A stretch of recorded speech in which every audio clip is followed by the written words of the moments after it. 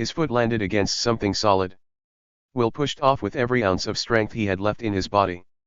He flailed across the current, blindly reaching out his hand. His fingers touched something solid. The surface was rough and unyielding. He'd managed to grab onto the side of a boulder. It took 3 tries before he was able to pull himself up. He hooked his hips on the ledge to give himself time to breathe. His eyes were burning. His lungs were shaking. He coughed out a torrent of bile and water. Chuck was still tethered to his hand by the fishing vest, but he was no longer dragging Will toward the waterfall. The man was floating on his back in a shallow gorge. His arms and legs were straight out, almost perpendicular to his body. Will looked at Chuck's face. Eyes wide. Water flowing through his open mouth. Well and truly dead. Will crawled up the rest of the way onto the rock. He put his head between his knees. Waited for his vision to clear. His stomach to stop turning. Several minutes passed before he was able to survey the damage. The fishing vest was hanging off Chuck's shoulder. The other end was tightly twisted around Will's wrist and hand. The same hand that had been injured 12 hours ago. The same hand that was now pulsing like a bomb was ticking down inside. There was nothing to do but get it over with. Will slowly peeled away the heavy, wet canvas, unwinding it like a puzzle. It took time. Hooks had doubled back on the material. They were in all shapes and sizes with multicolored ends tied to look like insects. It felt like forever until Will got to his actual skin. He stared in disbelief. The bandage had saved him. 6 hooks had clawed into the thick gauze. 1 hook was wrapped around the bottom of his index finger like a ring. The skin bled a little when he pulled the hook away, but it was more like a paper cut than an amputation. The last hook had clawed into the cuff of his shirt sleeve. Will wasn't going to mess with the barb. He ripped it out. He held up his hand to the light to make sure he was really unscathed. No blood. No sight of bone. He'd gotten lucky, but the feeling of relief was short-lived. Will had started out the day with 1 victim. Now he had 2. January 16, 2016. Dear John. I sat down to write your gotcha letter and I just stared at the blank page so long because I didn't think there was much to tell you. Things have been real calm lately, which I'm grateful for. We've got a nice routine going. I get you up and ready for school and Fish drives you down the mountain and then we all get to work helping guests. I know your Uncle Fish would prefer to start his day in the creek, but that's the kind of man he is, giving up his mornings for a little boy. Even Biddy is helping out, going to pick you up from school in the afternoons. I think she just needed you to get a little older. She's never liked babies. You two are getting real close. She'll let you in the kitchen when she's making cookies for the guests. Sometimes she'll even let you sit with her while she knits on the couch. And I'm okay with that for now. Just remember what I told you about how she can turn. Once you're on her bad side you will never see that sweet side again, and you can trust me on that cause it's been so long I don't even know what that side looks like anymore. Anyway, I was thinking back on last year and wondering what I could tell you, but mostly that was the important part, that things have been easy for a stretch. It ain't much of a life up here on this mountain, but it's a life. I walk around this place and I think about you running it someday and that makes me happy enough. But one thing I remembered was something that happened in spring of last year. Maybe you remember part of what happened, because I lit into you like my hair was on fire. I'd never done that to you before and I never will again. I know I can be short, and your daddy would be the first to tell you I've got some of Biddy's iciness, but you've never been on the bad end of one of my tempers. So I felt like I should tell you why I was so mad. What I want to say right up front is that your Uncle Fish is a good person. He can't help it that Papa beat the fight out of him. I know that him being the oldest and also being a man means he's supposed to protect me, but life just made it the other way around. Which I'm fine with, to be honest. I love my brother and that's a fact. Now this next thing I'm going to tell you should always be kept a secret, because it belongs to me and not to you. What happened was, you were reading in bed instead of going to sleep. I told you to turn off your light, then I went back to my room and lay down in bed. I was thinking I'd give it another minute before I checked on you again. Then I must have fallen asleep, because the next thing I know, I woke up and Chuck was on top of me. I know you and me laugh about Chuck, but he's still a man and he is strong. I guess he's always had a thing for me. I went out of my way to never encourage it, but maybe I did something by mistake. I was always grateful that Fish had a friend. Your poor uncle gets so lonely up here. Truth be told, I think Fish would probably throw himself off the big falls if he didn't have Chuck up here keeping him company. All of those thoughts were going through my head, believe it or not. The brain part of me was making the calculations about how much it would hurt Fish if I screamed and woke up the house. The body part of me had disappeared. I learned how to do that a long time ago, and I hope you never find out why. But just know that I wasn't going to break my brother's heart. But none of that ended up mattering because Fish walked in. Now I will say that in all my years, Fish has never just walked into my bedroom. He's always knocked first, then usually stood out in the hall. He's respectful like that. But maybe he heard me struggling since he's right next door. I don't know what brought him there. I'm sure as hell not going to ask him because we haven't talked about it since and never will as far as I'm concerned. But what happened was, this is the only time I think I've ever heard him yell. He never raises his voice. But what he said was stop. Chuck stopped. He got off me so fast it was like it never happened. He ran out of the room. Then Fish just looked at me. I thought he was gonna call me a whore, but what he said was, do you want me to tell him to leave? There was a lot in that question, because it told me Fish knew I didn't ask for it. Being honest, that was what mattered the most. People always assume the worst of me, but Fish knew that I was never interested in Chuck that way. And he was willing to give up his only friend in the world to prove it. So what I told him was, as long as it never happens again, Chuck can stay. Fish just nodded and left. And I'll say that Chuck has acted like it never happened, which is a relief. We're all just ignoring it. But it wasn't without a consequence, and that's why I'm telling you the story. I was real shaken when Fish closed my door. Some of my clothes were torn. And it's not like I can go into town and buy new things with all my money. Ain't nothing I've got up here that didn't come from a donation box. But when I stood up, my knees gave out. I hit the floor. I was so angry at myself. What did I have to be upset about? Nothing actually happened. It just almost happened. And that was when I saw that your light was still on. Now, I've lived my life watching shit roll downhill and come right for me. Papa gets mad and he takes it out on Biddy. Biddy takes it out on me. Or the other way around, but I'm always at the bottom of the hill. That night, I took it out on you, and I am sorry. This isn't an excuse, it's just an explanation. And maybe I just want to write this down so that somebody knows what happened. Because what I've learned with men like Chuck is that they get away with something once, they're gonna try to get away with it again. I've seen it happen so much with your daddy that I can set my watch by it. Anyway, I'm gonna leave it at that. I love you with all my heart and I'm sorry I yelled, Mama. 15. Penny had not lied about Rascal being gassed up. The horse had practically floated up the mountain on a cloud of flatulence. Unfortunately, Faith was at the closest end of the source. She broke back with Penny, clutching her arms around the woman's waist for dear life. Faith had been so terrified of falling and being trampled that she'd gone into some kind of hysterical fugue state. She'd found herself asking existential questions like what kind of planet would her children inherit? And how come Scooby-Doo, who is a dog, can't smell the difference between a ghost and a human? Penny clicked her tongue against her teeth. Faith had buried her face in the woman's shoulder. She looked up and nearly cried from relief. There was a sign on the road. McAlpine Family Lodge. She saw a parking pad with a rusted-out truck and a GBI UTV. Hold on, Penny said.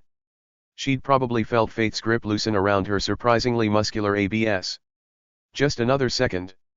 The second was more like half a minute, which was too long. Penny woed Rascal beside the truck. Faith put her foot on the hump over the back tire. She half fell, half stumbled into the truck bed, landing sideways on her Glock. The metal banged into her hip bone. Faith let out a loud, fuck.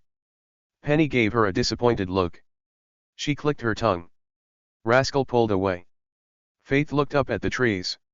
She was sweaty and bug-bitten and she was very tired of nature. She shifted off of her Glock. She climbed down from the truck. She lifted her purse over her shoulder. She went to the UTV. Rested her hand on the plastic over the engine. It was cold, which meant the vehicle had been parked there for a while. The storage trunk was locked. Hopefully that meant they'd secured some evidence. She looked in the back seat. There was a Blue Yeti cooler, an emergency first aid kit, and a backpack with a GBI logo on it. Faith tugged open the zipper. She found a satellite phone. She clicked the button on the side, engaging the short-range walkie-talkie. Will. Faith released the button. She waited. Nothing but static. She tried again. This is Special Agent Faith Mitchell with the GBI. Respond. Faith released the button. Static. She tried a few more times with the same result. She tucked the phone into her purse, then headed to the center of the compound. Faith did a full turn. Not a soul was in sight. Even Penny and Rascal had disappeared. She tried to get a basic lay of the land. 8 cottages spoked out in a semicircle from a large, higgledy-piggledy house. Trees were everywhere. You couldn't throw a rock without hitting one. Puddles dotted the ground. The sun was like a hammer pounding against the top of her skull. She could see entrances to a few trails. There was no telling where they led because she didn't have a map. She needed to locate Will. Faith reversed her 360, checking each of the cottages. The hair on the back of her neck stood up. She felt like she was being watched. Why was no one coming out? It wasn't like she'd sneaked into the compound. The horse was snorty and loud. She'd banged into the truck like a mallet hitting a gong. Faith was dressed in her regs, tan cargo pants and a navy shirt with giant yellow GBI letters on the back. She raised her voice, calling, "Hello." One of the cottage doors opened clear across the compound. Faith watched as a balding, unshaven man in a wrinkled t-shirt and baggy sweatpants trotted toward her. He was out of breath by the time he finally got close enough to speak. "Hi, are you with Will? Did you bring Sarah? Is she on the horse? That didn't look like her. Will told me she's a doctor." Faith guessed, "Frank." "Yes, sorry. Frank Johnson. I'm married to Monica. We're friends with Will and Sarah." Faith doubted that. "Have you seen Will?" "Not for a while, but could you tell him that Monica finally turned a corner?" Faith's cop brain woke up. What was wrong with her? She had a little too much to drink last night. She's better now, but it was rough there for a while. His laugh was sharp. He was clearly relieved. She finally managed to keep down some ginger ale. "I think she was dehydrated. But it would still be good if Sarah had time to look at her, right? Better safe than sorry. Do you think she'd mind?" "I know she wouldn't. She'll be here soon." Faith had to get away from this chatterbox. "Did Will go into the family's house?" "I'm sorry, I don't know. I didn't see where he went. I can help you look if it's probably best for you to stay with your wife." "Yes, right. Maybe I could. Thank you." Faith turned toward the main house to make it clear the conversation was over. She could hear Frank's plodding footsteps as he headed back the way he'd come. The eerie feeling returned as Faith walked across the open space. The area was quaint with the flowers and benches and pavers, but also someone had violently died here, so Faith was a little nervous that no one was around. Where was Will? For that matter, where was Kevin Raymond? The agent was in charge of the North Georgia field office while his boss attended a conference. Faith told herself that Kevin wasn't some rookie off the street. He knew how to handle himself. So did Will. Even with one hand. So why had Faith broken out into a cold sweat? This place was getting to her. It felt like that Shirley Jackson story right before the lottery numbers were called. She made herself take a deep breath and slowly let it go. Will and Kevin were probably at the dining hall. It was always better to isolate people when you interrogated them. Knowing Will, he had already found Mercy's killer. A brown tabby blocked her way up the porch stairs. He was twisted on his back, front and rear paws going in opposite directions, as a ray of sunshine hit his belly. Faith leaned down to give him some pets. She instantly felt her stress level drop a few notches. She silently made a list of things she needed to do. At the top was locating a map. Faith had to figure out where Mercy's screams had come from and develop a more solid timeline. Then, she needed to figure out the best possible route that Mercy had taken down to the bachelor cottages. Maybe Faith would get lucky and find the broken knife handle on her way. The front door opened. An older woman with long, stringy gray hair came out onto the porch. She was petite, almost doll-like. Faith guessed this was Mercy's mother. Biddy stared down at her from the top of the stairs. "Are you a police officer?" "Special Agent Faith Mitchell." Faith tried to establish a rapport. I was just consulting with her culprit here. We don't name the cats. They're here for rodent control. Faith tried not to wince. The woman's voice was high-pitched like a little girl's. Is my partner inside? Will Trent? I don't know where he is. I can tell you I don't appreciate him and his wife checking in under false pretenses. Faith wasn't going to get into that. I'm very sorry about your daughter, Mrs. McAlpine. Do you have any questions for me? Yes, I do, the woman snapped. When can I talk to Dave? Faith would consider Biddy's priorities later. For now, she needed to tread carefully. She didn't know if communications had been re-established to the lodge. Penny had promised to keep Dave's release a secret, but then again, she'd freely rattled a lot of skeletons in the McAlpine closet. Faith told Biddy, Dave's still in the hospital. You can call his room if you like. The phones are out. Internet, too. Biddy's hands went to her tiny hips. I will never believe Dave had anything to do with this. That boy has his demons, but he wouldn't hurt Mercy. Not like that. Faith asked, who else would have a motive? Motive? She sounded appalled. I don't even know what that means. We're a family business. Our guests are educated, wealthy people. No one has a motive. Someone could have easily come up from town. Have you thought about that? Faith had thought about that, but it seemed very unlikely. Mercy seldom went into town. She had told Sarah that her enemies were all up here. Plus, she had died on the property. Still, Faith asked, who in town would want to murder her? She's pissed off so many people, there's no telling who. We've had a lot of strangers coming into town lately, I can tell you that. Most of them have criminal records back in Mexico or Guatemala. Any one of them's probably a crazy axe murderer. Faith steered her away from the racism. Can I ask you about last night? Biddy's head started to shake like it didn't matter.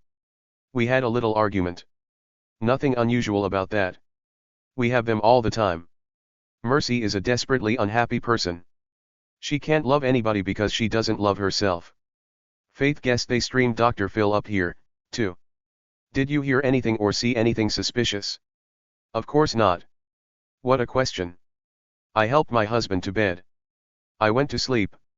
There was nothing out of the ordinary. You didn't hear an animal howl. Animals howl up here all the time. It's the mountains.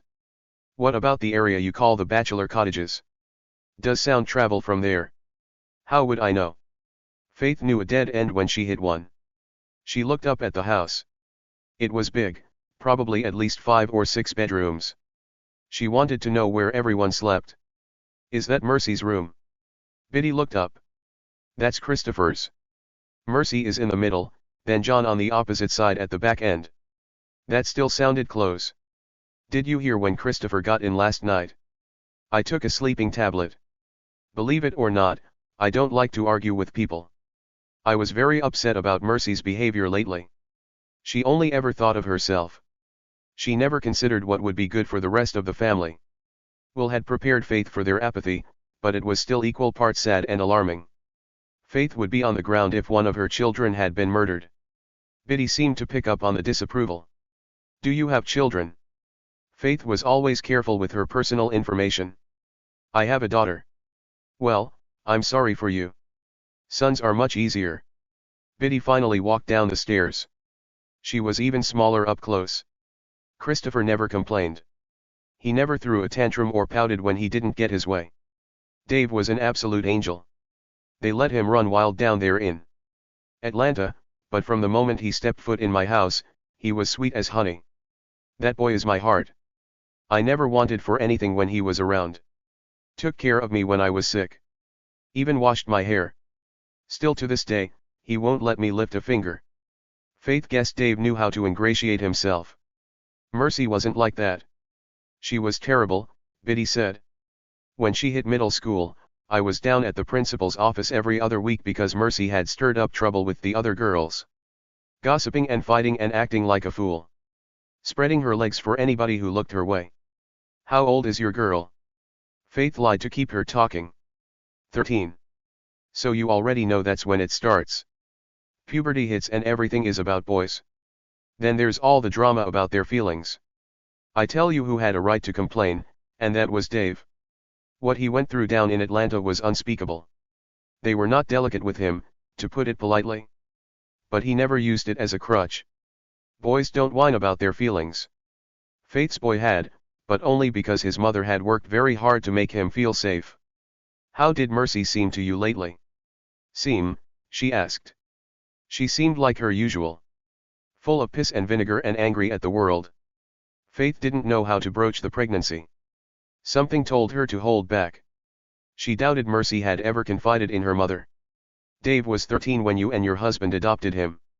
No, he was only 11 years old. Faith had been watching the woman's face closely when she'd answered. It had to be said that Biddy was a world-class liar. How did Mercy and Christopher respond to having an 11-year-old brother? They were overjoyed. Who wouldn't be? Christopher had a new friend. Dave treated Mercy like a little doll. Would have carried her around in his arms all the time if he could. As it was, her feet never touched the ground. It must have been surprising when they ended up together. Biddy lifted her chin in defiance. It brought John into my life, and that's all I'll say about that. Has John come home? No, and we're not looking. We're gonna give him the time he asked for. She patted her fingers to her chest. John is a thoughtful boy. Kind and considerate, exactly like his daddy. He's going to break hearts just like his daddy, too. You should see how handsome he is. All the guests go crazy at the sight of him. I watch them out the window when John comes down the stairs. He likes to make an entrance. Your Sarah looked like she wanted to eat him up. Faith assumed Sarah had asked him what subjects he enjoyed in school. My poor baby boys. Biddy patted her fingers to her chest again. I did my best to keep Dave away from Mercy. I knew she would drag him down with her, and look at where he is now. Faith struggled to keep her tone even. I'm so sorry for your loss. Well, don't think I won't get him back. I've already reached out to a lawyer from Atlanta, so good luck keeping him in jail. She sounded very sure that the legal system would work. Is that all? Do you have a map of the property I can have? Those maps are for guests.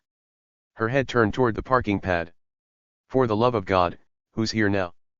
Faith heard an engine rumbling. Another UTV had pulled up. Sarah was behind the wheel. Another liar come up here to lie. Biddy ended the conversation with that. She walked up the stairs, went into the house, and shut the door behind her. Jesus. Faith hooked her purse over her shoulder and made her way to the parking pad. This place wasn't the lottery. It was Children of the Corn. Hi. Sarah was lifting a heavy duffel bag out of the UTV. She smiled at Faith. Did you fall? Faith had forgotten she was covered in mud and horse farts. A bird attacked my car and I ended up in a ditch. I'm sorry. Sarah didn't look sorry. I saw you were talking to Biddy. What do you think? I think she's more worried about Dave than her murdered daughter. Faith still couldn't wrap her head around it. What is it with these boy moms? She sounded like Dave's psycho ex-girlfriend. And don't even get me started on the John part. I hate when grown women speak in that breathless girly voice. It's like Holly Hobbie fucked the devil. Sarah laughed. Any progress? Not on my end. I was about to go down to the dining hall to find Will. Faith glanced around, making sure they were alone. Do you think Mercy knew she was pregnant? Sarah shrugged. It's hard to say. She was nauseated last night, but I assumed that was sequela to the strangulation. Mercy didn't tell me otherwise, but she wouldn't necessarily share that information with a stranger. My period is so irregular I can barely keep up with it. Faith wondered if Mercy had used an app on her phone or marked a calendar. Who did you tell? Only Amanda and Will. I think that Nadine, the coroner, figured it out when I did the manual exam to assess the uterus, but she didn't say a word. She knows that Biscuits is close to the family. She probably didn't want it getting out. Biscuits didn't see the X-ray. You have to know what you're looking for, Sarah said. Normally, you would never X-ray a woman at any time during pregnancy. The risk of radiation exposure outweighs the diagnostic value. And at 12 weeks, there's not a lot to see. The fetus is roughly 2 inches long, so around the length of a AA battery. The bones haven't calcified enough to show up on film. I only knew what I was looking at because I've seen it before. Faith didn't want to think about how she'd seen it before. I can't remember what it felt like to be 12 weeks along. Bloating, nausea, mood swings, headache. Some women mistake it for PMD. Some miscarry and assume it's just a bad period. 8 out of 10 miscarriages happen before 12 weeks. Sarah rested the duffel on the UTV. When you look at who was around Mercy during conception, keep in mind that it's 12 weeks from the last reported period, not 12 weeks from the sexual encounter. Ovulation happens 2 weeks after your period, which puts the timeline around 10 weeks, so you're talking 2 to 2.5 months ago, if we're being picky. We definitely need to be picky. Faith got to the hard part. What about rape? I found trace amounts of seminal fluid, but that only indicates she had sexual contact with a man 48 hours prior to death. I can't rule out sexual assault, but I can't rule it in, either. Faith could only imagine how annoyed Amanda had been with the equivocation. But, between us, I honestly don't know, Sarah said. She didn't have defensive wounds. Maybe she made the decision that it's safer to not fight back. There's a clear finding that Mercy suffered a high level of abuse. Broken bones, cigarette burns. I'm assuming a lot of it was at the hands of Dave, but some of the damage dates back to her childhood. If there was any fight in her, she used it judiciously. Faith was struck by a profound sadness at the thought of Mercy's tortured life. Penny was right. She had never stood a chance. Anything on the murder weapon? That part I can help you with, Sarah said. So, in the design of a knife, you know that in a full tang, the metal extends all the way through from the tip of the blade to the butt of the handle. Faith did not know this, but she nodded. The blade inside Mercy was a 5-inch long half-tang, which is a cheaper, less durable construction used in steak knives. With a half-tang, you get a skeleton inside the handle, basically a horseshoe-shaped piece of thin metal that helps keep the handle attached to the blade. You following? Half-tang skeleton inside the handle. Got it? The killer sank the blade into the hilt.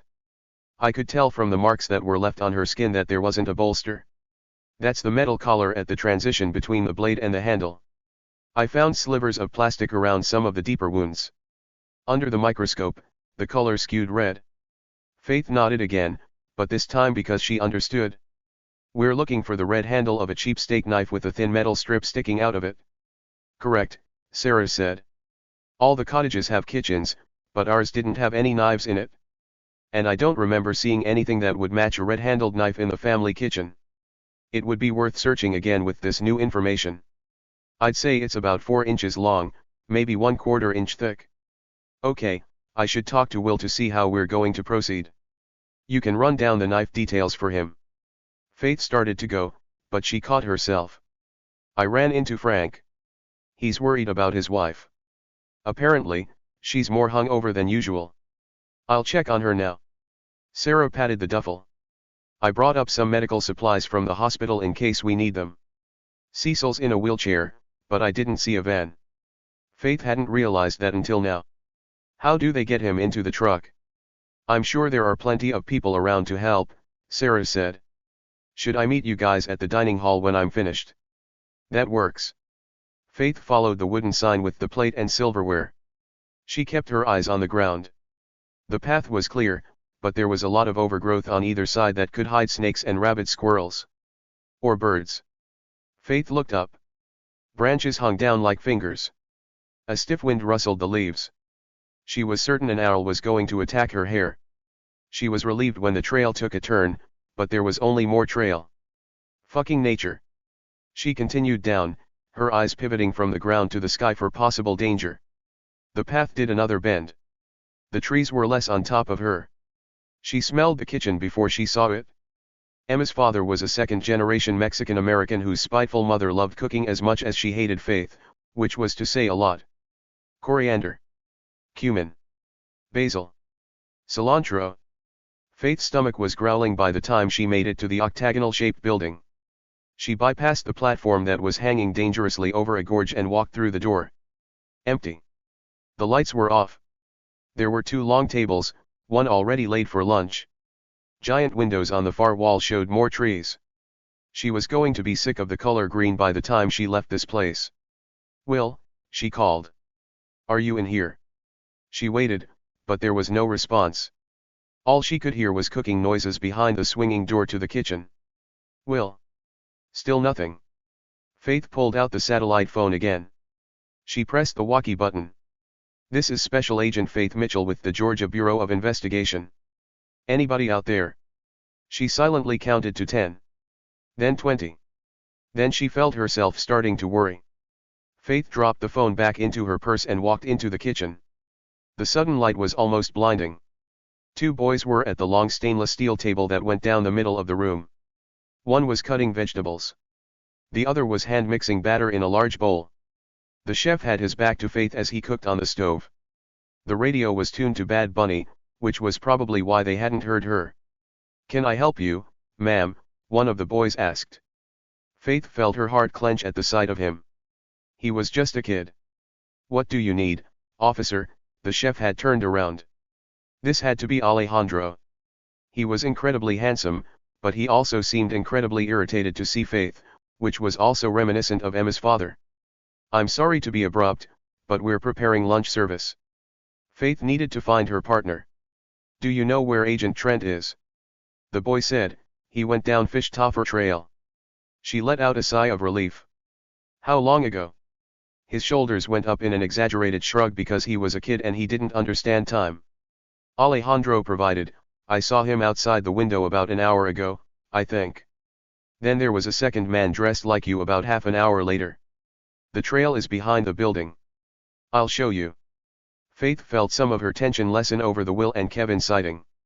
She followed Alejandro toward the back, checking out the rest of the kitchen on her way. The knives looked expensive and professional. No red plastic handles. She saw a bathroom that connected to an office. She wanted to go through those papers, see if she could get into the laptop. "Lunch starts in half an hour." Alejandro opened the door and let Faith go first. "They usually shovel it down in 20 minutes. I could talk afterward." Faith felt her attention snap to the chef like a rubber band.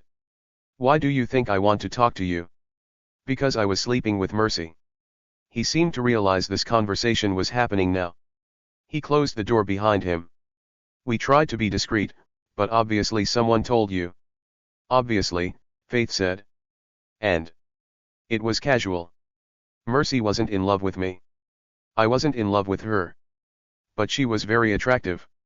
It's lonely up here. The body wants what it wants." "How long were you sleeping together?" "From the moment I got here." He shrugged. "It was infrequent, particularly lately. I don't know why, but that was the nature of things with us, an ebb and flow. She was under a lot of pressure with her father. He's a very hard man." "Did Dave know about you too?" "I have no idea. I rarely spoke to him. Even when he was extending the viewing platform, I kept my distance. I suspected he was hurting Mercy." "Why is that?" "You don't get bruised like that from falling." He wiped his hands on his apron. "Let's just say if Dave had ended up murdered, you would be talking to me for very different reasons. A lot of people kept saying that, but no one had done anything when Mercy was alive. You said you weren't in love with her, but you also would have murdered for her." His smile showed all his teeth. "You're very good at this, detective, but no. It's my sense of duty." "What did Mercy say when you noticed the bruises?" The smile disappeared. "I asked her once, and she told me that we could either talk about it and never have sex again, or we could just keep having sex. Forgive me, but you don't seem conflicted by your choice." He shrugged again. "It's different up here.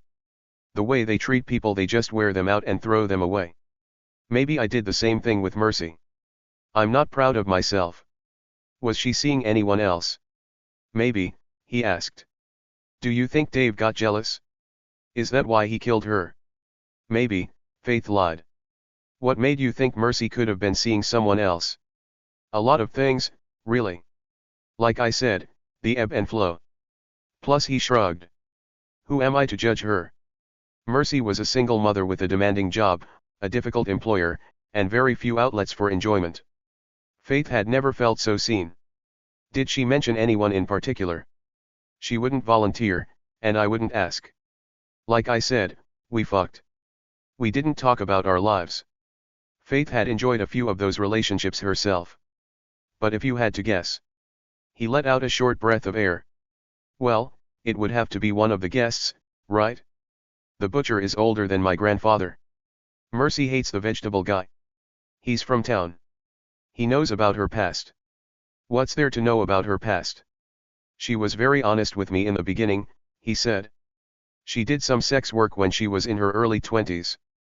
Did she do some sex work with you? He laughed. No, I didn't pay her. I might have if she'd asked. She was very good at keeping things separate. Work was work and sex was sex.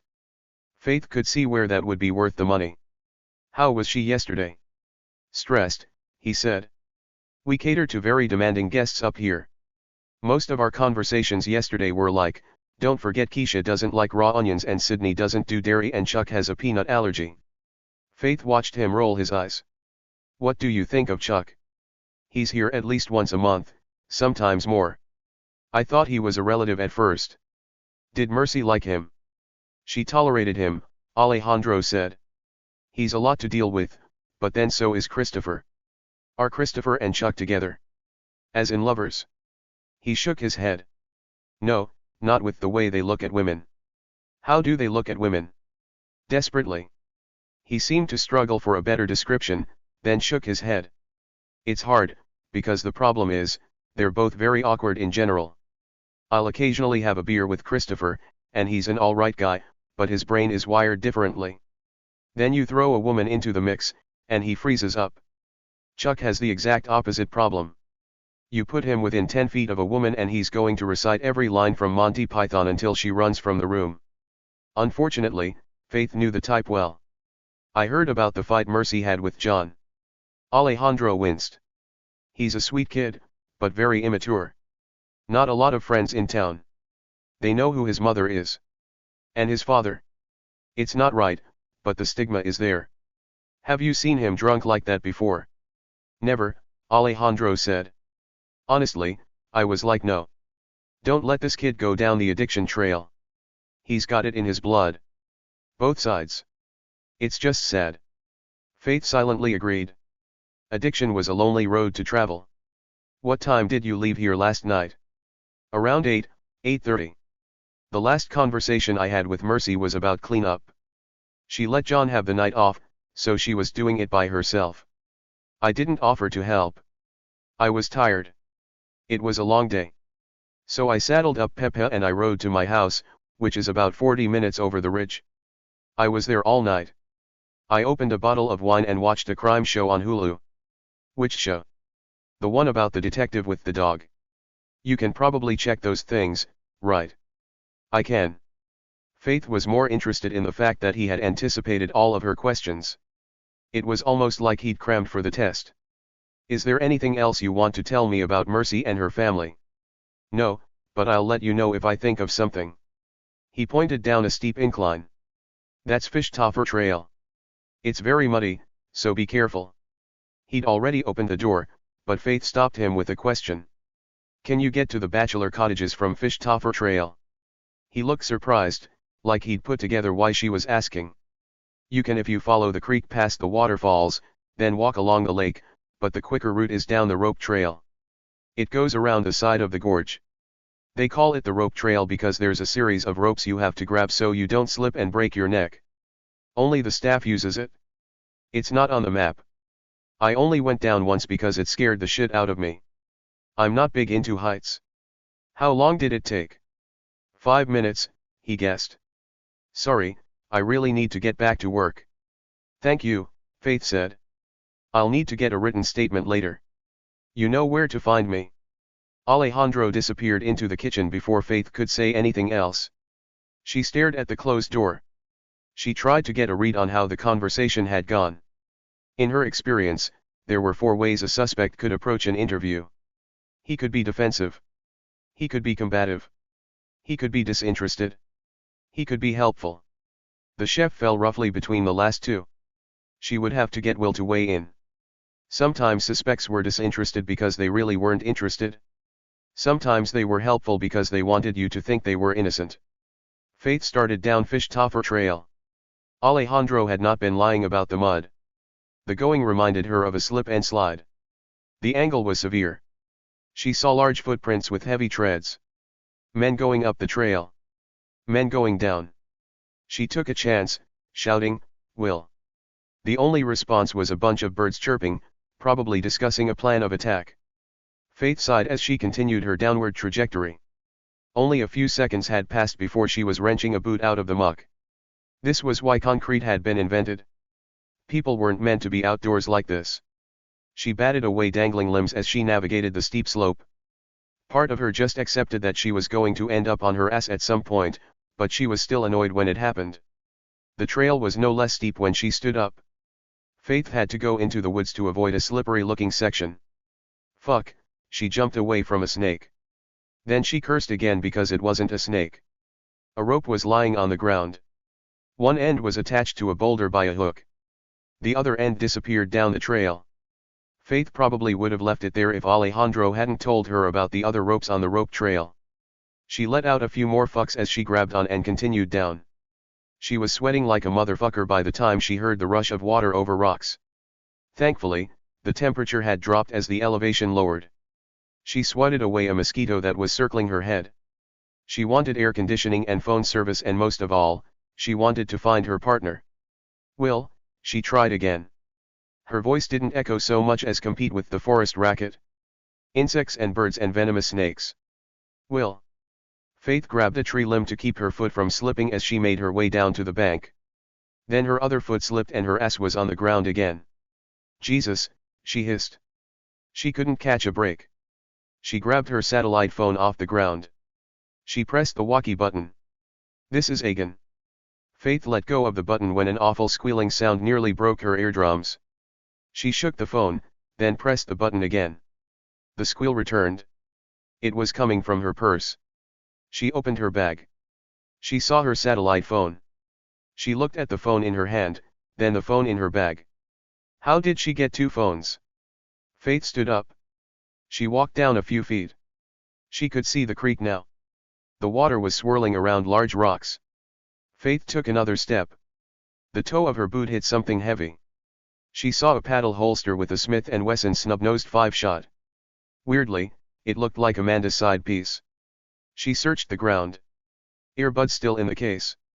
Farther along, there was an iPhone. Faith tapped it awake.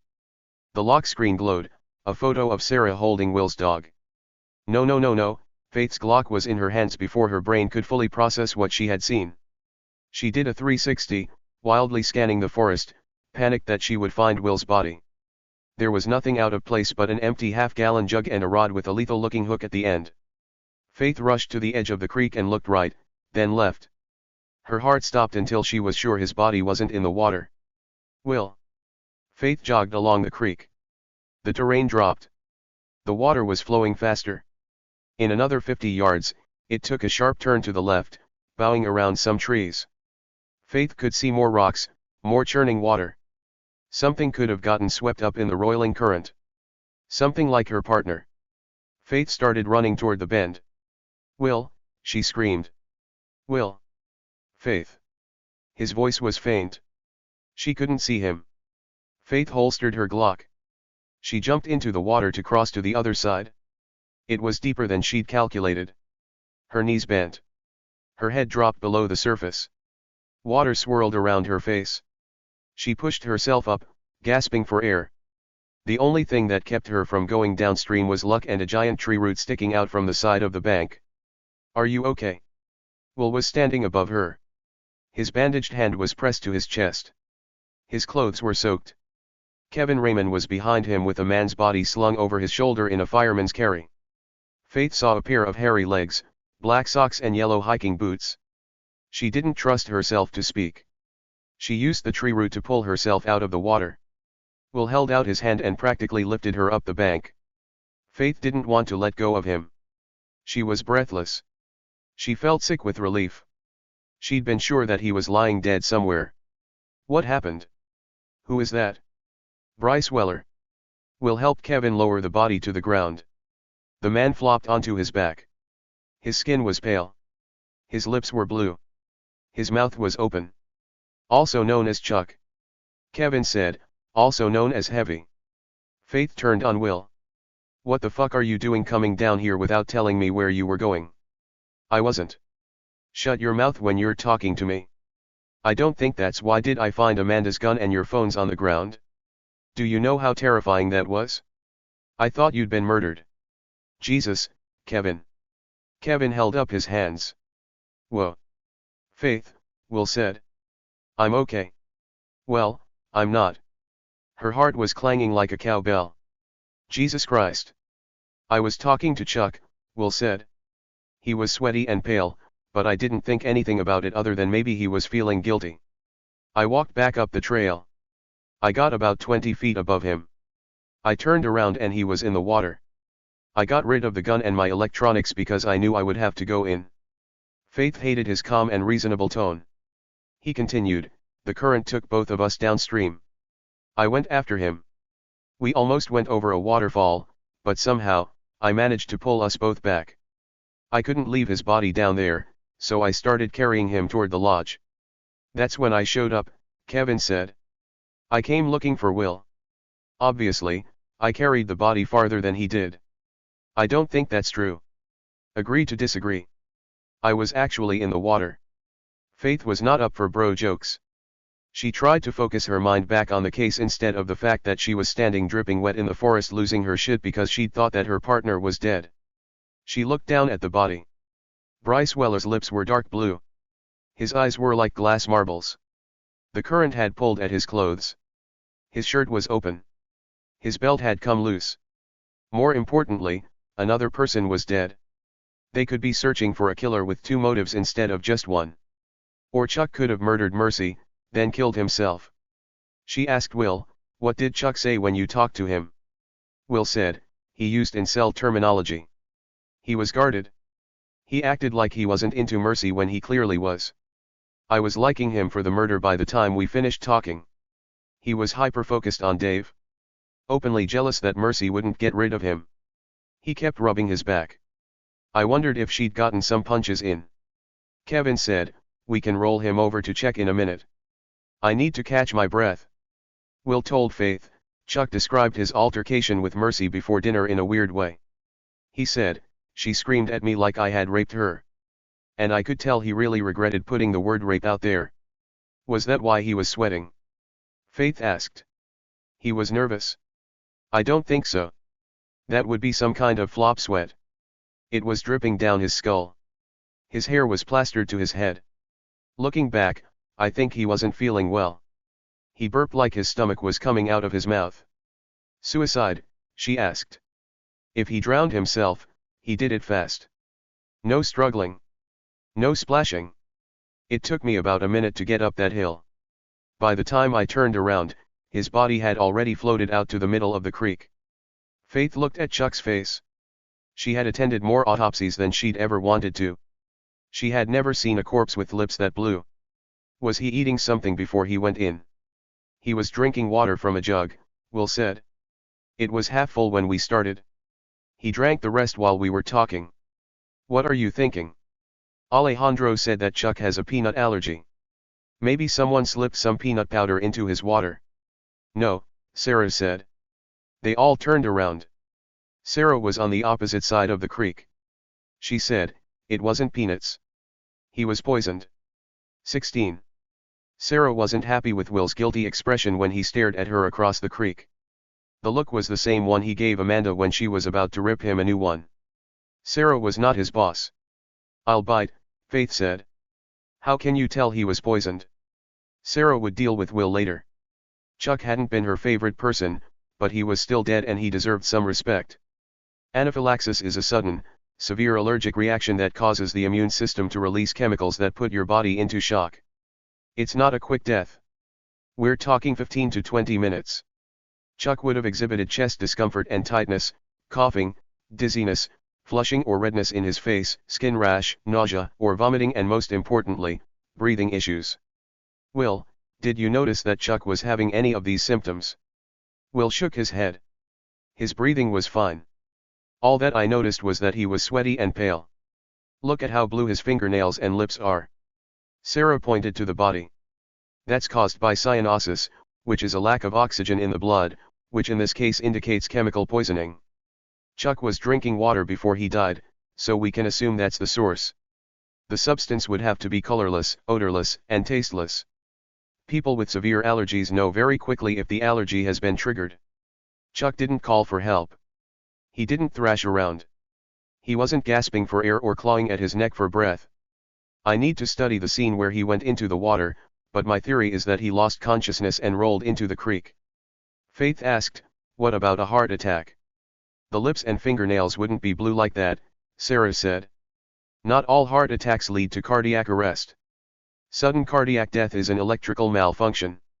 The heart beats irregularly, or just stops, blood doesn't get to the brain, the person passes out. In a quiet setting like this, even over the sound of water, Will would have heard something before Chuck lost consciousness. Crying out, grabbing his arm in pain, the classic symptoms. At the very least, he would have made a heavy splash from falling into the water. I was listening to make sure he didn't come up on me," Will said.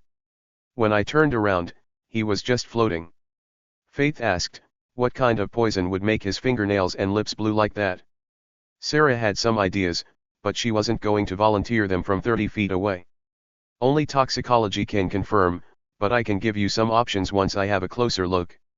"We'll come to you," Will said. "We need to get him across the water. There's a stone footbridge upstream at the mini falls. You guys okay without me?" Will didn't wait for Kevin or Faith to answer. He jumped back into the creek to cross now. The current didn't seem to faze him. He climbed up the bank and stood in front of Sarah with a resigned look on his face. She handed him his iPhone and earbuds, asking, "How was the water?" "Cold." She wondered if a double meaning was implied. "My love, I'm not going to lecture you for trying to save a man's life." He gave her a curious look. "You're not mad." "I was worried," she told him. What she didn't add was that the panicked sound of Faith screaming his name had stopped Sarah's heart. She had barely breathed until she'd seen that Will was all right. "I should change out the dressing on your hand. It's soaking wet." He looked down at his hand. "Believe it or not, it saved my life." Sarah didn't know if she could hear specifics right now. "How much water did you swallow?" "Somewhere between a little and a lot, but it all came back out. There's a slight risk of pulmonary embolism." She stroked back his wet hair. "I want you to tell me immediately if you have any trouble breathing." "That's hard to judge," Will said. "Sometimes I look at my wife and she kind of takes my breath away." Sarah felt her lips turning up into a smile, but she was mindful that there were more important things that needed her attention. Faith and Kevin were already carrying Chuck back toward the crossing. She walked along the bank, asking Will, "Did Faith tell you about the knife?" He shook his head. "Red plastic handle. I'm assuming a steak knife. The red is not typical. Usually, even if the handle is plastic, it's made to look like wood grain." "Amanda should have the search warrant soon," he said. "I want to turn this place upside down. I'm hoping the handle's not at the bottom of the lake." "Any idea if Mercy knew she was pregnant?" He shook his head again. "And there's no one to ask. She didn't trust anybody up here." "I don't blame her." Sarah started thinking ahead to next steps. "With the road washed out, we need to find a place to store the body until Nadine can safely remove it. There's a freestanding freezer behind the kitchen. There's not much in there. They've got another fridge inside they can probably move stuff to." Will had put his hand over his heart. The cold water and adrenaline were clearly no longer numbing the pain. "That reminds me, I told Frank I'd have you check on Monica." "Already did," Sarah said. "I gave her some fluids, but I'd feel better if she was closer to a medical facility. She's going to have to drink again or she'll go into withdrawal. From her symptoms, she was on the precipice of alcohol poisoning last night. Frank told me he was surprised she got that sick off what she drank. I'm not sure Frank is that reliable. He told me that he lied to you." Will stopped walking. "Last night, Monica filled out a request for another bottle of liquor. Frank went out onto the porch to leave it for Mercy, but he stuck the note in his pocket instead. And then he told me that Mercy had taken the note, which gave me the timeline we've been going by." Will looked understandably annoyed. Why the hell did he lie about that? He probably lies a lot to cover for his wife's drinking. Sarah reminded him, "Paul said that he saw Mercy around 10:30-ish. I trust Paul even less than Frank." Will looked at his watch. "Lunch service is over. Maybe you can approach Drew and Keisha." Amanda ran a background on all the guests. "Drew has a 12-year-old assault charge. Sarah felt her lips part in surprise. I had the same reaction, but maybe that ties into what Drew was talking about when he told Biddy to forget that other business. Faith asked, "What business?" They had reached the mini waterfall. She was walking across the stone footpath with her arms out for balance. Will waited for her at the edge of the water. Sarah tuned out their conversation. Neither one of them seemed interested in helping Kevin. Sarah thought to help, but he was already crossing the creek with Chuck's full weight on his shoulder. Will was watching, too, but more out of envy than concern. He wanted to be the one balancing 200 pounds on his shoulder while he navigated what was basically an obstacle course. Faith asked, "Could Monica be a poisoning victim, too?" Sarah realized the question was meant for her. If so, the poison would have been a different agent by a different route. "I can ask Monica's permission to draw blood, but we'll have to wait for toxicology," Faith finished. "What about suicide? With Chuck?" Sarah shrugged. "Unless he left a note, I can't tell you. Except for the sweating, he wasn't acting guilty," Will said. "He seemed pretty confident Dave was the murderer." Faith said, "I would be, too, without all the evidence that says he's not." Sarah remembered, wasn't Chuck wearing glasses? Will provided, "The current is fast. They're probably downstream. Thanks, guys." Kevin had made it across the creek. He went down on one knee, then he rolled Chuck onto the ground, then he sat back to catch his breath. "Let's stay away from the bank over here." Sarah indicated the point where she thought Chuck had gone into the water. "We'll need to bag the gaff and water jug, then start an inventory of anything that's found in his pockets." "I'll get the supplies." Kevin pushed himself back up. "I need some water anyway. Make sure it's from a sealed bottle." Faith had found her purse on the ground. She took out her diabetic kit. "Can you guys start without me? I need to do my insulin thing." Sarah caught Will's eye as Faith walked a few feet up the trail and sat down on a fallen log. Faith was very good at her job, but she'd never been comfortable around the dead. Sarah asked Will, "Ready?" He slipped his phone out of his pocket. "The creek was over the bank when I got here. We should video the area where Chuck went in before it's gone." "Let's do it." Sarah waited for him to start recording, then gave the date, time, and location. "I'm Dr. Sarah Linton. In attendance are Special Agents Faith Mitchell and Will Trent. This video is to document the scene where we believe the victim, Bryce Weller, also known as Chuck, went into Lost Widow Creek and subsequently expired." She waited for Will to slowly pan across the area, starting with the base of the trail and making a broad sweep of the creek bank. Sarah took the time to develop a theory about what had happened. There were 3 distinctive sets of shoe prints, one of which was made by a pair of sneakers. She looked at the bottom of Chuck's hiking boots. The soles were worn to the outsides where he pronated his feet. She already knew what Will's distinctive HAIX treads looked like. The elements had worked against them in preserving Mercy's crime scene, but the mud here had done them a favor. Chuck's last moments might as well have been set in stone. "Okay," Will said. "Ready when you are." Sarah said, "The soles of the victim's boots match this W-shaped pattern in the mud. You can see where the victim's weight shifted to his toes here, facing the water. The heel imprint is more shallow than the toe. These 2 spots here indicate where the victim went down to his knees. They're not deep or irregularly shaped, which indicates it was a controlled action, not a sudden fall. There are 2 handprints on either side, here and here, so he was eventually on all fours." Will said, "It must have hit him fast. I only took my eyes off of him for a minute. I didn't hear him call for help or cough or anything. Chuck's resources would have been directed towards staying conscious, not asking for help," Sarah said. "My theory is that his blood pressure dropped, literally bringing him to his knees, then forcing him to put his hands down for balance. The right side imprint is deeper than the left. You can see this long oval shape is probably where his right elbow buckled and he fell onto his right shoulder, then collapsed onto his right side. From there, my guess is that he rolled onto his back, but he was too close to the edge of the bank. Gravity took over from there, pulling him into the water. The current took him out to the boulders. His hand was caught when I saw him," Will said. "By the time I jumped in, he was already moving downstream." "Did you see him twitch or make a gesture under his own volition?" "No. He was floating. His arms and legs were straight out. There was no resistance. He must have been unconscious or already dead." I could be wrong, but my guess is that his lungs will show that he died by drowning. Sarah looked into the water. She saw a pair of familiar-looking glasses stuck in the creek bed. These are identical to the ones Chuck was wearing. Will avoided the footprints as he leaned over the water with his phone to record the placement of the glasses. Sarah turned toward the body. Chuck was on his back, face up. She had barely looked at him the night before. Now, she took in his features. He was plain, though not unattractive, with black wavy hair he wore to his shoulders, olive skin, and dark brown eyes. She asked Will, when you were talking to Chuck, did you notice if his pupils were dilated? Will shook his head. There's not a lot of sunlight down here with the trees. I was more focused on making sure he didn't grab that gaff and come after me. Can't you tell? Faith was keeping her distance up the trail, but she was clearly listening. Wouldn't his pupils still be dilated? The iris is a muscle, Sarah told her. Muscles relax in death. Faith looked queasy. There's some gloves in my purse.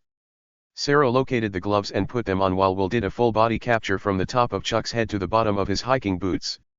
The flash was on. Under the bright light, she could see the blue tint wasn't confined to Chuck's lips and fingernails. His face had a blue cast to it, particularly in the periorbital areas. She told Will, make sure you focus in on his upper and lower eyelids and the eyebrows. Sarah waited until Will was done before she knelt beside the body. Chuck was wearing a short-sleeved shirt. She saw no scratch marks or self-defense wounds on his arms or neck. She unbuttoned his shirt. His chest and belly were hairy, but absent even a stray mark. She took a closer look at his fingernails. She studied his face. She tried to remember what Chuck had looked like the night before. For obvious reasons, Sarah's attention had been firmly on Will. She asked him, did you notice anything strange about how Chuck looked last night? He shook his head. I wasn't really paying attention at cocktails until he grabbed Mercy's arm and she yelled at him. Then we went inside for dinner and the lights were low. I honestly don't remember looking at him again. Neither do I. Sarah hadn't had much time for Chuck. We need to talk to everyone who was at dinner. I want to know if anybody noticed this blue tint to Chuck's skin last night. Or even before that. You think Chuck was being poisoned before we got to the lodge? It's hard to tell without the proper resources. When he was talking to you earlier, how much did he drink from the jug? It was half full when we started. He finished all of it while we were talking, which was approximately half a gallon in roughly 8 minutes. Can't that kill you? Faith asked. Drinking a lot of water. It can if you drink enough to dilute the sodium in your blood, but a half gallon won't do that. A 200-pound man needs at least 100 ounces as a baseline per day. 1 gallon is 128 ounces. At worst, drinking half a gallon that rapidly might make you vomit it back up. Will said, it looks like there's still some water at the bottom of the jug. Sarah wanted to see the analysis of the jug's content, but that would take weeks. She asked Will, was his belt undone when you were talking to him? No. I assumed it came loose in the water. For the benefit of the camera, Sarah pulled back the belt to show that the top button and part of the zipper of Chuck's cargo shorts was undone. She leaned down to smell his clothing. What was his affect toward the end of your conversation? He was really sweaty, Will said. And really anxious for me to go. He might have been worried about diarrhea. Maybe he was trying to take down his pants when the other symptoms hit. Faith said, that explains why he didn't yell for help. You don't want another dude witnessing a blowout. Will asked, do you see any defensive wounds? None, but I want to look at his back. I'll check his front pockets before I roll him. Sarah gently patted the material, trying to see if there was anything sharp before she put her fingers into the upper and lower pockets of Chuck's cargo shorts. She called out her findings. A tube of Carmex lip balm. A half-ounce bottle of Eads Clear Eye Drops. A folding line management tool. A folding fisherman's multi-tool. A retractable tether. A pocket knife. Faith asked, is all that stuff normal for fishing? Most of it. Sarah had spent a lot of time with her father on the lake. He wore the equipment on his belt, but everyone was different. Are you ready for me to turn him? Will moved back a few feet, then nodded. Sarah stabilized her hands on Chuck's shoulder and hip, then turned him onto his side. Will made a noise. The back of his injured hand went to his nose. Sarah took that as a confirmation on the state of Chuck's bowels. She was glad Faith was upwind.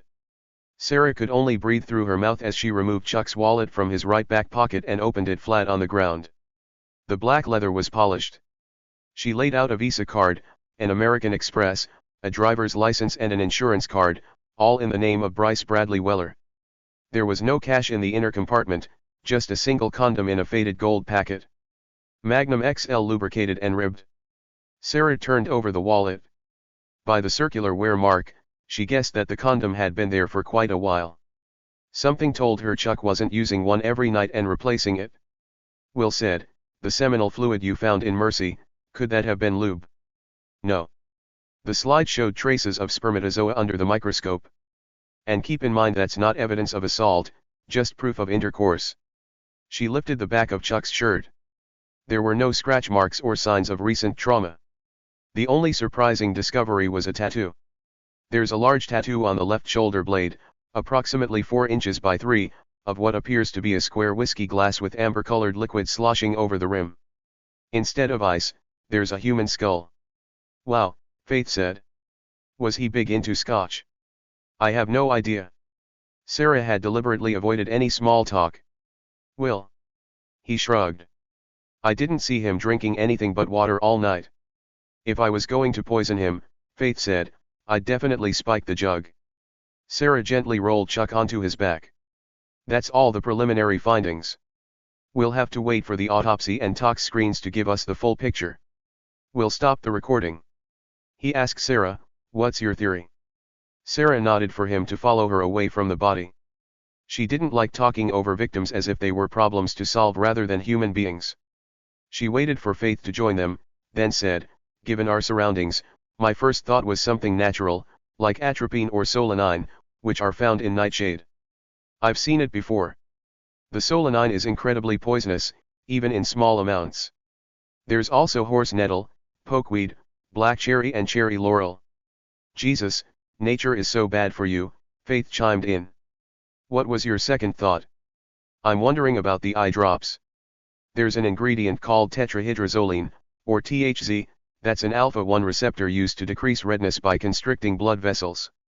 By oral ingestion, it rapidly passes through the intestinal tract and absorbs into the bloodstream and central nervous systems. In higher concentrations, it can cause nausea, diarrhea, low blood pressure, decreased heart rate, and loss of consciousness." Faith asked, "You're talking about the stuff you can buy over the counter?" "The dose makes the poison," Sarah said. "If THZ is the culprit, then you're looking for a few bottles." Will said, "All of the garbage gets taken up the hill. We can search the bags for empty bottles, but we'll have to send anything we find to the lab to process for fingerprinting." "Wait," Faith said. "There was a case in Carolina with this, right? The wife slipped the husband eye drops in his water? But it took some time for him to die." Sarah had read about the case, too. The THZ could be a contributing factor in Chuck's death. The actual cause could be drowning. "Suicide is probably out," Will said. "That doesn't sound like something you'd use to kill yourself." "Unless you wanted to shit yourself to death," Faith added. "Wasn't there a movie where the guy gave it to the other guy so he could get the girl?" "Wedding Crashers," Will said. "Are we looking for one person or two? Who would have a motive to kill both Mercy and Chuck?" "What do we know about Chuck?" Faith asked. "He was weird. He liked scotch enough to get a tattoo. He fished. He carried around a jug of water." Will said, "He was Christopher's best friend. He had an unrequited obsession with Mercy. He was an incel or incel adjacent. He had a condom in his wallet, so he hadn't completely given up all hope." Faith let out a heavy sigh. "Who had access to the jug?" Sarah looked at Will. "Everybody." Will nodded. "Chuck wasn't careful with it on the viewing deck during cocktails. He set it down on the railing a few times and walked away." "It would be heavy to carry all the time," Sarah said. "At capacity, a gallon of liquid is just under 8.5 pounds. Emma was almost 8 pounds when she was born," Faith said. "It was like carrying around an Xbox." "Or a gallon of milk," Will said. "So we're back to the suspect being everybody up here," Faith summarized. "And anybody who had access to Eads Clear eye drops, which is in every store." Sarah added, "and is fairly well known as a poisoning agent." Let's take Mercy out of the equation, Faith said. Who would have a motive to kill Chuck? He didn't have anything to do with the sale of the lodge. If someone was going to kill him because he was creepy and annoying, that would have happened a long time ago. Will said, before I followed him down here, I heard Chuck talking about the investors with Christopher. They were on the part of the trail behind the kitchen. Christopher said he was going to be late for a family meeting that was probably about the sale. Chuck asked if the investors were still interested. Christopher said he didn't know, but he was out of the business. He never wanted to do it in the first place, and without Mercy, it didn't work. He said they needed her. That's odd, Sarah said. Did he mean out of the lodge business or another business? Faith supplied, Mercy was running the place after Cecil's bike accident. According to Penny, she was doing a great job, turning a big profit, investing back in the property. Will didn't seem persuaded. One of the last things Chuck said to Christopher was something like, "This is a good thing we've got going here. A lot of people are depending on us." Maybe Chuck was involved in the lodge. Faith asked. A silent partner. Will said, it didn't sound like they were talking about the lodge. The sound of footsteps drew their attention up the trail. Kevin was back with evidence bags and collection kits. Faith said, Agent Dog's body has returned. Kevin didn't seem to like the joke, probably because it cut too close. He told them, I swung by the dining hall. I asked the chef to clear out the freestanding freezer, but I didn't tell him why. Faith asked, he couldn't figure that out when you told him to make a man-sized space. I told him we needed to store evidence but didn't want to contaminate the food. Okay, Faith relented. That was smart. Kevin asked, what's the plan on Chuck? Do we tell people? Do we keep it a secret? Sarah said, I have to notify Nadine of the death, but she won't be able to transport the body down until the road is accessible. I trust her to keep it quiet. The chef and waiters will see us taking the body into the freezer, Will said. But if they stay in the dining hall and nobody from the house comes down, then the information won't make it to the compound. Sarah said, if the lodge is still on the same schedule, guests won't come down for cocktails until 6. Kevin asked, what about the Dave didn't he do it part? Still keeping that under wraps, too. I think we have to, Faith said. It's not like the family is crying out for the name of the murderer. Sarah asked, what about John? He'll turn up eventually. Right now he thinks his father murdered his mother. Are we going to let him continue to believe that? That's a complicated conversation, Will said. You can't ask him to keep it a secret, and he might tip off the real murderer. We still need to find that missing knife handle. The killer might get sloppy because he thinks he got away with it. Kevin said, my vote is we keep it all under wraps, both Chuck and Dave. Agreed, Will and Faith said in unison, which made Sarah's vote moot. Let's make a plan, Faith said. We can use one of the empty cottages to conduct interviews so nobody is on their home turf. Start with Monica and Frank, figure out what else they're lying about. We need to get solid on the timeline. Then go for the app guys. I want to know why they lied about Paul Peterson's name. It's Ponticello, Will said. Amanda found a marriage certificate. Paul Ponticello is married to Gordon Wiley.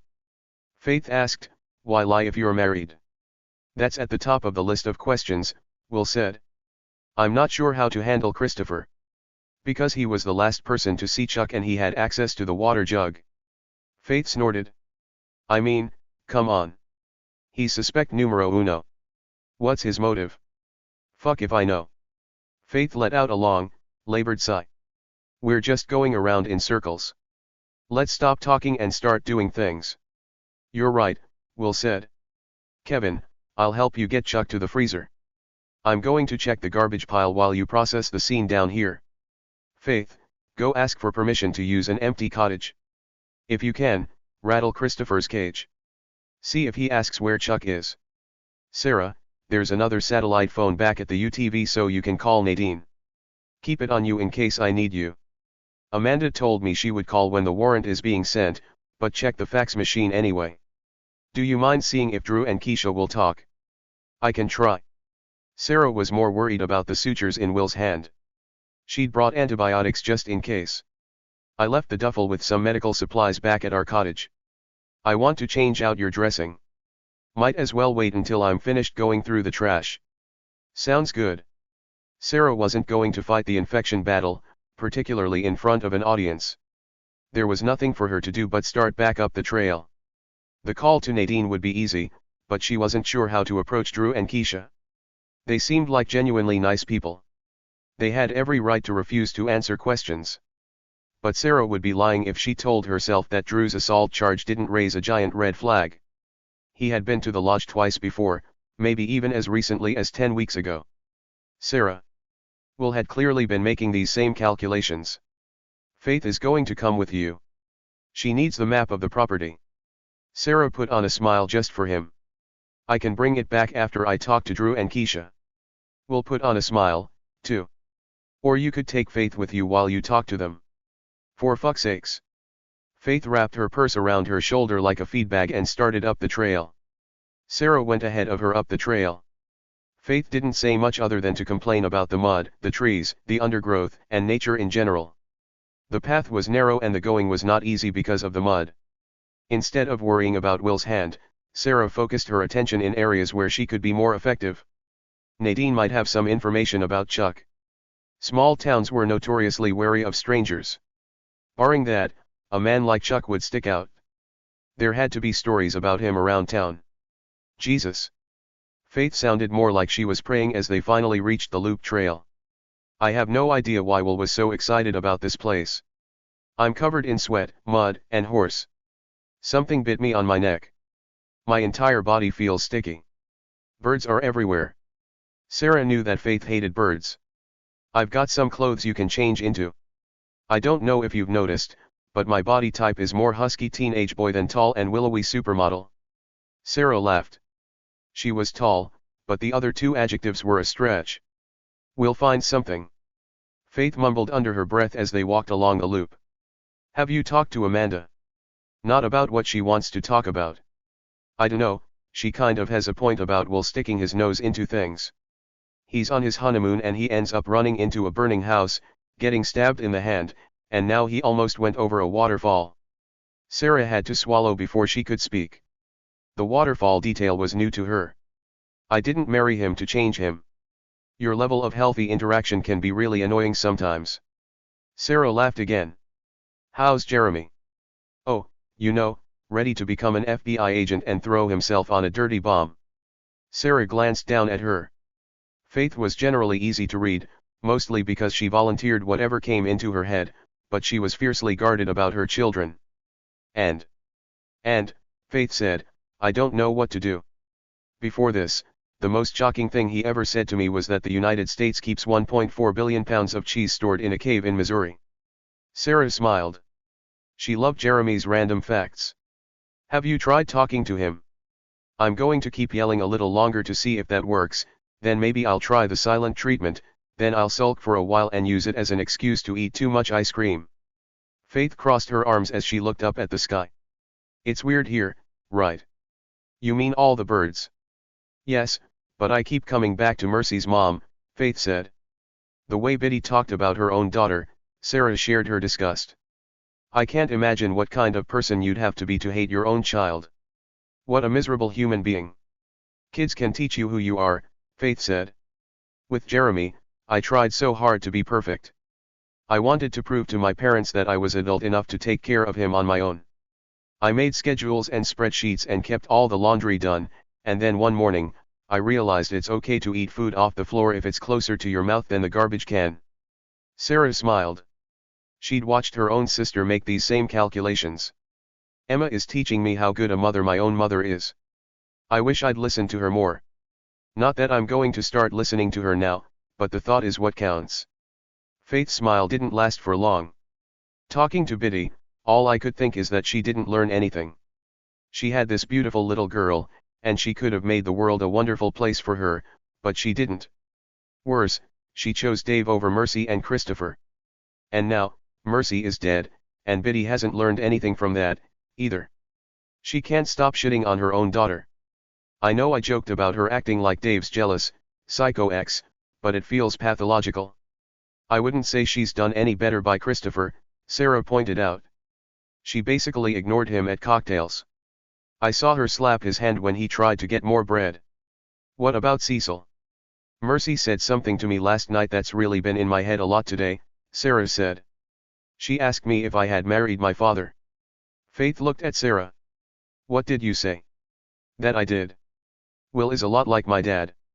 They have the same moral compass. My dad was a saint. No man will ever measure up, so why even try? Faith shrugged, but she hadn't really given up. What made her ask the question? She was telling me that Dave is like her father. Which makes sense after seeing her x-rays. She suffered a tremendous amount of childhood abuse. Sarah wondered how much Will had told Faith about Dave. She didn't want to overstep. From what I've heard, Dave has two sides. Like Cecil, he can be the life of the party. Then there's the other side that can hurt the mother of his child. Most abusers are like that. They groom their victims, they don't come in showing their entire asshole. But don't let Biddy off the hook, Faith said. She could have physically abused her kids, too. I wouldn't be surprised, Sarah said. In my experience, women like that take more pleasure in psychological torture. I know finding Mercy was hard for Will, but I'm glad she wasn't alone when she died. She was worried about John, Sarah said. She told Will to make sure that John knew she forgave him for what happened at dinner. Her last words, her last thoughts were only about her son. Faith rubbed her arms like she was cold. It would kill me all over again if I thought Jeremy had to carry that kind of guilt around for the rest of his life. Jeremy has a lot of people who would look after him. You made sure of that. Faith clearly didn't want to get emotional. She looked up the trail. Fuck me, is that your cottage? Sarah felt a pang of sadness when she saw the beautiful flower boxes and the hammock. They had lost their perfect week. It's really sweet, isn't it? Are you kidding me? Faith sounded ecstatic. It's like something Bilbo Baggins would live in. Sarah hung back as she watched Faith bolt toward the stairs. There was a familiar, sickly sweet odor in the air that she couldn't quite place. Do you smell that? It's probably me. You don't want to know what came out of that horse. Faith slapped at the side of her neck. Another mosquito. Look, do you mind if I take a quick rinse off? I can't tell you how gross I feel. Let yourself in. Check the chest of drawers for some clothes. I'll wait for you outside. It's too pretty to be indoors. Faith didn't ask questions. She dashed up the stairs. Faith. Sarah's heart had shot into her throat. Stay out of my suitcase, okay? Faith gave her a look, but said, okay. Sarah watched her disappear. She prayed this would be the one time Faith wasn't nosy. Will would quit his job and move to a deserted island if she found the giant pink dildo Tessa had packed in Sarah's suitcase. She waited until the door had closed to turn back to the view. Her body felt shaky from exhaustion. Neither she nor Will had slept the night before. And not for the reason you shouldn't sleep on your honeymoon. Sarah took a deep breath. The sickly sweet odor was still there. On a hunch, she continued around the loop trail. Most of the guests had been assigned cottages close to the main house, but she remembered from the map that cottage 9 was tucked away between her own cottage and the rest of the compound.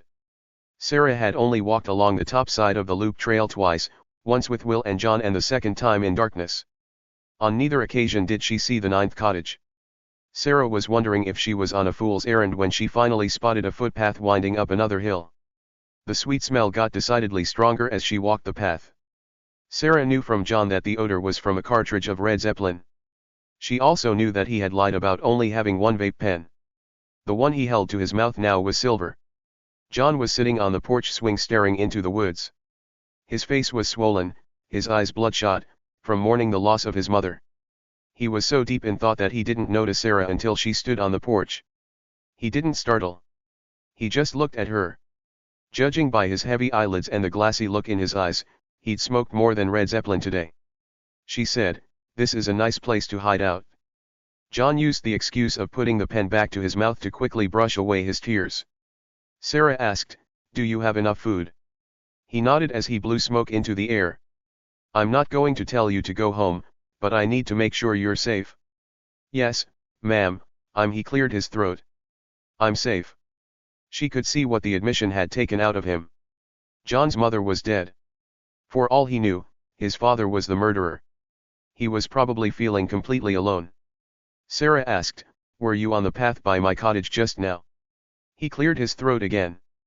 The lookout bench was the last time. I mean, not the last time, but the last place. Sarah watched a tear slip down his face. She wasn't going to inundate him with questions, but she sensed that he needed someone to listen. You sat with your mother on the bench. His face looked pained by the memory. She wanted to talk. We used to do that a lot when I was little. I thought I was in trouble, but she wasn't mad. She was real sad, though. Sarah leaned against the railing. What was she sad about? She told me Aunt Delilah was here. John rested the vape pen on the swing beside him. She told me to ask Papa what was going on. It was about the sale. She wanted me to hear it from Papa instead of her. But not because she was a coward. Sarah's heart ached at the protective tone in his voice. I was mad at her, though. After I talked to Papa, I mean. 'Cause why did she want to stay up here? What was the point? We could all get a house in town and she could do her thing and I could. I don't know. Make some friends. Go out with. Sarah listened to his voice trail off again. It's a beautiful place. It's been in your family for generations. It's boring as shit. He tucked his chin into his chest. Sorry, ma'am. Sarah said, I don't imagine there's a lot for you to do up here. Work is all there is. John used the tail of his shirt to wipe his nose. At least Biddy started paying me some a few years back. Papa never gave us a dime. I didn't even have a phone till Biddy sneaked me one. Papa said everybody I need to talk to is on this mountain. Sarah watched him start playing with the vape pen, turning it end over end. When you were on the bench with your mother, did she say anything else to you? Yeah, she gave me the night off. Then told me to get some liquor for the lady in 7. Only, I forgot. Sarah wondered if he'd really forgotten. Did you drink it yourself? John's expression told her the truth. Sarah said, I'm very sorry she's gone. Mercy seemed like a nice person. His eyes cut toward her. She could tell he wasn't sure whether she was joking. John obviously wasn't used to hearing Mercy painted in a positive light. Sarah continued, I didn't have much time with your mother, but we talked a bit. The one thing that was clear to me is that she loved you very much. She wasn't upset about the argument. I think like all mothers, she just wanted you to be happy. John cleared his throat. I said some awful things to her. It's what kids do. Sarah shrugged when he looked up at her. All of those emotions you were feeling last night are perfectly normal. Mercy understood that. I promise you she didn't blame you for being mad at her. She loved you. John's tears started back in earnest. He started to put the pen to his mouth, then changed his mind. She didn't want me vaping. Sarah wasn't going to lecture him about quitting right now. When you're ready, I want you to talk to Will. He has some things he wants to tell you. John wiped his eyes. He's not mad at me for calling him trash can. Sarah had almost forgotten about the exchange. Not even the littlest bit. He would be very glad to talk to you. Where's his voice caught. Where's Dave? He's in the hospital. Sarah chose her words carefully. She knew that she couldn't tell him the truth right now, but she wasn't going to lie. Your father is fine, but he was injured when he was taken into custody. Good. I hope he's hurting the same way he always hurt her. Sarah heard the bitterness in his tone. His fist had clenched around the vape pen. John said, a while back, he told me that he'd probably end up dying in prison. He was looking for pity, but I guess he was right, huh? It was gonna happen eventually. Let's talk about something else, Sarah said, as much for her own sake as for John's. Did you have any questions about what's going to happen with your mother? Papa said we're gonna cremate her, but his lips started to tremble. He turned his head away, looking into the forest. What's that like? Cremation. Sarah gave the answer some thought. She never talked down to children, but John was in a delicate place. Your mother is being transported to GBI headquarters now. Once the autopsy is complete, she'll be taken to a crematorium. There's a specially designed chamber that uses heat and evaporation to render the body to ash. Like an oven. More like a funeral pyre. Do you know what that is? Yes, ma'am. Biddy let me watch Vikings on her iPad. John leaned forward, resting his elbows on his knees. You don't need to do the autopsy if they already know who did it, right? We still have to. It's part of the procedure. We need to collect evidence to legally establish a manner of death. He looked startled. It wasn't because she was stabbed. Ultimately, yes. Sarah skipped the explanation on cause versus manner vs. mechanism of death. Remember what I said? This is part of a legal procedure. Everything will have to be documented. Evidence will have to be collected and identified. It's a lengthy process. I can walk you through the steps if you like. You're still at the beginning. But if my dad would go ahead and confess to murdering her, then you wouldn't have to do any of that. Sarah felt the guilt start to well back up for hiding Dave's innocence. She still kept strictly to the truth. John, I'm sorry. That's not how it works. An autopsy has to be performed. Don't say you're sorry. He was crying in earnest now. What if I don't want it? I'm her son. Tell them I don't want it? Legally, it's still required. Are you kidding me? He yelled. She's already been stabbed to death and now you're gonna cut her up some more. John, how is that fair? He stood up from the swing. You said you liked her, but you're just as bad as the rest of them. Hasn't she been hurt enough already? John didn't wait for an answer. He walked into the cottage and slammed the door. Sarah longed to follow him inside. He had a right to know about Dave. But he was also a 16-year-old kid who was angry and hurting. Ultimately, finding the person responsible for killing his mother would give him some sense of peace. For now, Sarah could only ensure the bare minimum was being met. He was sheltered. He had food. He had water. He was safe. Everything else was out of her control. Instead of going back to her cottage, she decided to find the satellite phone in the UTV. Sarah had a duty to report Chuck's death to Nadine. That, at least, was one task she could complete. She put John's pain to the back of her mind. She called up the details from Chuck's crime scene so her report to Nadine would be succinct. Analyzing the contents of the water jug would be key. Motivation would also play a factor in the prosecution. If Sarah's theory was correct, the eye drops would be listed as the cause of death, but the mechanism would be drowning, and the manner would be homicide. Any mitigating factors were for the jury to decide. She took a deep breath to clear her lungs. Cottage 6 came into view. A little farther on, she found herself in the compound, passing the other cottages. When Will and Sarah had first arrived, Sarah had thought of the clearing as idyllic, almost like a painting from a storybook. Now, she felt a heavy weight on her shoulders as she got closer to the main house. Cecil was sitting on the porch. Biddy was beside him. Both of them had angry expressions on their faces. No wonder John hadn't wanted to go home. Sarah. Keisha was standing in the open doorway of her cottage. Her arms were crossed. What the hell is going on? You need to get us off this mountain. Sarah walked toward her, trying to swallow back her dread. Drew was a legitimate suspect. Sarah had to keep up the lie a little while longer.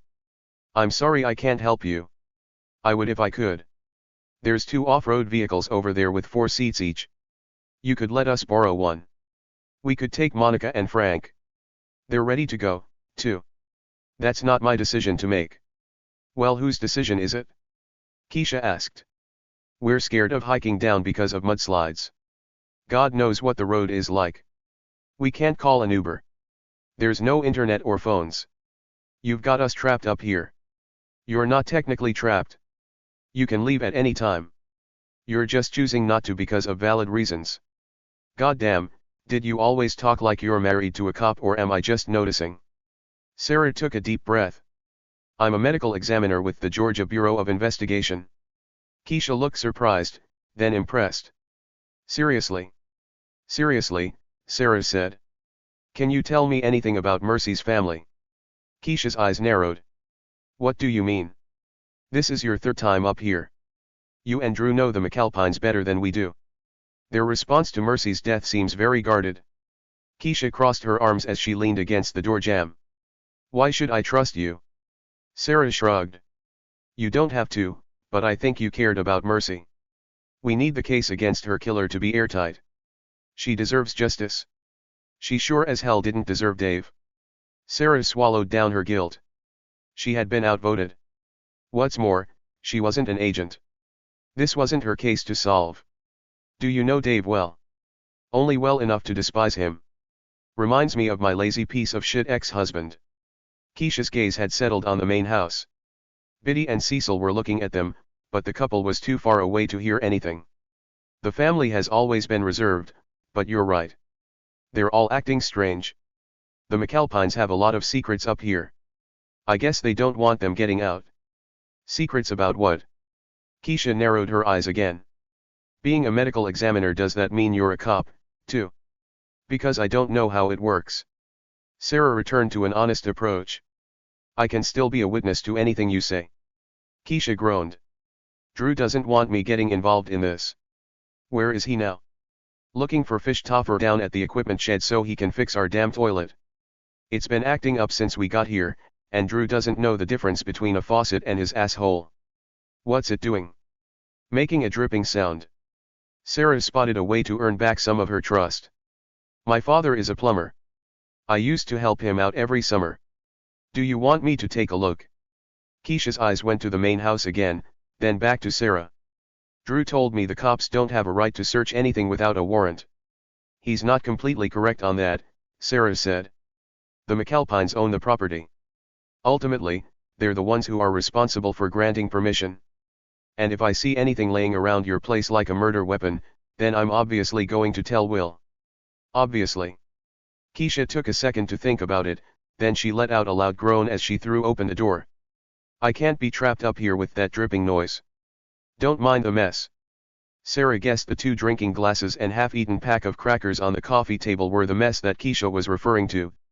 Cottage 3 was smaller than 10, but the furnishings were similar.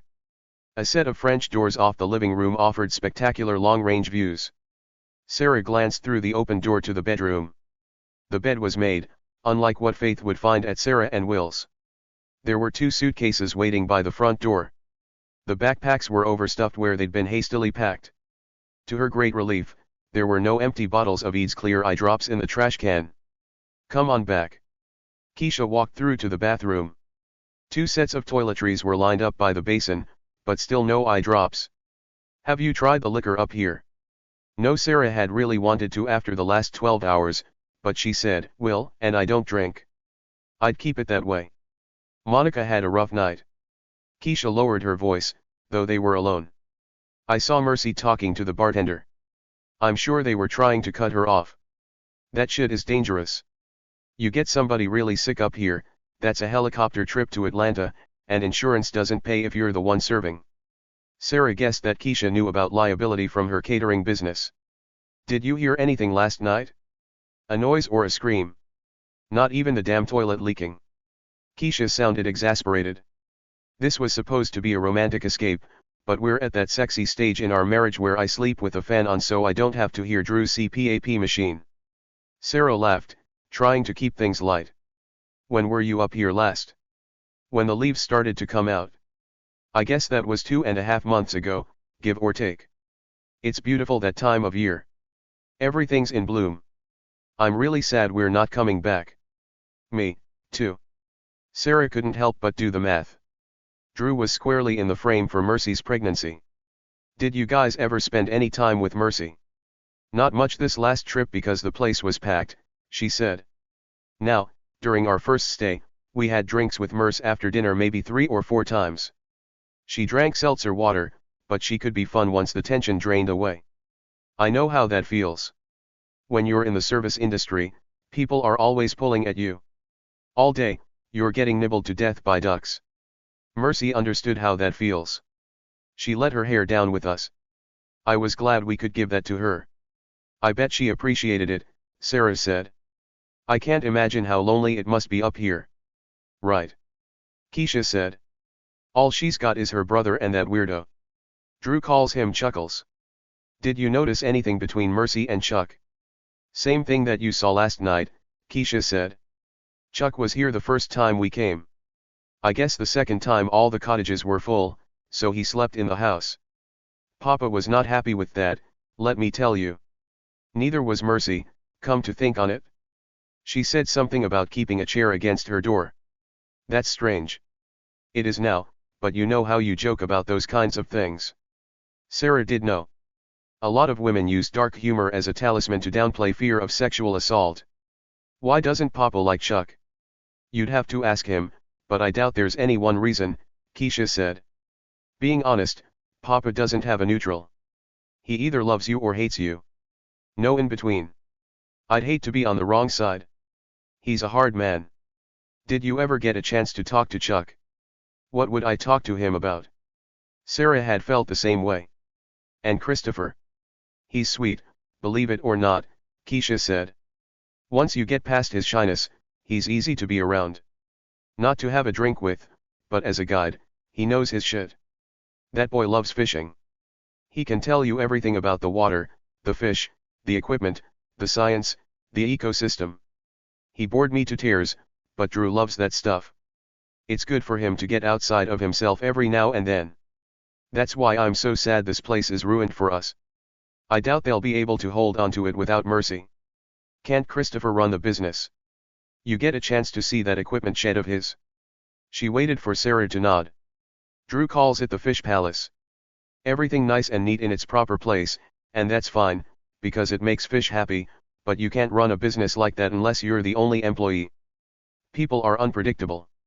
They want to do their own thing. Shit goes crazy on a minute-by-minute basis. You're juggling all these balls, freaking out about making payroll, dealing with customers who pull at you all day long, and then in the middle of it all the van breaks down or the toilet starts leaking. You've gotta roll with that shit or roll on out the door. Sarah was familiar with the pressure.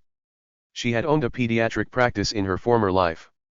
Let me tell you this, one time, Drew went into the shed to put his fishing pole back on the rack, trying to be nice and help out, right?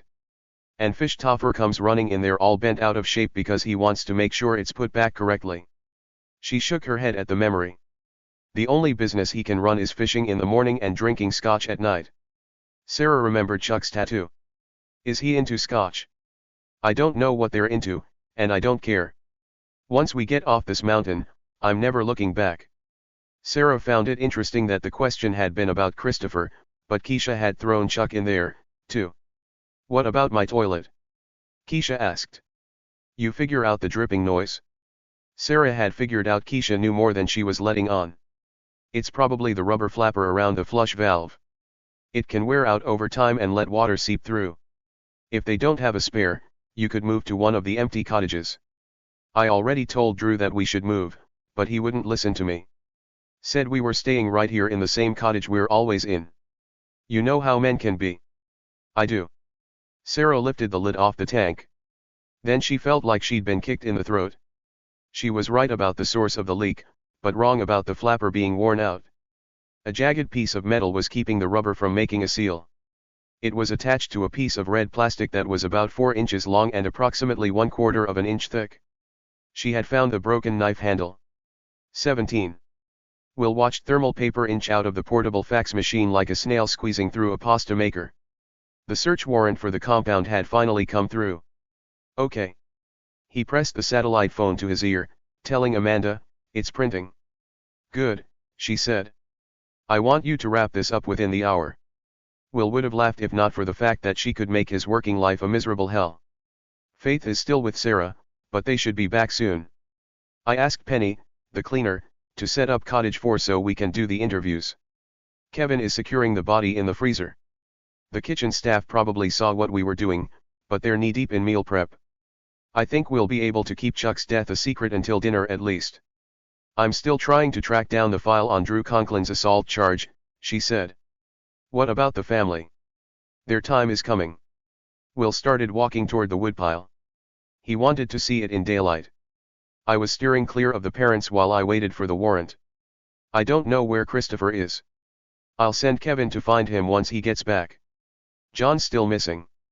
I think Sarah will peel off to look for him again. The aunt Subaru is on the parking pad, so she must be back at the house. There's more to get from the aunt. Agreed.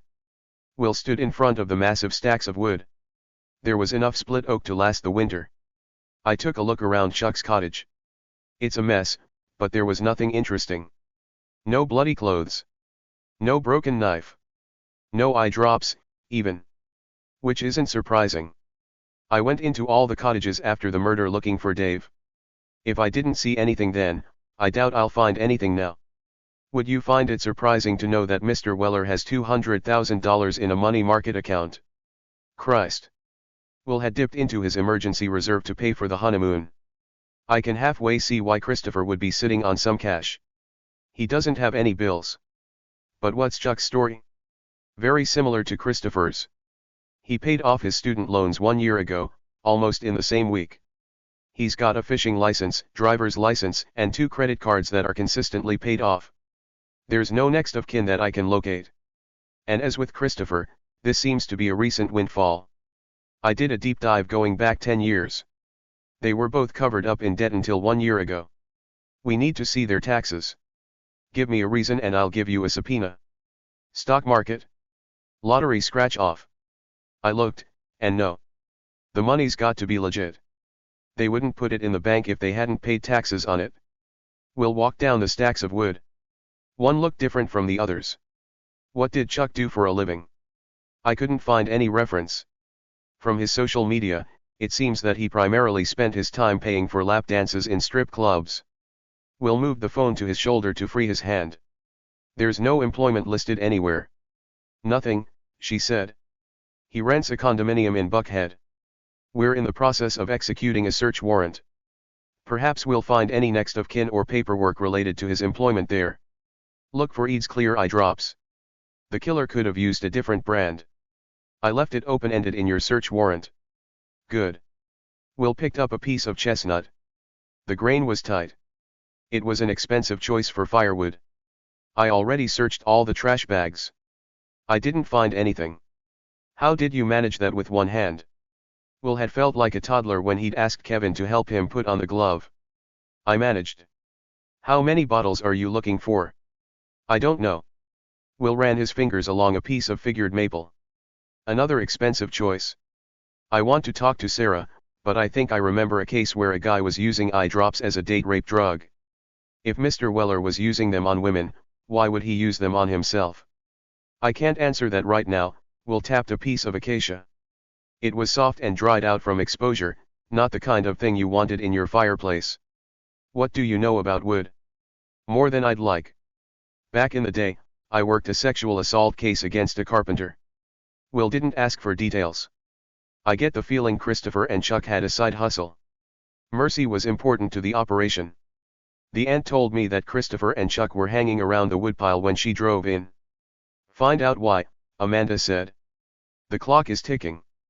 The line went dead. Will had to hand it to her. She knew how to end a conversation. He clipped the phone to the back of his pants.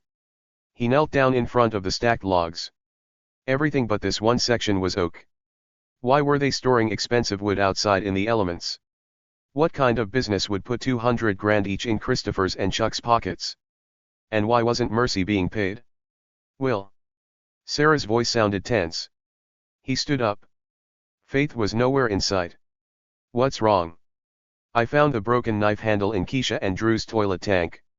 Will stared at her. What? Keisha told me her toilet was dripping, so I looked. And does she know you saw it? No. I put the lid back on and told her she would need to talk to Christopher. Where's Drew? He went to the equipment shed to find Christopher. Did you see him? Where the fuck was Faith? All he could think to do was physically put himself between Sarah and Drew's cottage. What were you doing going in there by yourself? Will, she said. Look at me. I'm okay. We can talk about this later. Fuck. Will unclipped the phone. He hit the walkie button. Faith, come in. There was static, then Faith said, I'm heading toward the main house. Where's Sarah? With me. Hurry up. He clicked the button again. Kevin, come in. Right here. Kevin was walking toward them. He was covered in mud and debris from wrangling Chuck's body up the trail. What's going on? I need you to locate Drew. He's supposed to be at the equipment shed with Christopher. Keep an eye on him. Don't approach. He could be armed. Got it? Kevin set off at a brisk pace. Will, Sarah said. Keisha told me that the last time they were up here was 2.5 months ago. He didn't need a reminder. Around the time Mercy got pregnant. What's up? Faith had passed Kevin as she walked across the compound. She was wearing her Glock and a pair of baggy black pants. Sarah, where did you go? I wanted to look over the map. Will told her, "We need to secure cottage 3. The broken knife handle is in Keisha and Drew's toilet tank." Faith didn't ask questions. She started jogging toward the cottage, her Glock down by her side. Will kept pace with her. "There's a set of French doors off the back. On it?" Faith peeled off.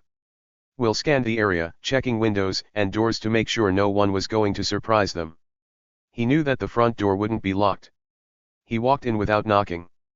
"Shit." Keisha jumped up from the couch. "What the fuck, Will?"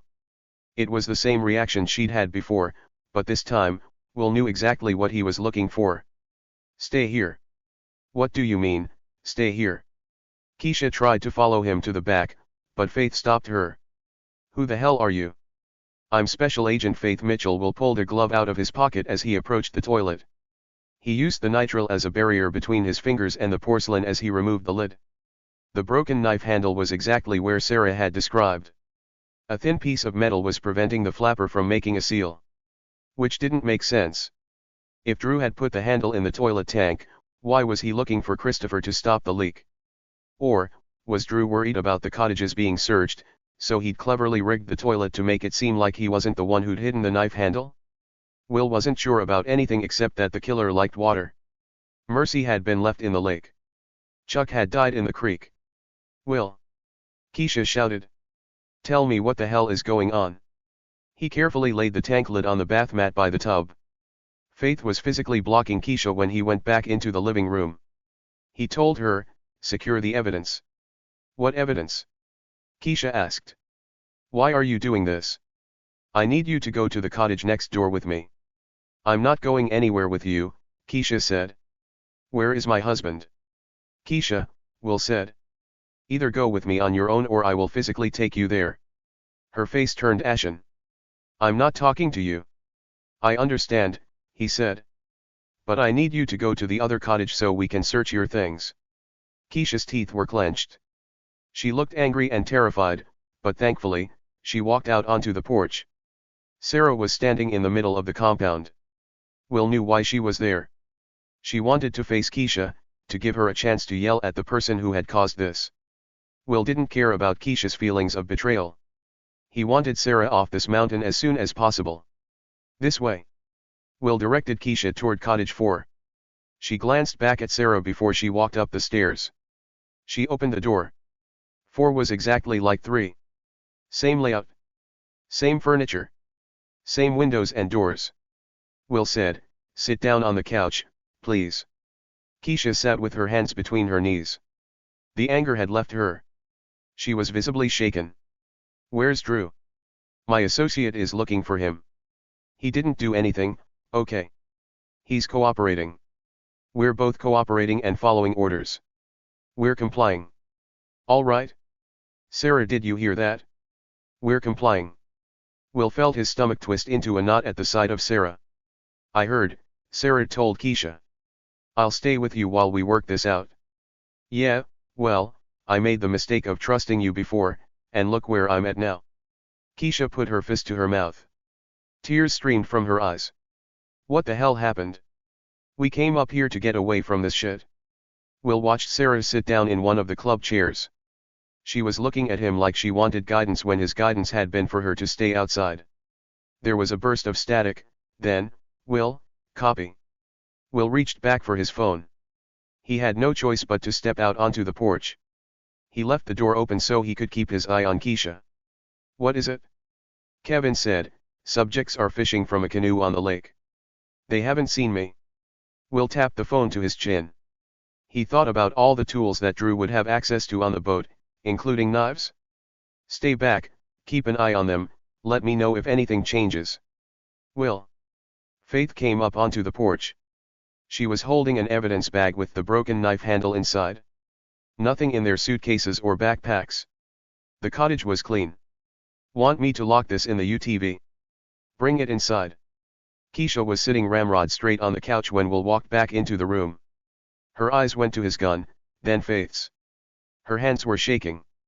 She was clearly terrified that they had brought her inside the cottage away from witnesses so that they could hurt her. Will took the evidence bag and motioned Faith outside.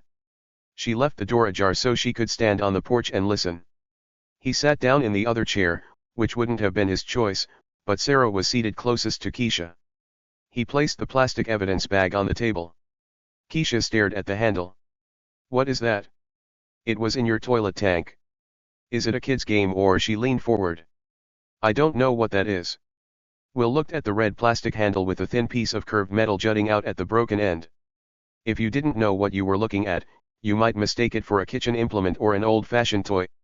He asked her, what do you think it is? I don't know. Her voice raked up in desperation. Why are you even asking me about this?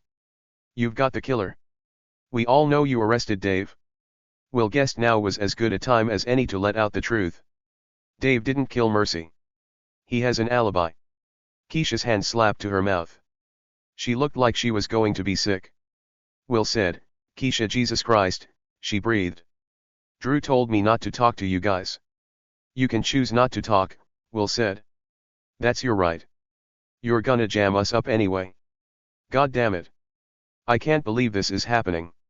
Sarah, what the fuck? Keisha, Will didn't want her talking to Sarah. Let's try to clear this up.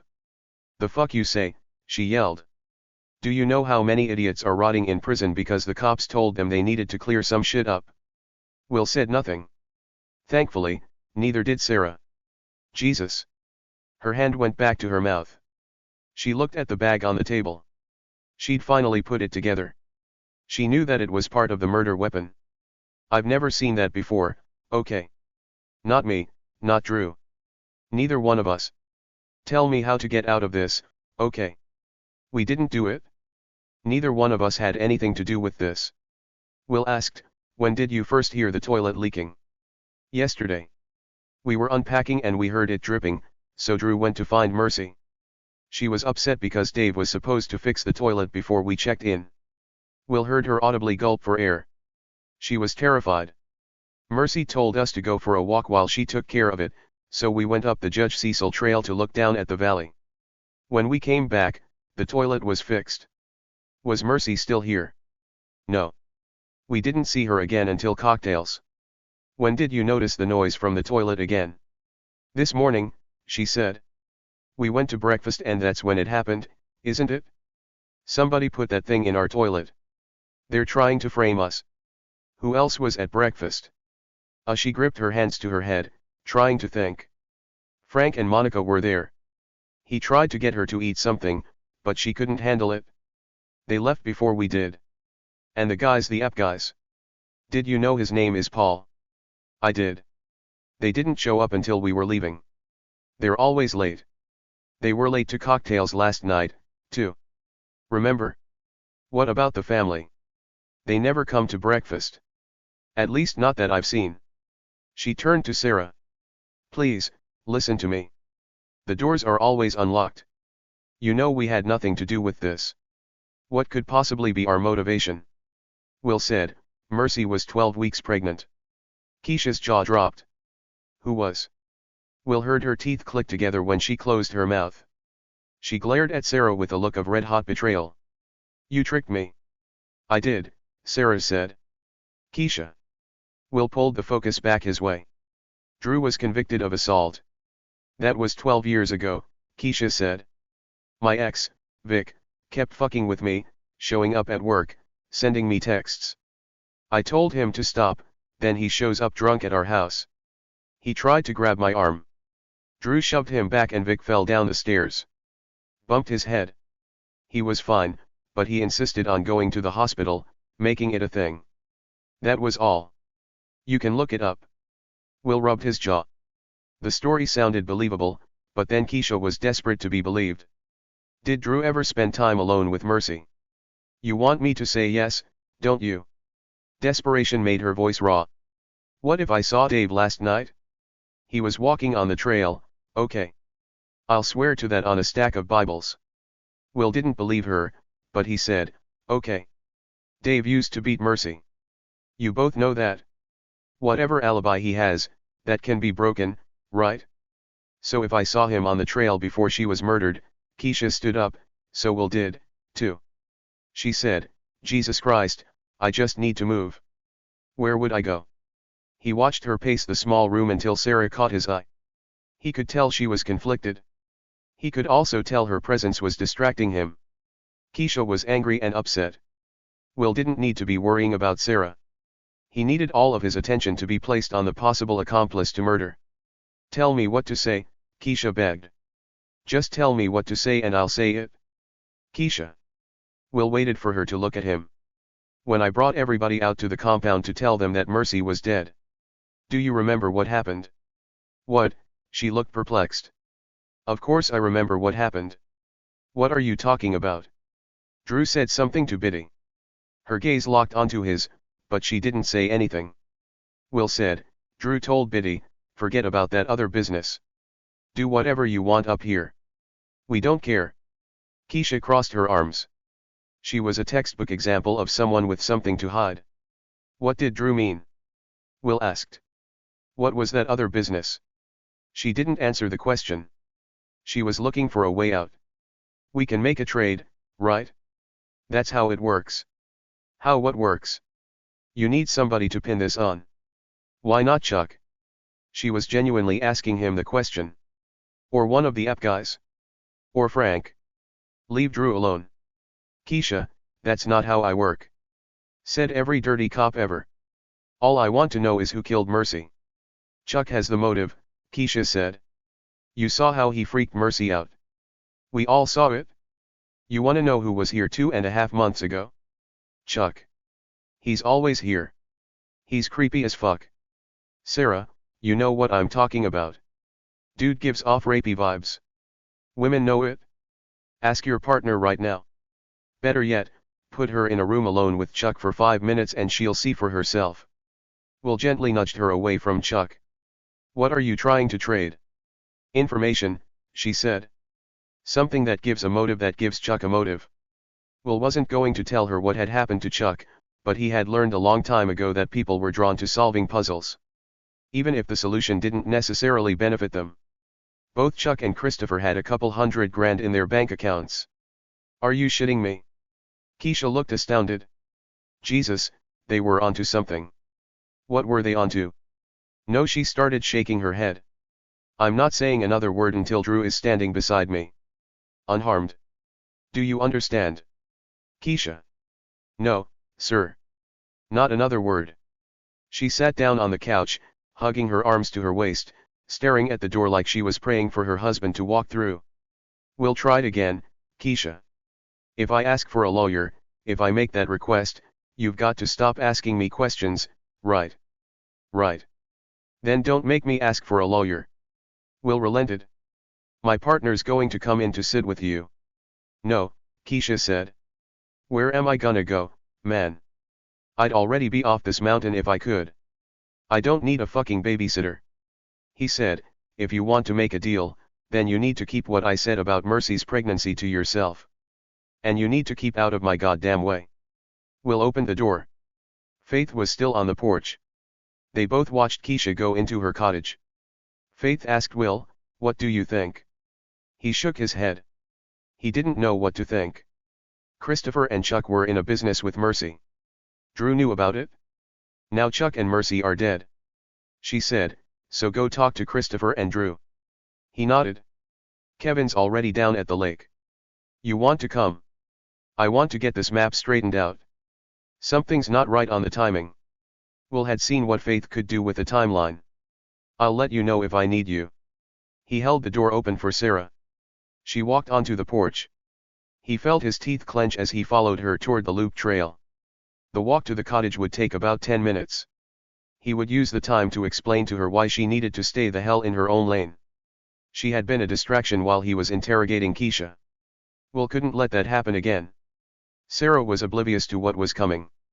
She strolled onto the loop, nodding toward Cottage 5. Paul and Gordon were on opposite ends of the hammock on their front porch. Gordon tossed them a wave. Paul drank straight from a bottle of alcohol. The door to Cottage 7 creaked open. Monica came out, squinting in the sunlight. She was wearing a black nightgown and holding a glass of what was probably alcohol, because apparently Sarah was right about drinking being the only thing to do up here. Sarah changed her trajectory. She headed toward Monica, asking, how are you feeling? Better, thank you. Monica looked down at the glass in her hand. You were right. This took the edge off. Do you mind if I have a taste? Monica looked as surprised as Will felt, but she handed Sarah the glass anyway. He watched her take a sip. She grimaced. That burns. You get used to it. Monica gave a sad laugh. Don't take drinking advice from me. I need to apologize to both of you for my behavior last night. And this morning. The entire time, really. You have nothing to feel guilty about. Sarah handed back the glass. At least not as far as we're concerned. Will wasn't sure about that. He told Monica, I need to ask you about last night, just before midnight. Did I hear anything? Monica asked. I was passed out in the bathtub when the bell started clanging. I thought it was the fire alarm. I couldn't find Frank. Will felt his teeth grit. Where was he? I guess he was sitting on the back porch, taking a break from my antics. He came through the French doors in a panic. Monica shook her head with sorrow. I honestly don't know why he stays with me. Will was more concerned with Frank's alibi. This was the second time he'd lied. Where's Frank now? He went down to the dining hall to find some ginger ale. My stomach's still not great. Will guessed that Frank would bring back word of Chuck's death, which would bring its own set of problems. Tell him I need to talk to him. Monica nodded, telling Sarah, thank you for your help. I really appreciate it. Sarah squeezed her hand. Let me know if you need anything else. Will followed Sarah back toward the loop trail. He was glad that her pace was quicker this time. She wasn't going on a stroll. Will worked to get a plan straight in his head. He would leave Sarah at their cottage, then continue down to the lake. He would check in with Kevin and figure out an approach to Drew and Christopher, because no matter what Keisha said, Drew wasn't entirely in the clear. He had obviously known about the business. The knife handle had been found in his toilet. He had immediately invoked his rights, which was technically his right, but it was also Will's right to be suspicious. The best thing to do was work Christopher and Drew off each other. Kevin could take Drew to the boathouse. The man was probably going to lawyer up again. Will could keep Christopher at the shed. Mercy's brother wasn't as sophisticated as Drew. He would be terrified that Drew was talking. Will would put it into his ear that the first rat gets the cheese. Hopefully, Christopher would panic and not realize until it was too late that he should have kept his mouth shut. Will stuck his hand in his pocket. He watched Sarah walk ahead of him. He needed to make sure she stayed in the cottage, which meant he was going to have a very uncomfortable conversation before they got there. He said, you shouldn't have been in the room with me and Keisha. I was conducting an interview and you threw me off my game. Sarah glanced up at him. I'm sorry. I didn't think about that. You're right. Let's talk about it back at the cottage. Will hadn't expected this to be easy, but he took the win. You need to pack. I want you off this mountain before nightfall. And I want your hand to not get infected, but here we are. This was more what he'd been expecting. Sarah, I've got some antibiotics at the cottage. We can talk about my hand is fine. His hand was killing him. It's not just about you being in the room. I told you to stay with Faith and you ran off on your own. What were you doing talking to Keisha by yourself? What if Drew had shown up? Forget about Mercy and Chuck. He has a record of assault. She stopped in the middle of the trail. She looked up at him. Anything else? Yeah, what about you drinking in the middle of the day? Is that something you're going to start doing? Jesus, she whispered. Jesus yourself. Will caught a whiff of alcohol on her breath. You smell like lighter fluid. Sarah pressed her lips together. She waited. When he didn't speak, she asked, are you finished? Will shrugged. What else is there to say? When I ran off on my own, I found John. He's staying in cottage 9, which is over there. I don't want him hearing what I have to say. Will looked over the top of her head. He could see the sloped shingled roof nestled in the trees. I searched it this morning when I was looking for Dave. John must have gone there after I left. Sarah didn't comment. She started back down the trail. Will followed behind her again. He wondered if John was still in the cabin, and if so, how much he'd heard. Will had only raised his voice about the alcohol. He knew that he was too uptight about drinking. But it had been strange that Sarah had taken a sip from Monica's glass. Which made him start wondering what Sarah had meant when she'd told Will that she didn't want John hearing what she had to say. He didn't have to wait much longer. Sarah stopped a few yards from their own cottage. She looked up at him. The side business that Mercy, Christopher, and Chuck are involved in. What are your theories? He hadn't gone into the theories yet. The property is buffered by a state and national forest. Maybe illegal timber harvesting. Timber? The woodpile has some expensive species: chestnut, maple, acacia. Okay, that makes sense. Sarah was nodding her head. The app guys told me the bourbon tasted like turpentine. Monica is drinking top-shelf whiskey, but it tastes and smells like lighter fluid. She was on the edge of alcohol poisoning last night, but both she and Frank were surprised because usually she can handle it better. And 20 minutes ago, Keisha asked me if we'd tried the liquor. She warned me off it, and then launched into a speech about liability if a guest has to be airlifted off the mountain. Will felt blind for not putting it together sooner. You think the business Chuck and Christopher were talking about is selling bootleg liquor? Keisha and Drew run a catering business. They would notice if the alcohol was off. Maybe they brought it up with Cecil and Biddy. Some of the higher-end brands have a smoky flavor. Oak, mesquite, chestnut, maple, acacia. Yes. Will kept going back to the conversation he'd heard on the trail behind the dining hall. Chuck told Christopher, "A lot of people are depending on us." Amanda said Chuck's social media puts him in a lot of strip clubs, where there's usually a 2-drink minimum. Will asked, "Do you think Drew went to Biddy because they wanted a piece?" "I don't think so," Sarah said. "Maybe I'm giving them too much of the benefit of the doubt, but Keisha and Drew loved it up here. It seems more likely they were trying to stop it." Keisha flagged the liability. "She warned me off drinking anything. I don't see her going into something where she knows that people could die. Plus, think about what she said about trading information. She wouldn't give up Drew. She was giving up the bootlegging. Their credit check came back clean. They're not sitting on piles of cash." Will rubbed his jaw. He was still missing something. The thing that's not adding up is, why kill Mercy and Chuck when you can kill Drew? "You're the one who likes a money motive," Sarah said. "With Mercy and Chuck gone, Christopher gets whatever money is in the pot, plus he gets the business to himself. Then he ties up Drew with a murder charge." Will pulled out his phone. He pressed the walkie. "Kevin, update.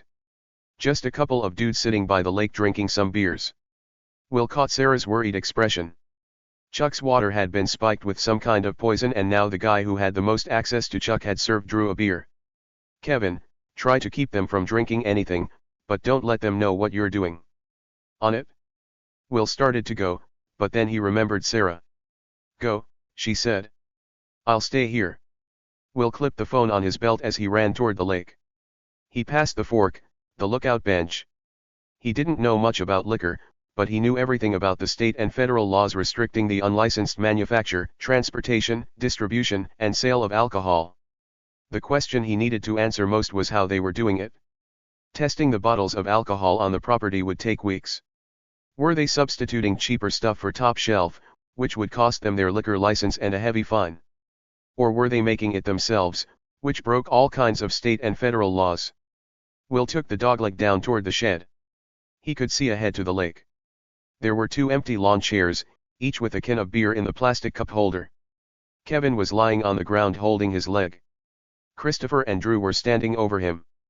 Will's heart felt like it had been sucked into a vacuum hose, but then he realized that Kevin had found a way to keep the men from drinking. Kevin accepted Will's hand to help him up. "Sorry guys, I get these bad leg cramps." Drew looked skeptical. "Fish, I'm heading back. Thanks for the beer." Christopher tipped his hat as Drew walked toward the trail. Will nodded for Kevin to follow. Drew was not going to be happy when Keisha told him that she'd talked to Will. "So?" Christopher said. "What is it? Did Dave confess?" Will figured the news was already out. "Dave didn't kill your sister." "Well." Christopher's expression was unchanged. "I knew he'd manage to squirm out of it eventually." "Did Biddy give him an alibi?" "No, Mercy did." Will had been expecting at least some surprise, but Christopher gave him nothing. "Your sister called Dave before she died. Her voicemail rules him out." Christopher looked out at the lake. "That's surprising. What did Mercy say?" That she needed Dave's help. Also surprising. Dave never once helped Mercy when she was alive. Did you help her? Christopher didn't respond. He crossed his arms as he stared at the water. Will said nothing. In his experience, people couldn't tolerate silence. Evidently, Christopher was immune. He kept his arms crossed, his eyes on the lake, and his mouth closed. Will had to find another way to rattle the man. He looked back at the equipment shed. The doors were propped wide open. The knives were in the same place as before, but they looked sharper in the light of day. The blades weren't Will's only concern. A paddle to the head or a punch to the gut with one of the wooden handles on a net could do a lot of damage. Not to mention that Christopher probably had the same fishing gear in his pockets as Chuck. A folding line management tool. A folding fisherman's multi-tool. A retractable tether. A pocket knife. Will only had one hand. The other one was hot and throbbing because Sarah was right about the infection. Then again, the hand that wasn't infected was in easy reach of a Smith & Wesson snub-nosed revolver. He went inside the shed. He started loudly opening cabinets and drawers. Christopher rushed inside, clearly distressed. What are you doing? Stay out of there. I've got a search warrant for the property. Will raked open another drawer. If you want to read the warrant, you can go back to the compound and ask my partner to show it to you. Wait. Christopher was rattled now. He started closing the drawers. Hold on, what are you looking for? I can tell you where it is. What would I be looking for? I don't know, he said. But this is my shed. Everything in here is there because I put it there. He seemed to realize a second too late that he'd just taken ownership of whatever Will found. Will asked, what do you think I'm looking for? Christopher shook his head. Will walked around the shed like he'd never seen it before. He kept his eye out for any sudden movements from Christopher. The man came across as passive, but that could easily change. What struck Will about the shed was that everything was back in its place. Early this morning, Will hadn't been gentle when he'd rifled around looking for a way to tie up Dave. The tools had been returned to their outlined spots. The nets hung at the same intervals along the back wall. The daylight streaming in gave Will a clear view of the hasp lock to the room in the back. And the well-worn padlock. Look, Christopher said. Guests aren't allowed in here. Let's go back outside. Will turned to face him. There's some interesting species of wood you've got stored up by the house. Christopher's throat made a gulping sound. He'd started to sweat. Will hoped like hell this wasn't another eye drop situation. He wanted to move this along quickly. He decided to take a risk. He said, last night when we all went in to dinner, you stayed outside with Mercy. Christopher's face remained impassive, but he said, so. Will guessed the risk had paid off. What did you talk to her about? Christopher didn't answer. His eyes went to the floor. Will repeated his question. What did you talk to Mercy about? He shook his head, but said, the sale, of course. I'm sure you've heard about it from Papa and Biddy. Will nodded, though he hadn't talked to the parents yet. Do you know what else they told me? It's no secret. Mercy was blocking the sale. She was hoping that I would join her, but I'm tired. I don't want to do this anymore. That's what you told Chuck, isn't it? Will's brain was imprinted with the conversation the two men had had on the trail. You said that you never wanted to do it in the first place. That it didn't work without Mercy. That you needed her. Christopher finally looked surprised. He told you that. Will studied the man's face. The surprise seemed genuine, but Will had learned the hard way not to trust a potential psychopath. You don't really need the money from the sale, do you? Christopher licked his lips. What do you mean? You're pretty set, right? I don't know what you're trying to say. You've got a couple $100,000 in a money market. Paid off your student loans. Chuck is in the same boat. How did that happen? Christopher's eyes went to the floor again. We both made some savvy investments. But you don't have any investment or brokerage accounts in your names. You're not officers in any corporations. Your only job is being a fishing guide with your family's business. So where did the money come from? Bitcoin. Is that what your taxes will say? Christopher cleared his throat loudly. You'll find pay stubs from the family trust. It's part of my profit sharing. Will guessed he would find evidence of money laundering. That was probably where Mercy came in. Dave's part of the family trust, right? Where's his money? I'm not in charge of who gets what. Who is? Christopher cleared his throat again. Mercy wasn't getting her portion of the profit sharing. She doesn't have a bank account. She doesn't have any credit cards or a driver's license. She had nothing. Why is that? He shook his head. I have no idea. What's back here? Will knocked on the wall. The nets banged against the wood. What am I going to find when I break open this door? Don't break it. Please. Christopher's eyes stayed on the floor. The key is in my pocket. Will didn't know if the man was truly complying or if this was some kind of trick. He made a show of resting his hand on the butt of the revolver.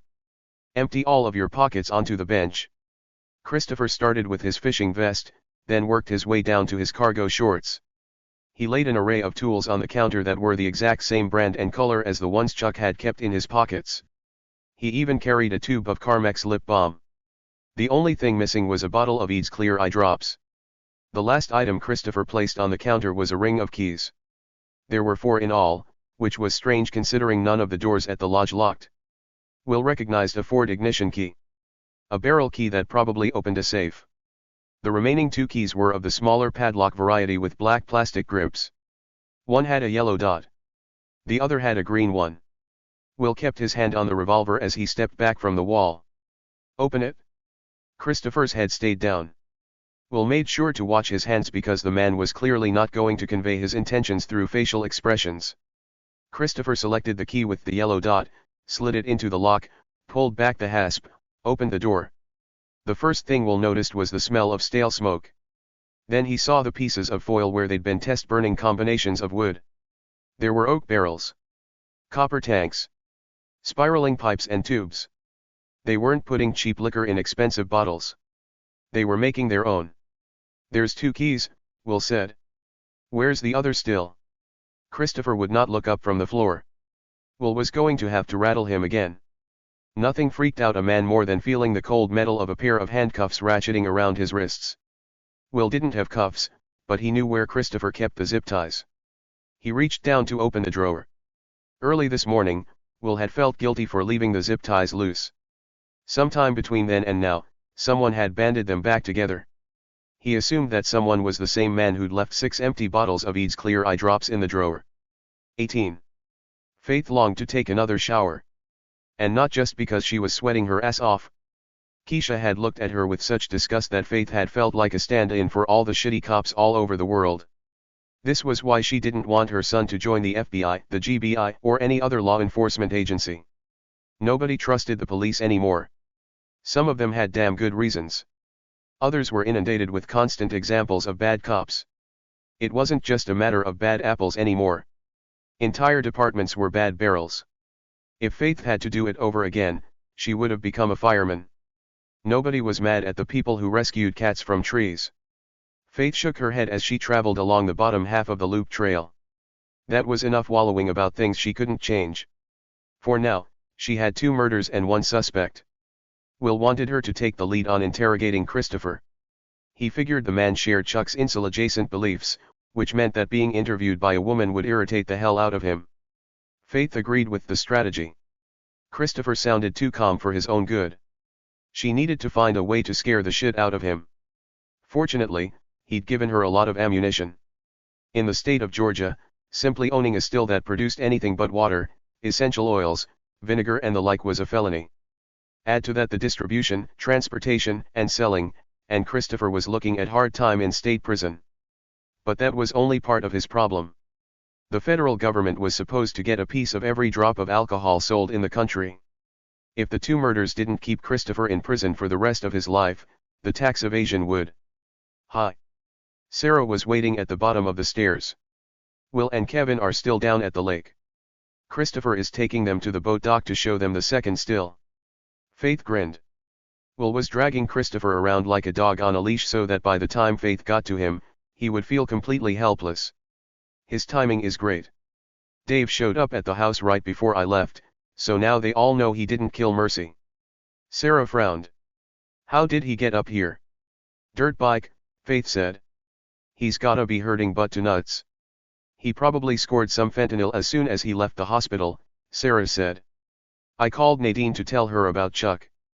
The problem is, the death notice moved the lodge up the list to get the road fixed, so we won't be isolated up here much longer. Well, I've got even worse news. The phones and internet are back up, so this place is no longer our little slice of Cabot Cove. Sarah looked worried. John's been hiding out in the cottage next door. I should tell him that Dave is here. He's probably looking for a reason to go home. I don't know, look at what he has to go home to. Faith thought of a better idea. She tapped the side of her purse. John can't get online from Cottage 9 anyway. Can I show you the map? Maybe you can help me fill in some blanks while I wait for Will to give me the heads up on Christopher. Sure. Sarah motioned for Faith to follow her up the stairs. Faith had to readjust herself first. She'd borrowed a pair of Sarah's yoga pants. They were about a foot too long and an inch too snug. She'd had to roll the waistband 3 times to keep the crotch from dangling down to her knees, then roll up the legs like puckered mouths around her calves. Her milkshake was bringing exactly 0 boys to the yard. The cottage had been cleaned since Faith had showered. Sarah had obviously straightened up. Or maybe Penny had, because Faith picked up the scent of oranges and, while Sarah was tidy, she wasn't that tidy. Sarah asked, "What VE you got?" "Colored markers and a taste for vengeance." Faith sat down on the couch and dug around in her purse for the map. She laid it on the table. I walked around the property with my phone to test the Wi-Fi signal. The yellow lines approximate the reception area. Mercy had to be inside these areas to make the phone calls to Dave. Sarah nodded. So, that includes cottages 1 through 5, plus 7 and 8, plus the main house, plus the dining hall. The relay in the dining hall covers the viewing platform and halfway down Fish Toffer Trail, which is where Chuck died. On the other side, the signal extends a bit into the area below the viewing platform. I didn't want to get too far away from civilization without someone knowing I was down there. Also, there was a shit ton of birds. Sarah said, "It's interesting that both bodies were found in water. Christopher loves the water. Did you know there's a fish talk? My father is on it. So is Christopher. He's really into rainbow trout. Let's start here." Faith pointed to the area where Mercy's body had been found.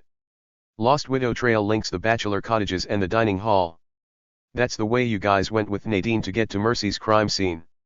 Will ended up taking the same trail when he was running toward the first and second scream. You following? Sarah nodded. You can see the trail kind of meanders around the ravine, which is why it takes about 10 or 15 minutes to get down. But there's a faster way from the dining hall to the bachelor cottages that's not on the map. Alejandro told me about it. They call it the rope trail. I found the ropes, and basically it's a controlled fall down the side of the ravine. If Mercy was running for her life, that's the route she would have taken. Alejandro estimates it would take about 5 minutes to get down. I'll need Will to help me time it out. We can use it to backstop whatever story Christopher comes up with. So, you're saying the first scream, the howl, came from the dining hall, and the last 2 screams came from the bachelor cottages. Sarah looked at the map. That makes sense, but last night, in the moment, I could only tell that the 2 screams came from this general direction. The way sound travels here is strange because of the elevations. The lake is in a caldera. Faith looked through her notes. You were at the compound with John when you heard the second scream for help. Yes. We had a brief conversation, then I heard the scream for help. There was a pause, then another scream please. John ran back into the house. I went to look for Will. Back into the house, Faith repeated. So, when you first saw John, he was coming out of the house. I didn't recognize him at first because it was so dark. He was walking down the stairs with a backpack. He fell to his knees and vomited. What was the conversation? I asked him to sit on the porch and talk. He told me to fuck off. Sounds like a drunk teenager, Faith said. You were looking at him when you heard the 2 screams, though, so that's John off the list. Sarah looked startled. Was he ever on it? Faith shrugged, but as far as she was concerned, every male up here but Rascal was on it. Amanda told me that she wants to get a statement from John, Sarah said. He could help with the timeline. After the scene at dinner, Mercy would have checked on him, at least. Maybe not, Faith said. She could have been giving him space. Either way, I don't imagine he'll be much help. He was probably too drunk to remember anything. Sarah pointed at the map. I can help you identify where everyone else should have been. Sydney and Max, the investors, were in Cottage 1. Chuck was in Cottage 2. Keisha and Drew are in Cottage 3. Gordon and Paul are in 5. Monica and Frank are in 7.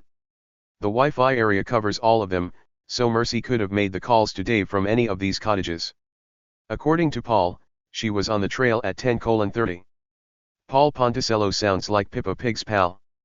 Faith turned back the pages to find the timeline.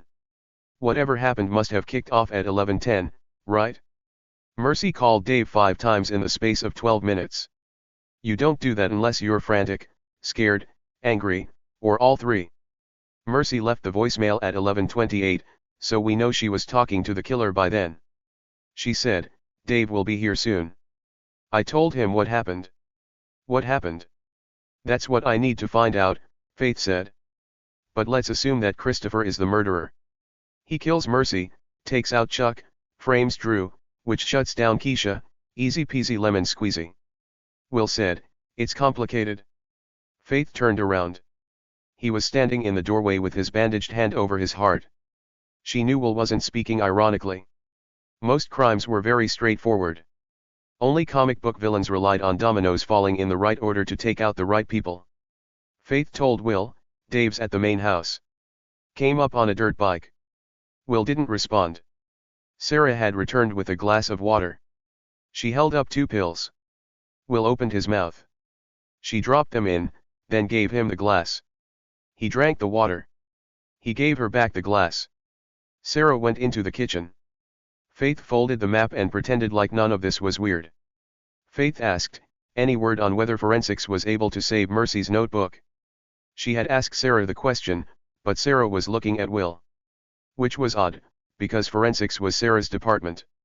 Will gave a tight shake of his head. No word on the notebook yet. Okay. Faith tried to ignore the weirdness. What about the pregnancy? I know the preliminary autopsy didn't rule sexual assault in or out, but are we thinking Christopher could be the father? Sarah looked horrified, but she still didn't speak. Faith tried again, I know we'll eventually get DNA from the fetus, but Mercy was hooking up with other men. It'd be easy for Christopher's defense attorney to argue that one of her hook UPS found out about the pregnancy, got jealous, and stabbed Mercy to death. Will did the tight head shake again, but not as an answer. Sarah, could you talk to John again? You've got a good rapport with him. He's probably seen a lot of things up here. People tend to forget when kids are around. Sarah asked, are you sure? Yes, he said. You're part of this team, too. She nodded. Okay. He nodded. Okay. Faith watched them stare at each other in that secret way that excluded everyone else. She was yet again the hilarious sidekick in their rom-com. Though she would like an award for not looking in Sarah's suitcase when she'd had the chance. She asked Will, ready? Ready. He stepped back so Faith could go down the stairs first. Which was gentlemanly, but also dangerous because Faith had nobody to land on if she fell. She slapped a mosquito off her arm. The sun was like a laser beam drilling into her retinas. She was so ready to get out of this place. Will was more relaxed than usual as they walked down the trail. He stuck his left hand in his pocket. His right was still pressed to his chest. Faith couldn't think of a way to be subtle, so she asked, tell me about you and Dave when you were kids. He looked down at her, clearly needing an explanation. Dave ran away from the children's home, she said. Whatever he was doing down in Atlanta, he probably did to Christopher up here. Will grunted, but he answered, he made up stupid nicknames. Stole your stuff. Blamed you for shit he did. Spit in your food. Found ways to get you in trouble. Sounds like a winner. Faith still couldn't figure out a way to be delicate. Was Dave sexually abusing anyone? He was definitely having sex, but that's not unusual. Kids who are sexually abused tend to focus on sex for connection. And sex feels good, so they want to keep doing it. Was it boys, girls, both? Girls. Faith took the way his jaw tightened to mean that Dave had been with Will's ex-wife. Which hardly made him an outlier. Will said, Being sexually abused as a kid doesn't mean you grow up to sexually abuse kids. Otherwise, half the world would be pedophiles. You're right, she said. But let's isolate Dave from that statistic. He was 13 when he got to the lodge, but they aged him down to 11. Being 13 with everyone treating you like you're 11 is infantilizing. Dave must have felt angry, frustrated, emasculated, confused. But he was also grooming Mercy. He was having sex with her at least by the time she was 15, and he was 20. Where was Christopher when Dave was raping his baby sister? Not protecting her, you mean? I mean, Christopher was afraid of Dave, too. That'd be a really great motive if Christopher had murdered Dave. Maybe we'll get back to the compound and he'll have a bomb strapped to his chest and you'll have to defuse it before it detonates. Will glanced down at her. Come on, danger dog. You've already run through a burning building and nearly tumbled over a waterfall. I would really appreciate it if you didn't describe it that way in your report. He directed her down yet another steep path. Faith saw the lake first. The sun bounced off the surface like a disco ball from hell. She shielded the blinding light with her hand. Kevin was standing by the equipment shed. They'd put a canoe on the ground. Christopher sat in the middle. His wrists were zip-tied to the bar that went across the center of the boat. Will said, Sarah told me the bar's called the crosspiece. The upper edge is called the gunnel. Faith was reminded of when Will had first met Sarah. He'd found the stupidest reasons just to say her name. Hey. Kevin jogged up to meet them. Hasn't made a peep. Faith said, did he ask for a lawyer? Nope. I got it on video when I read him his Miranda rights. Dude looked into the camera and said he doesn't need a lawyer. Faith said, well done, Kev. Agent Dog's body continues to deliver. He pulled a ring of keys out of his pocket. I'll hit you up if I find the safe. Will watched him go. He asked Faith, is Kevin mad at you for the dog's body joke? No idea. Kevin was mad at her for ghosting him after they'd hooked up 2 years ago. I need you to do the scary lurking thing while I talk to Christopher, okay? Will nodded. Faith studied Christopher as she walked toward the canoe. They'd faced him away from the water, giving him a wide-open view to the illegal still in the back of the shed. He was average-looking. Not muscular but not pudgy. His blue t-shirt showed a small paunch. His dark hair was a little mullet-y in the back, just like Chuck's. She walked past him, taking a deep breath as she looked out at the water. Gnats were swirling near the floating dock. Birds were circling. She let out a fake sigh of contentment. God, it's gorgeous out here. I can't imagine having nature as my office. Christopher said nothing.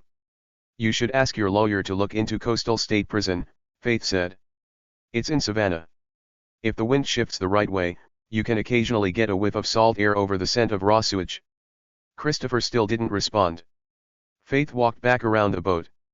Will was leaning against the open door of the shed looking intimidating. She gave him a nod before turning to face Christopher. The suspect was sitting on one of 2 benches.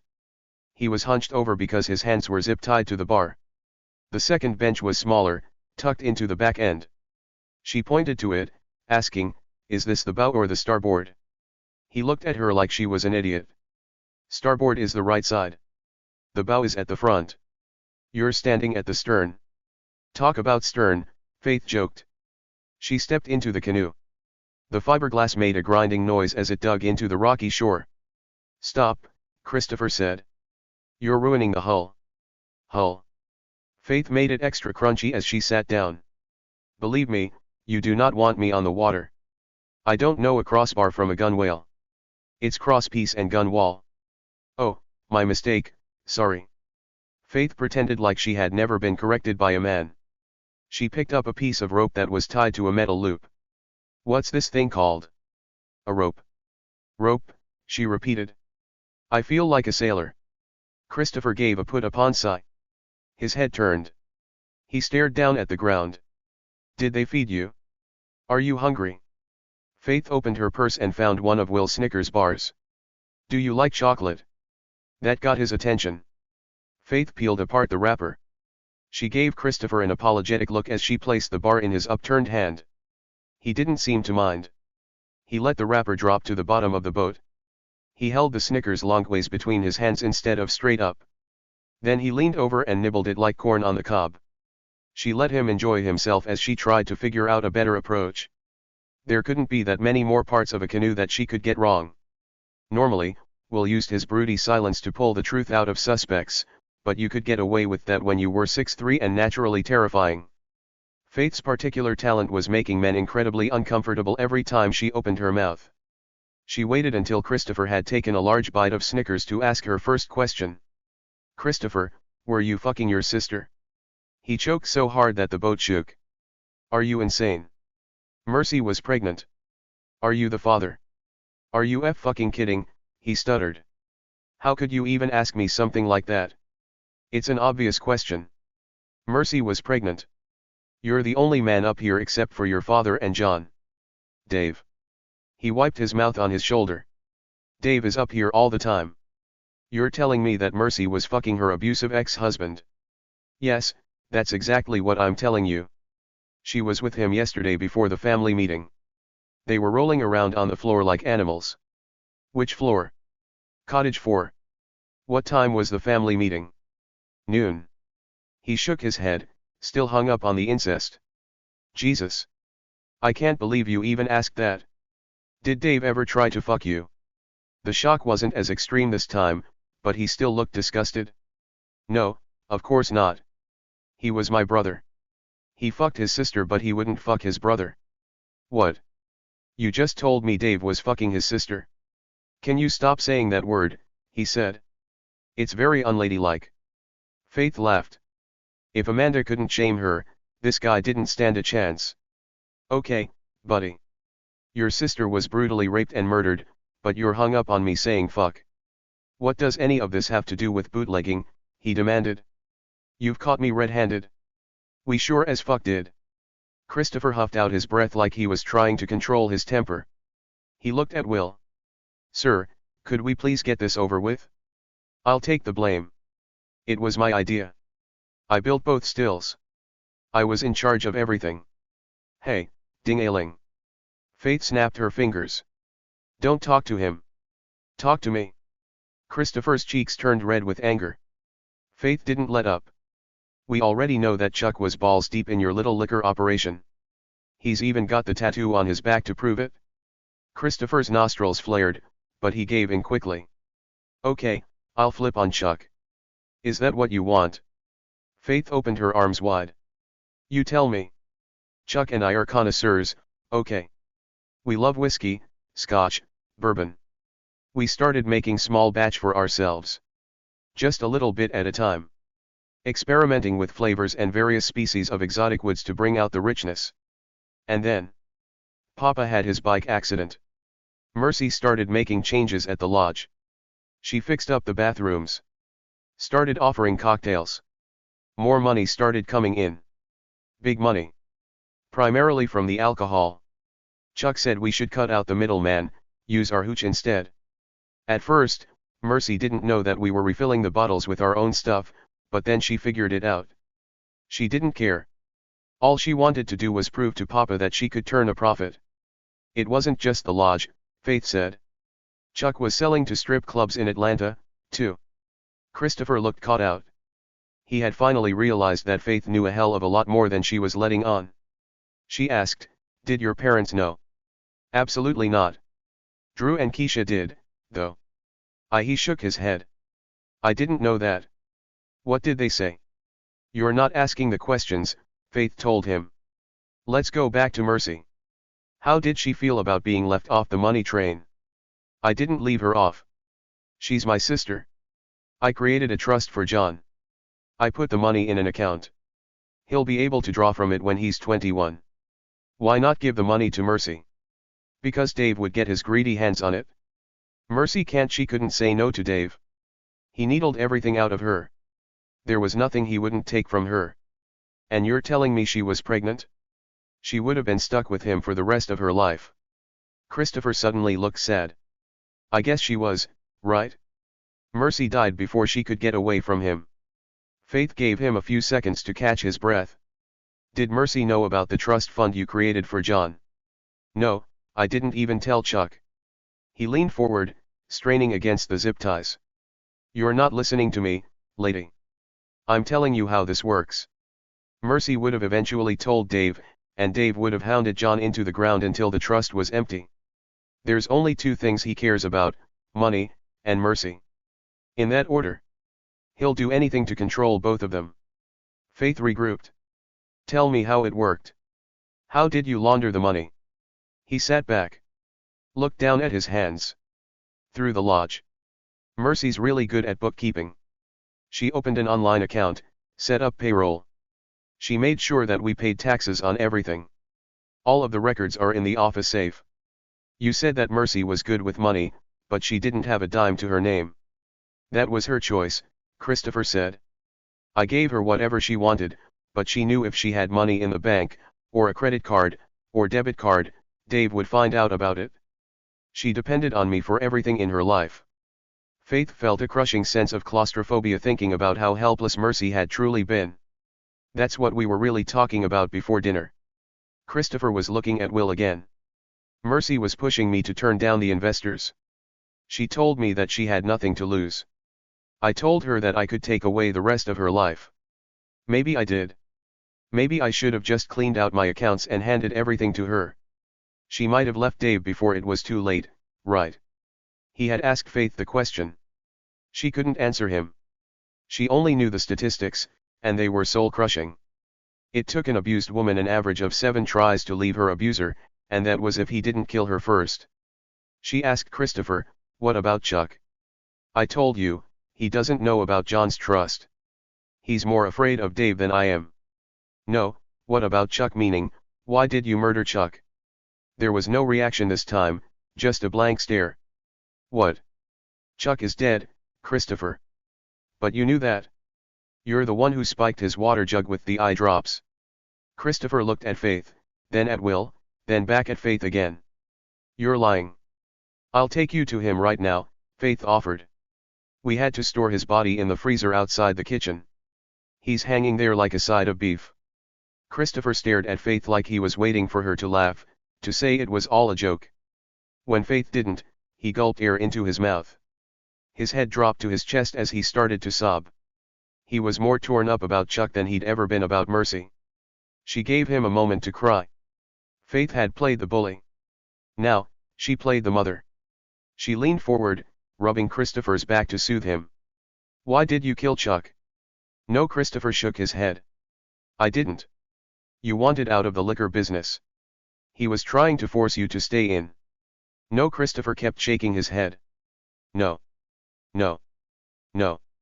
You told Chuck that the business didn't work without Mercy. He was shaking so hard that she could feel it through the hull. Christopher, you're so close to telling me the truth. Faith kept rubbing his back. Come on, buddy. You'll feel better once you get it all out. She hated him, he whispered. Mercy hated Chuck. Faith patted his shoulder, but she kept her mothering tone. Come on, Christopher. Sit up. Tell me what happened. He sat up slowly. Faith watched his stoicism crumble. It was like every emotion he'd ever suppressed had been unleashed. Chuck embarrassed Mercy in front of everybody. I was taking up for her. I wanted to teach him a lesson. What kind of lesson? To stop messing with her, Christopher said. I don't understand. How did he die? I used the same amount as before. Faith was seldom caught out by anything suspects said, but this one gave her pause. You've spiked Chuck's water jug before. Yes, that's what I'm telling you. I'm a distiller. I'm very exact with my measurements.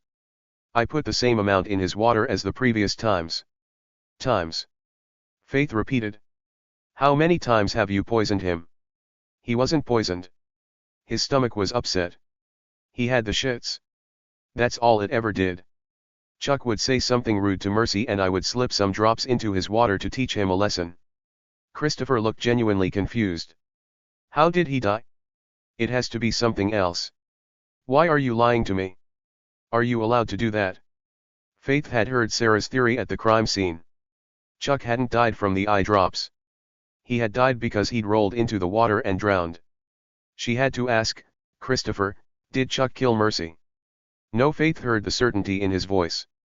She expected he would say something delusional, like Chuck was in love with Mercy, how could he kill her? But he didn't. I knocked him out. You what? We always end the evening with a nightcap.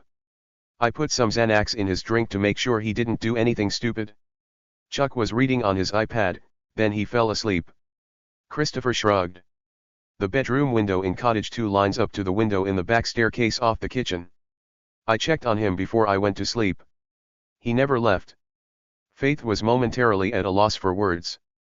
I loved my sister, Christopher said. But Chuck was my best friend. He couldn't help it that he loved Mercy, too. I kept him in check. I stood up for Mercy the only way I knew how. Faith was almost at a loss again. Did Chuck know that you were drugging him? It doesn't matter. Christopher shrugged away the multiple felonies. Mercy was kind to me. Do you even know how that feels when no one else in the world is kind to you? I know I'm weird, but Mercy didn't care. She looked after me. She put herself between me and Papa over and over again. Do you know how many times I watched him beat her down? I'm not talking with his fists. He whipped her with a rope. He kicked her in the stomach. Broke her bones. Wouldn't let her go to the hospital. And then her face, the scar on her face, that's all Papa's fault. He let Mercy carry that guilt around, for Faith saw the look of fear in Christopher's eyes before his head bobbed down again. He had said too much. But maybe not by accident. Christopher wanted Faith to try to pull the truth out of him. What he didn't understand about Faith was that neither of them was going to leave this canoe until she did. She said, Penny Danvers told me your sister got the scar on her face from a car accident at Devil's Bend. Mercy was 17 years old. Her best friend was killed. Christopher didn't respond. Faith asked, how is Mercy's scar your father's fault? Christopher shook his head. How is your father responsible for the scar? Faith waited, but he still didn't answer. What guilt did your father let Mercy carry? Again, he didn't answer. Christopher. Faith leaned forward, edging into his personal space. You told me that you tried to protect Mercy the best way you knew how, and I believe that. I really do. But I don't understand why on earth you would protect your father right now. Mercy was violently murdered. She was left to bleed out on your family's land. Can't you give her soul some peace? Christopher was silent a few seconds longer, then he took a quick breath and pushed out the words, it was him. It was who? Papa. Christopher glanced up before looking back down again. He's the one who killed Gabby. Faith could feel Will's tension behind her. She had to take her own quick breath before she could speak. How did Gabby was so beautiful? And kind. And sweet. I was in love with her.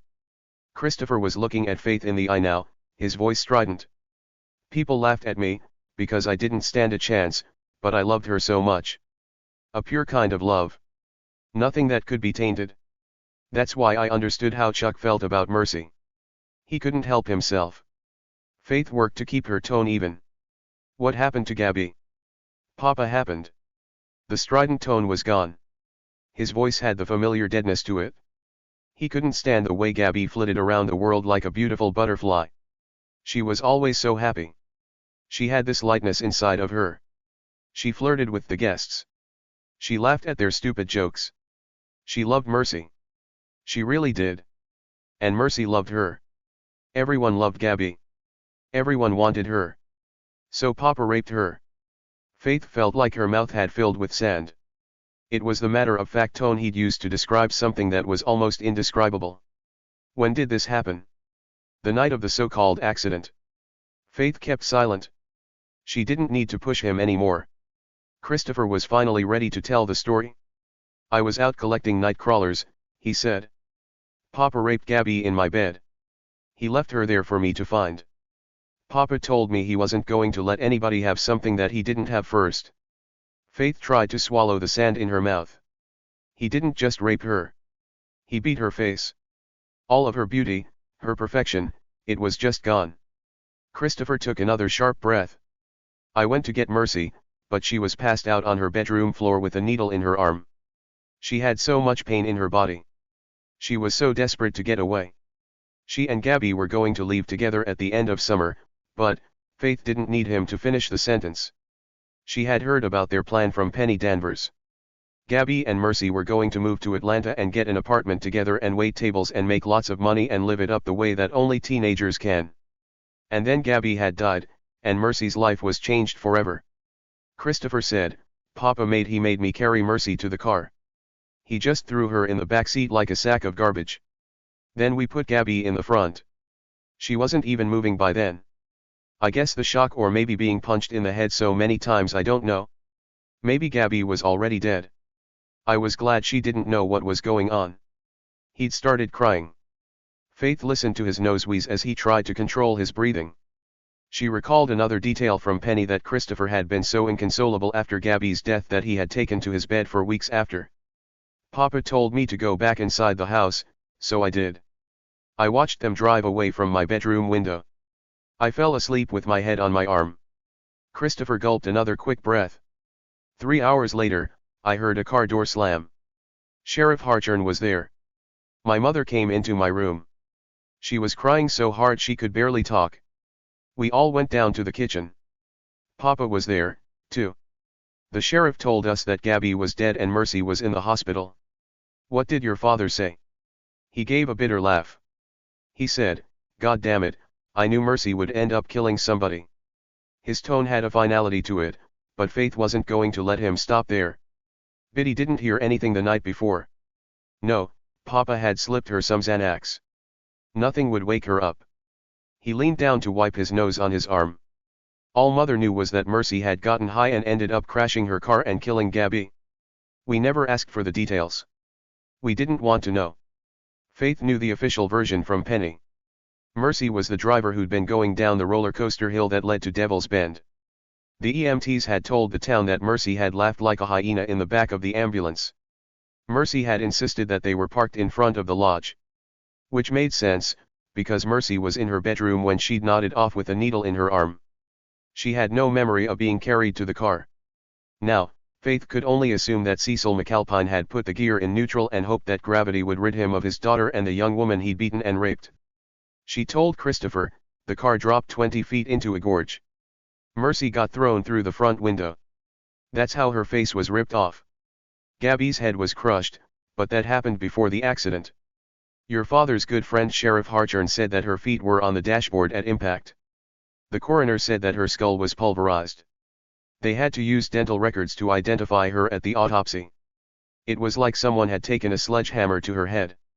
Christopher's lips were trembling. He couldn't look Faith in the eye, but she knew that Christopher couldn't look a lot of people in the eye. She asked, what was Gabby's full name? Gabriella, he whispered. Gabriella Maria Ponticello. 19. Will's brain was vibrating with self-recriminations. Paul had been right in front of him the entire time. Will should have pushed the man about checking in under an alias. He should have done a deeper dive into Paul's past. Delilah had told Will about Gabby less than an hour after Mercy's death. Will had a sick feeling that he knew exactly what the tattoo on Paul's chest said. You didn't have a word permanently imprinted over your heart unless that word was important to you. Will had looked right at it and hadn't been able to read it. Faith had needed less than a minute on her phone to confirm Paul's connection to Gabby. She'd found an obituary in the Atlanta Journal-Constitution archives. Gabriella Maria Ponticello had been survived by her parents Carlos and Sylvia, and her younger brother Paul. Kevin, Faith said. Circle around to the other side. I want you to take Gordon to Cottage 4.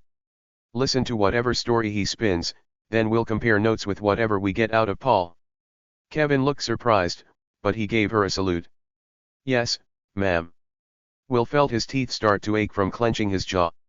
Faith was giving the interview to Kevin because she felt the need to babysit Will.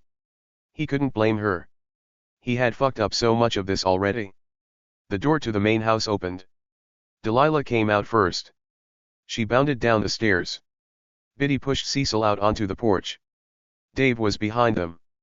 He lit a cigarette, then blew out a stream of smoke as he followed them to the wheelchair ramp off the back of the house. Faith tugged at Will's sleeve, pulling him into the forest. They were waiting for the compound to clear out. Christopher was zip-tied to a paddle wheel inside the boathouse. Sarah was with John. Cocktails had started 5 minutes ago. Monica and Frank had been the first to leave. Then Drew and Keisha. With the rest of the family heading down, that left Gordon and Paul. The lights were on in Cottage 5, but the men hadn't come out. And why would they? Thanks to Will, Paul was confident that he'd gotten away with murder. Will couldn't hold it in any longer. He told Faith, I fucked up. I'm sorry. Faith said, tell me how you fucked up. Paul has a tattoo on his chest. I know it says Gabby. I saw it, but I couldn't read it fast enough. He covered it with a towel. Faith was silent a beat too long. You don't know that. I know it. You know it. Amanda will know it. Sarah will. He felt like his stomach had filled with diesel fuel. Keisha told me that Paul and Gordon were late to breakfast. That's when Paul hid the broken knife handle in their toilet tank. I scared the shit out of her and drew for nothing. They were terrified of being shot. And Chuck would probably still be alive. Christopher was supposed to be guiding guests this morning. Chuck would have been asleep in his bed. Wrong, Faith said. The activities were cancelled because of Mercy. Will shook his head. None of it mattered. Penny told me about the car accident, Faith said. I could have followed up on it hours ago. I had Gabby's first name. I could have cross-referenced it with all the other names, including Paul's. That's how I found the obituary. Will knew she was clutching at straws. We've got to get a confession out of Paul. I can't let him get away with this because of my mistake.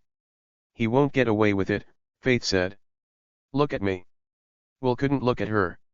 Christopher's going to do serious time. We'll use his testimony to get Cecil for murdering Gabby. We'll arrest Paul for killing Mercy. God knows how many strip clubs in Atlanta were buying moonshine off Chuck. They almost killed Monica with that shit. None of this would have happened if you weren't up here. Do you think Biscuits would have investigated Mercy's murder? You're the only reason Paul is going to get caught. And Christopher. And Cecil. Faith, I know you're trying to make me feel better, but every word out of your mouth sounds like pity. The door to Cottage 5 opened. Gordon came out first, then Paul. They were laughing about something because they had no idea that hell was about to rain down on them both. Will said, let's go. He jogged across the compound. Kevin came from the other side. He grabbed Gordon by the arm. Excuse me. Gordon said, but Kevin was already pulling him away. Hey. Paul tried to go after him. Will put a firm hand on the man's chest. Paul looked down. There was no flirty banter this time. His mouth went into a straight line. All right. I guess we're doing this now. Faith said, let's go back inside. Will kept close to Paul's heels in case he tried to run. Kevin took Gordon into Cottage 4. The lights came on. The door closed, but not before Gordon gave Paul a steady look.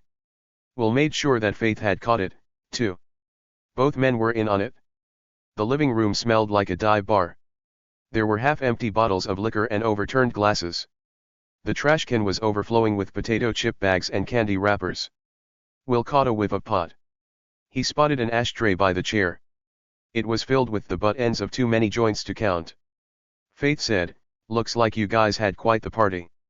Anything in particular you were celebrating? Paul raised an eyebrow. Are you sorry we didn't invite you? Gutted. Faith pointed to the couch. Sit. Paul sat down with a huff. He leaned back, his arms crossed. What's this about? Faith asked, you're the one who said I guess we're doing this. What are we doing? Paul looked at Will. You saw the tattoo. Will felt like a metal spike had gone into his chest. Paul said, I kept watching you guys circling around all day. Was it Mercy? Did she tell someone before she died? Faith asked, what did she have to tell? Will watched Paul unbutton his shirt, then pull back the material to show his chest. The tattoo was ornate, decorated with red hearts and multicolored flowers. From this distance, all that Will could make out was the G, but that was probably because he already knew the name. Faith leaned forward. That's clever. You can't really see the name unless you know what you're looking for. Do you mind? Paul shrugged as Faith took out her iPhone. She snapped several photos, then sat back in the chair with a sigh. Paul asked, am I a suspect or a witness? I can see why it's confusing, Faith said. Because you're acting like you're not either one of those things. White male privilege, am I right? Paul reached for a bottle of liquor. I need a drink. I wouldn't do that, Faith said. It's not Old Rip. It's still alcohol. Paul took a large gulp straight from the bottle. What are you guys looking for? Faith looked at Will like she expected him to take over. He assumed that his silence would outlast her, but this time, it didn't. Paul said, "Hello?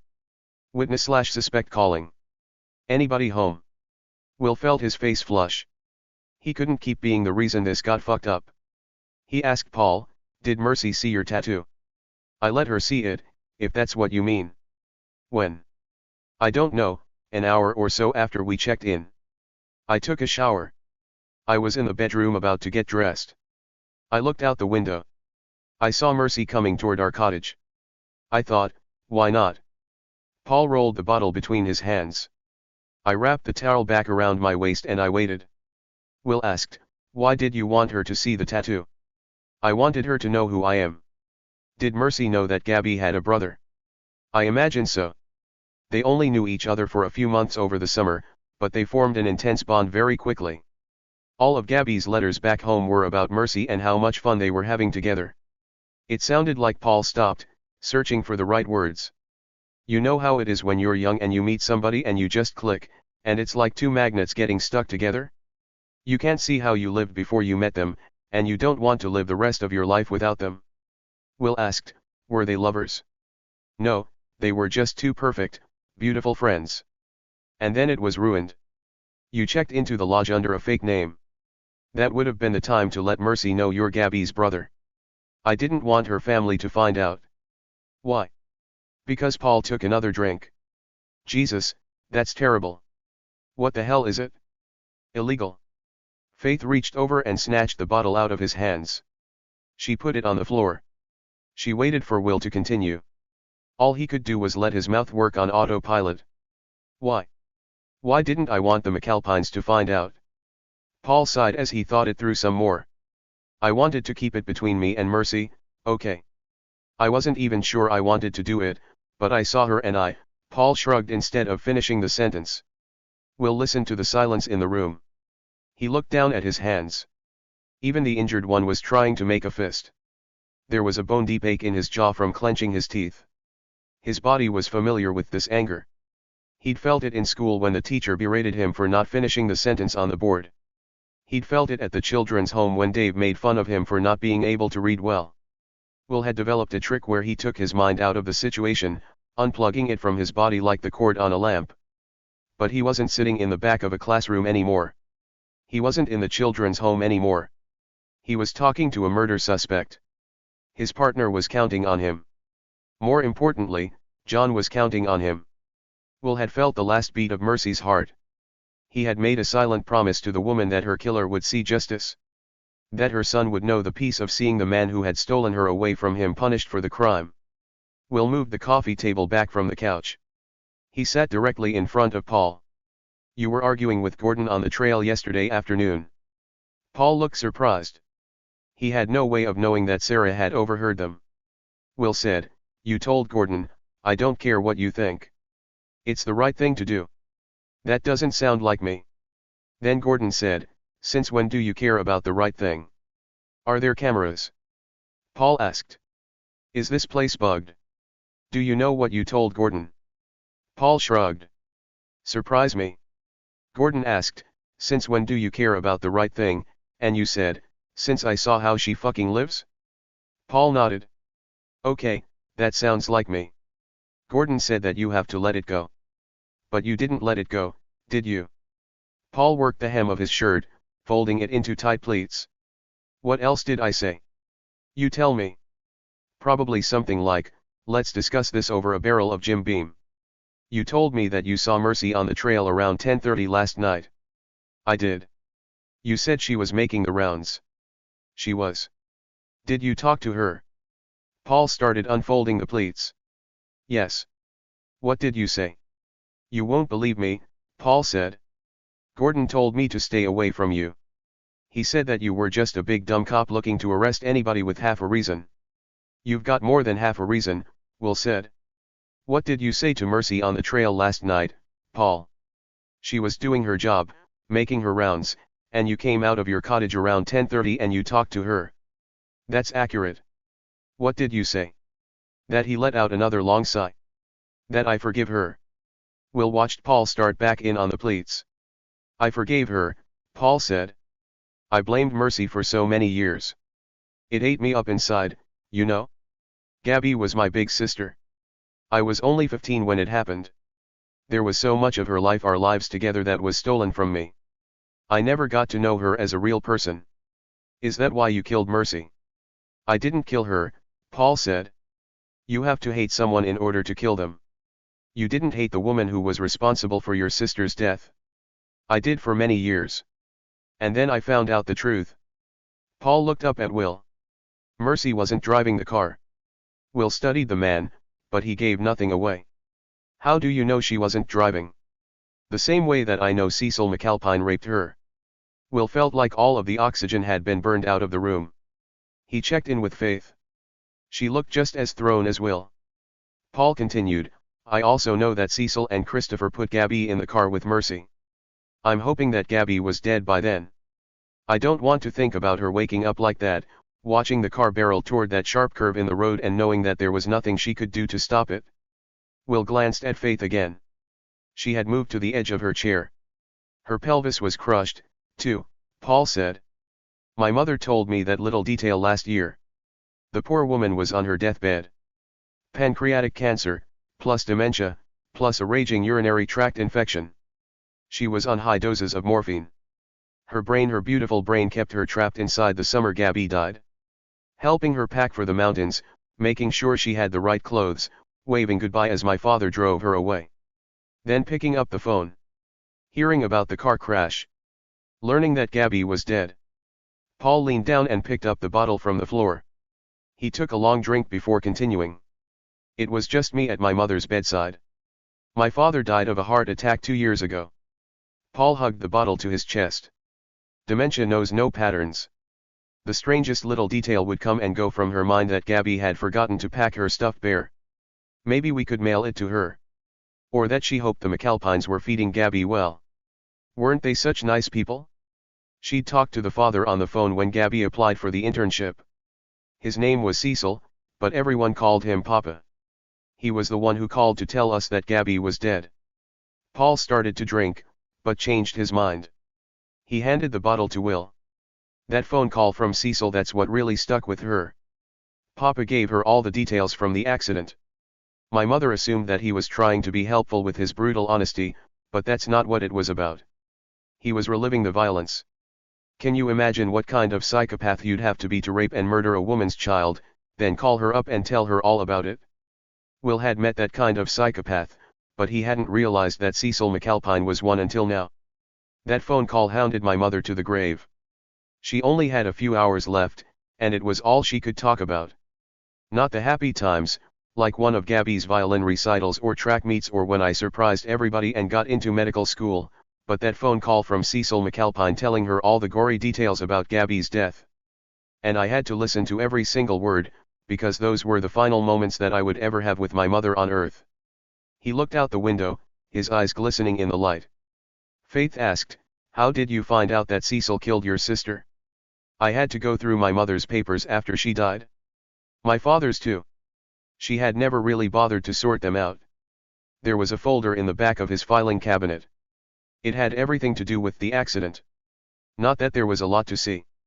A 4-page police report. A 12-page autopsy report. I'm a plastic surgeon. I've worked on people after car accidents. I've testified at criminal and civil trials about the damage. I have never seen a case that didn't have boxes of paperwork. And that's not even with a death. Gabby died. Mercy almost died. You're telling me that only took 16 pages? Will had read his share of autopsy reports, too. The man was right. Did they run a toxicology? You're not just a pretty face after all. Paul's smile had a sad quality. That was what really stood out. Gabby had marijuana and a high concentration of alprazolam in her system. Xanax, Will said. The McAlpines had a predilection for the drug. Gabby smoked, but she liked being up, Paul said. She took stimulants, Adderall, Molly, sometimes coke if anybody had it. She wasn't addicted. She just liked to party. It's one of the reasons my father forced her to do the internship at the lodge. He's the one who found the listing. He thought the fresh air, hard work, and exercise would put her on the right track. Will said, Mercy was never charged with anything related to the accident. Your parents didn't find that odd? My father was a big believer in truth, justice, and the American way. If a cop said there was nothing to see here, then there was nothing to see here. Faith cleared her throat. Which cop? Jeremiah Hartshorn the first. Number 2 has the job now, which is an appropriate designation. Did you talk to him? No, I hired a private detective, Paul said. He made phone calls, knocked on doors. Half the people in town refused to talk to him. The other half seethed every time he mentioned Mercy's name. She was a whore, a junkie, a murderer, a bad mother, a waste, a witch, possessed by Satan. Every single one of them blamed her for killing Gabby, but it wasn't really about Gabby. They just fucking hated Mercy. Will asked, how did you find out what really happened? We were approached by an informant.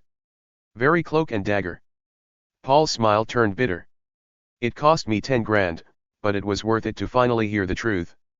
Obviously, I wasn't able to do anything about it. The asshole shut up as soon as he had the cash. Wouldn't testify. Refused to go on the record. We looked into him. He's an oily little turd. I doubt his testimony could have sent Jeffrey Dahmer to jail for jaywalking. Will knew the answer already, but he had to ask, who was the informant? Dave McAlpine, Paul said. You arrested him for Mercy's murder, but for some reason let him go. You know he's not just her ex-husband, right? He's also her adopted brother. Will rubbed his jaw. There wasn't anything Dave touched that didn't turn to shit. What did you say to Mercy on the trail last night? Paul slowly let out a long breath. First, you should know a bit more about Gabby's letters. She wrote at least once a week. She loved Mercy so much. They were going to rent an apartment in Atlanta, and you know how stupid you are when you're 17. You do the math and you can live off mac and cheese for 10 cents a week. Gabby was so happy to have found a friend. It wasn't easy for her in school. I told you about the violin. She was in band. She'd been teased for years. It wasn't until she blossomed into her looks that she finally had some kind of life. And Mercy was her first friendship as part of that life. It was special. It was perfect. Will asked, what's the second thing? Gabby also wrote about Cecil. She felt like he was hurting Mercy. Abusing her physically, maybe something else. I don't know the specifics because she didn't say. I doubt she had the words, really. Gabby didn't grow up with fear. This was before the internet took away our innocence. We didn't have 20 zillion podcasts about beautiful, young women being raped and murdered. Will could hear the sadness in his voice. The one thing that was clear was that Paul had loved his sister. Still, he hadn't answered the original question. What did you say to Mercy on the trail last night? I asked her if she knew who I was. She said yes. I told her that I forgave her. Will waited, but he had stopped. Faith prompted, and I had this long speech prepared about how I knew that she had loved Gabby, that they were best friends, that Mercy hadn't been at fault, that it was her father all along, that she had nothing to feel guilty about, all of those things. But Mercy never gave me the chance to say any of them. Paul forced a smile onto his face. She spit on me. Literally. Just horked up something ungodly and let loose. That's all. Faith asked. She didn't say a word. Yeah, she told me to go fuck myself. Then she walked toward the house. I watched her until she went inside and slammed the door. Faith asked, and then what? And then nothing. I was stunned, obviously. And I wasn't going to chase her down after that. She made it clear how she felt. So, I walked back inside and sat down exactly where I'm sitting now. Gordon had heard everything. We were both kind of speechless, to be honest. I hadn't been expecting a hallmark moment, but I thought I would at least start a dialogue, maybe help both of us get some closure. The sadness had left his voice. Now, he sounded perplexed. Okay, I need to rewind a bit. Faith obviously shared Will's skepticism. Mercy spit on you, and you didn't do anything. What could I do? I wasn't mad at her. I pitied her. Look at how she's living up here. Everyone in town despises her. She's trapped on this mountain with the father who framed her for killing her best friend. The whole family buys into her guilt. She lost her face because of that man. Think about that part. Mercy's own father took away her face, and she's living with him, working with him, eating meals with him, taking care of him. And on top of that, her own ex-husband, or brother, or whatever you want to call him, took 10 grand off me for the truth, but he's never told her what really happened. It's just so fucking sad. Will asked, how did Dave know the truth? That part I cannot tell you. He shrugged. Offer him another 10 grand. I'm sure he'll capitulate. Will would get to Dave later. You didn't seem fazed this morning when I announced that Mercy had been stabbed to death. I was very drunk and very high, Paul said. Gordon stuck me in the shower to sober up. That's why I wasn't at my best when you saw me. The water had turned brutally cold. Faith asked, how are you sure that Mercy didn't know her father was responsible for Gabby's death? The husband/brother told me she had no idea. Worse, he came across as a bit of a prick about it. Arrogant, like haha I know this thing that she doesn't know, look at how clever I am. That sounded like Dave all right. I knew it was true the very first time I talked to Mercy, Paul said. I was trying to pull it out of her, right? To see if she really knew what her father had done. I talked about the money this place brings in, how nice it is up here. I thought maybe she was in on it, or was covering for her father. But? Faith asked. I asked her about the scar on her face, and she tried to cover it with both hands. Paul shook his head. The memory clearly stirred up some emotion. Mercy looked so damn ashamed, you know? Not just regular ashamed, but the kind of shame where you feel like your soul has been punched out of your body. Will knew about that kind of shame. The fact that Dave had forced it onto Mercy, that he had used it to punish the mother of his child, was unconscionably cruel. That's why Gordon and I were fighting on the trail. I knew I had to tell her the truth. And I tried, but she made it clear she wasn't interested. Gordon was right. I've already lost my sister and both my parents. It's not my job to fix this fucked up family. It's all beyond repair. Faith put her hands on her knees. Do you remember anything else about Mercy last night? Or the family? Did you see anything? Maybe I listen to too many podcasts, too, but it's always the thing you don't think that matters that actually ends up mattering. So Paul shrugged. When Mercy went into the house and slammed the door, I was still absolutely stunned. I stood there for a moment staring in disbelief. And I swear to God I saw someone on the porch. Who? Faith asked. I'm probably wrong. I mean, it was dark, right? But I swear it looked like Cecil. Why would you be wrong about that? Because after the door slammed, he stood up and walked back inside. 20. Sarah matched her pace to John's shuffling stride as they followed the loop trail to the dining hall. She had delayed their departure because she wasn't going to take a 16-year-old to cocktails. This seemed like a silly line to draw considering John was stoned when she'd knocked on the door to Cottage 9. She'd bribed her way in with bags of potato chips and 2 Snickers bars that Will was certain to miss. John had absorbed the news of his father's innocence in shocked silence. He was clearly overwhelmed by the events of the last 24 hours. He'd stopped trying to hide his tears. He'd only stared at Sarah in disbelief, his hands trembling, his lower lip quivering, as she'd relayed the facts. Dave was innocent. They had another suspect, but Sarah wasn't at liberty to tell him any more than that. She had offered to take him to his grandparents, but Faith had been right. The boy was in no hurry to go home. Sarah had kept him company as best she could. They had talked about trees and hiking trails and anything but the fact of his mother's murder. Sarah could tell by the way he spoke the lack of ums and ers and likes that peppered most teenagers' sentences that he had been predominantly raised in the company of adults. That those adults all shared the last name McAlpine was a very bad luck of the draw. John kicked a pebble off the path, his foot raking through the dirt. He was visibly anxious. He knew better than Sarah that they were close to the dining hall. He was probably thinking that his presence after being gone for so many hours would create a stir. The last time he'd been inside the building, he'd been blind drunk and screamed at his mother that he hated her. Sarah asked, "Are you sure you want to do this? It's not exactly private. A lot of the guests will be there, too." He nodded, his hair flopping into his eyes. "Will he be there?" Sarah knew he meant Dave. "Probably, but I could be the one to tell your family that you're back. You could wait for them at the house." He kicked another pebble, shook his head. She assumed they would continue on in silence, but John cleared his throat. He glanced at her before his eyes went back to the ground. He asked, "What's your family like?" Sarah considered her answer. "I have a younger sister who's got a daughter. She's studying to be a midwife. My sister, not my niece."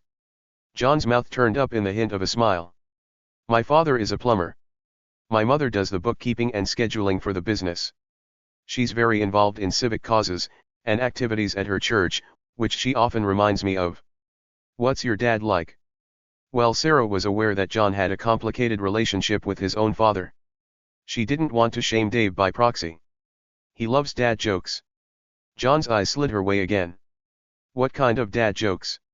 Sarah thought about the card her father had put in her suitcase.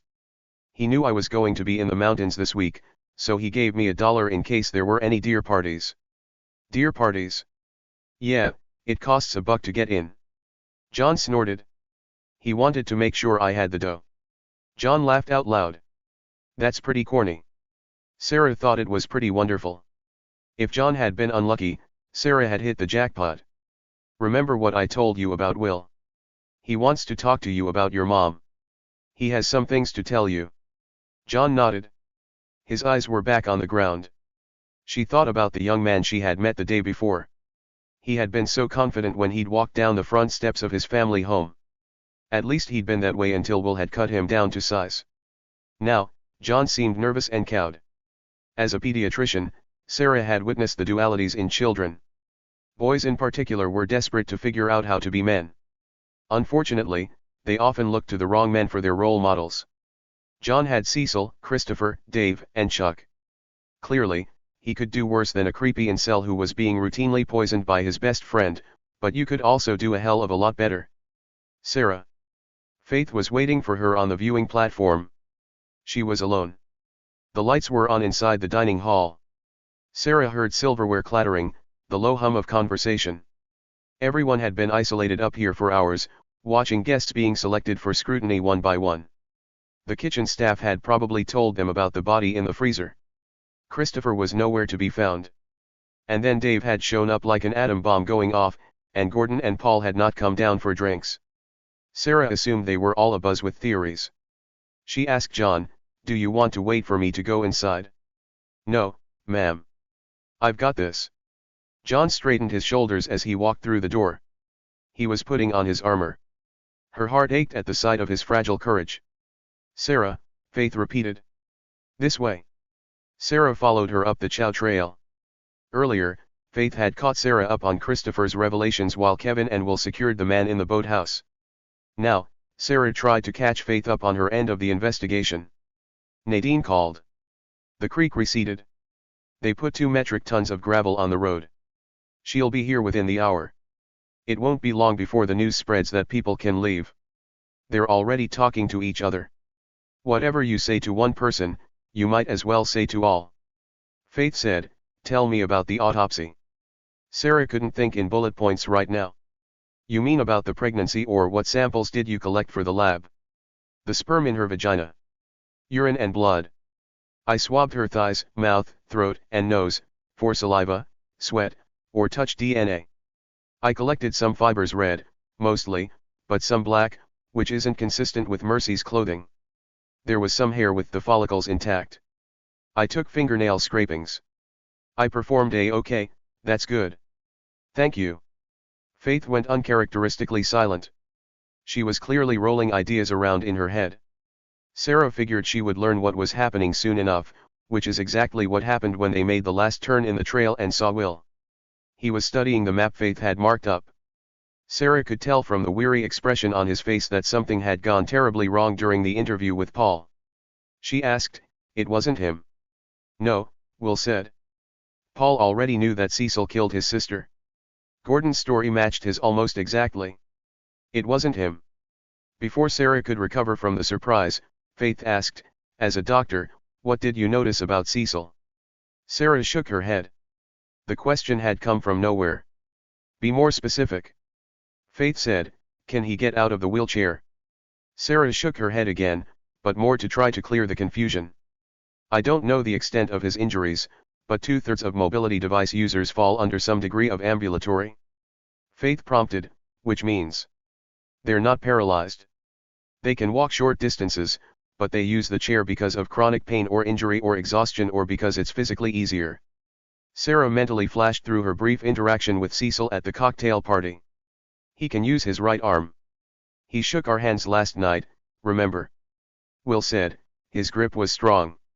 You're right, but there's no way to extrapolate from that data point absent a full exam. Sarah tried to think it through, but she couldn't see a way to be helpful. I can't tell you whether he can walk unless I see his medical chart and talk to his doctors. Even then, willpower is amazing. Look at how long Mercy stayed alive after being stabbed so many times. Science will never explain everything.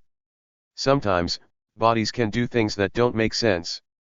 Faith asked, can they get an erection? Sarah felt the shock of the implication. They had honed in on Cecil. Give me more information. Will said, you were in the house. Did you see where Cecil was sleeping? They converted one of the sitting rooms on the ground floor, Sarah recalled. He's using a regular bed, not a hospital bed. But this might not mean anything, but I would expect a bedside commode. The downstairs toilet is too narrow for a chair. The bathtub didn't have a transfer seat. Cecil was in boxers when I saw him on the front porch this morning. He wasn't wearing a urine collection bag. There weren't any catheters in the bathroom. I also saw a set of men's toiletries laid out on a shelf above the toilet. Even if the bathroom was accessible, he wouldn't be able to reach them from a chair. Faith said, you told me it was weird that there's not a wheelchair van in the parking pad. I didn't say it was weird. I said that he probably had people to help lift him in and out of the truck. Biddy's too small to do it on her own. She could have asked John or Christopher. Or Dave, for that matter. Wait, Will said. When I rang the bell, Cecil was the first to come out. Then I saw Biddy, but I didn't see her pushing the chair. Cecil was just there, and then Biddy was there. Christopher didn't show up until later. Neither did John. Delilah was still upstairs when I came back from Gordon and Paul's cottage. You said it yourself. There's no way Biddy could lift Cecil on her own. She's not even 5 feet tall, maybe 100 pounds in her socks. So how did Cecil get in his chair? He got up and walked, Faith said.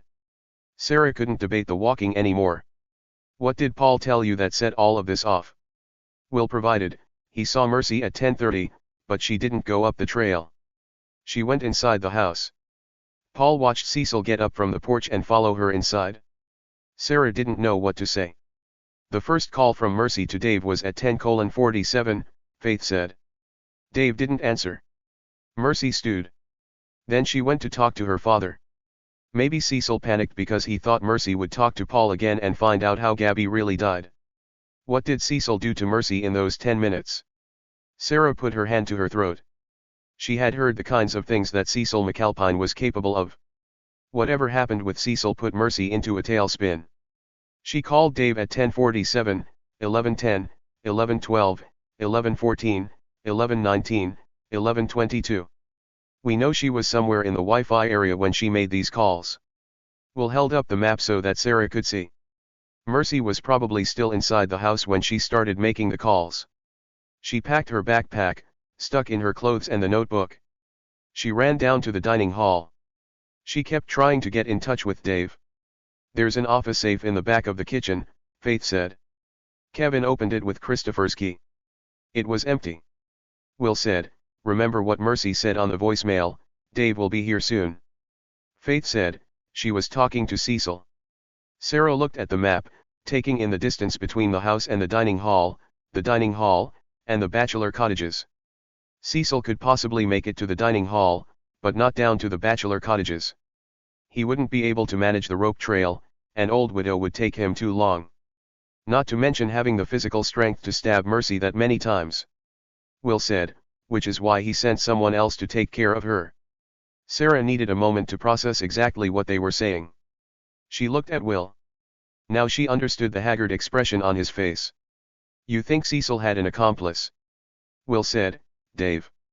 Sarah felt it all clicking together. Mercy was trying to block the sale. With her out of the way, Dave would control John's vote. He's got a money motive. He's got more than that, Will said. He's helped Cecil clean up his messes before. Faith took over. Dave knew that Cecil staged the car accident. He told Paul last year in exchange for some cash. Look, Sarah watched Faith swipe her finger across her phone to pull up a county map. Devil's Bend is near the quarry on the outside of town, about a 4 to 5 minute drive from the lodge. Christopher said 3 hours elapsed between the time Cecil drove away with Gabby and Mercy in the car and the time the sheriff came to notify them about the accident. There's no way Cecil could have hiked home in 3 hours. There's an entire mountain between the two locations. Someone had to drive him. Sarah said, Dave. 14 years ago, Dave helped Cecil cover up Gabby's murder, Faith said. And last night, Dave helped Cecil kill Mercy to cover up for him again. Sarah was convinced. What are you doing? What's the plan? Will said, I want you to find a way to get John out of there. I'm going to stir up Dave. Stir up Dave. Sarah didn't like how that sounded. How are you going to stir him up? Will told Faith, give us a minute. Sarah felt every hair on the back of her neck stand on end when Faith walked down the trail.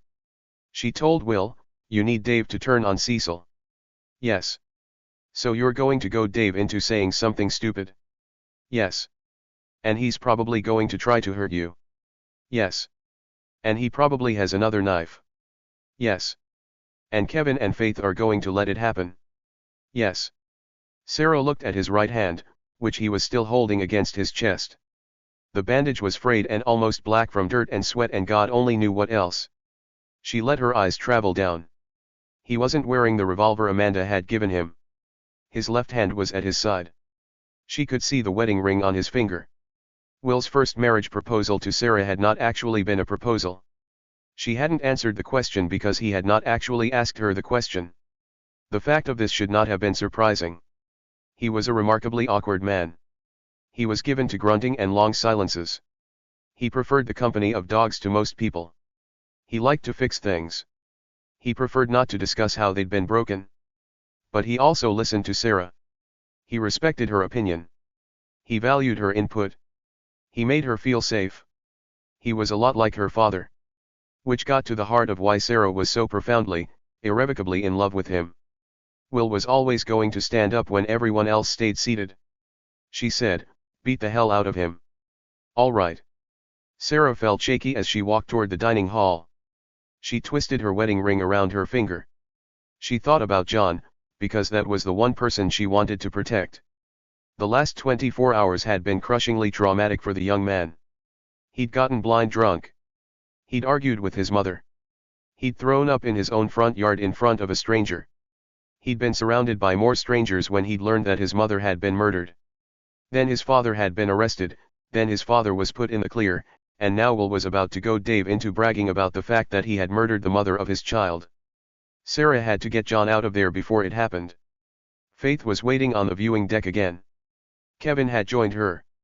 He said, I got the kitchen staff out of the way. They're up in cottage 4 until this blows over. What about the guests? Will said, we'll play it by ear. We want Dave to put on a show. He might want an audience. Sarah looked up at Will. What if I can't get John to leave? Then he'll hear what he hears. Sarah took a deep breath. That was a hard reality to swallow. She nodded. Okay. Faith warned, keep an eye on Biddy. Remember what I said about her acting like Dave's psycho ex. She might be unpredictable. That part Sarah was ready for. Nothing that happened in this place could surprise her anymore. Let's get this over with. Kevin opened the door. Sarah walked into the dining room first. The scene was familiar. 2 tables, only one of them set for dinner. Supper had already been served. Dessert plates were scraped clean. Wine glasses were half empty. Instead of being grouped together, the couples had spread out, each of them in different camps. Frank and Monica were with Drew and Keisha. Gordon and Paul were seated with Delilah. Cecil's chair was at the head of the table. Biddy was on his left with Dave beside her. John was on Cecil's right, directly across from his grandmother. Sarah felt all eyes on her as she sat down beside John. Being so close to his father had sapped the young man's courage. His hands were gripped together in his lap. There were sweat marks on his shirt. His head was bowed, but even Sarah could feel the white-hot hate that he was directing across the table at Dave. Sarah touched his arm. Can I talk to you outside? Hell no, Dave said. You people VE already deprived me of enough time with my boy. Biddy said, that's the damn truth. I want all of y'all out of here as soon as the road is open. Quiet, Cecil said. He was gripping his fork in his right hand. He stabbed a piece of cake. He chewed noisily in the silence. John kept his head down. His anguish was as palpable as his anger. Sarah wanted to wrap her arms around him and whisk him away, but she couldn't interfere with the investigation. Will and Faith had already taken up their positions. Kevin was blocking the entrance. Faith stood at the opposite end of the table. Will had put himself close to Dave, which also gave him proximity to the kitchen door. They had formed a perfect triangle. So. Cecil barked. What's this about? Biddy asked, where is my son? Faith said, Christopher's been arrested for producing, distributing and selling illegal alcohol. There was a short period of silence that was broken by Dave's laughter. Damn, he said. Way to go, Fischtoffer. Here, here. Paul raised a glass. To Fischtoffer. Monica tried to join the toast, but Frank held down her hand. Sarah looked at Biddy. The woman's attention was squarely on Dave. His demeanor had changed. He knew this was not a friendly conversation. He rapped his fingers on the table as he looked first at Kevin, then Faith, then finally, he turned his head to look up at Will. Hey, trash can. How's your hand? Will said, better than your balls. John snickered. Sarah kept her voice low when she suggested, why don't we leave? Dave said, keep your ass in that chair, boy. John had frozen at the sharp order. Biddy made a tooting sound. Sarah looked at the silverware settings. 2 types of forks, a knife, a spoon. Any one of them could be turned into a weapon. She knew that Will had made the same calculations. His gaze had stayed not on Dave's face, but on his hands. Sarah looked at Biddy's hands, too. They were folded on the table. So. Dave said. What ya got, trash can? Faith answered, the coroner called. She found some evidence during Mercy's autopsy. Biddy huffed, is this an appropriate venue to discuss such matters? Paul said, I think tonight would be a great night for all of us to hear the truth. Sarah caught Faith shutting him down with a look. Or not. Paul returned his glass to the table. Faith said, the coroner scraped under Mercy's fingernails. She found pieces of skin, which means that Mercy scratched whoever attacked her. We're going to need DNA from every person in here. Dave laughed. Good fucking luck, lady. You need a warrant for that. Judge Framingham is signing off on it right now. Faith spoke with such authority that Sarah almost believed her. You know the judge, don't you, Dave? He presided over a couple of your DUIs, right? He's the one who pulled your driver's license. Dave traced his finger along the fork beside his plate. You're just gonna take everybody's DNA here. That's right, Faith said. Every single person. Drew said, you can't do that. There's no reason to suspect you don't need my fucking DNA, Cecil said. I'm her goddamn father. Sarah flinched at the explosion of rage. Her mind immediately went to Gabby, then Mercy. Mr. McAlpine. Faith kept her voice calm. There's something called touch DNA, which means that anybody who came into physical contact with Mercy, whether it was Biddy or Delilah or you or John or even one of the guests, left some of their genetic material on her body. We have to establish profiles on everyone so we can isolate the killers. The kitchen staff and Penny have already given samples. It's really not that big a deal. Okay. Delilah surprised everyone by speaking first. I held Mercy's hand.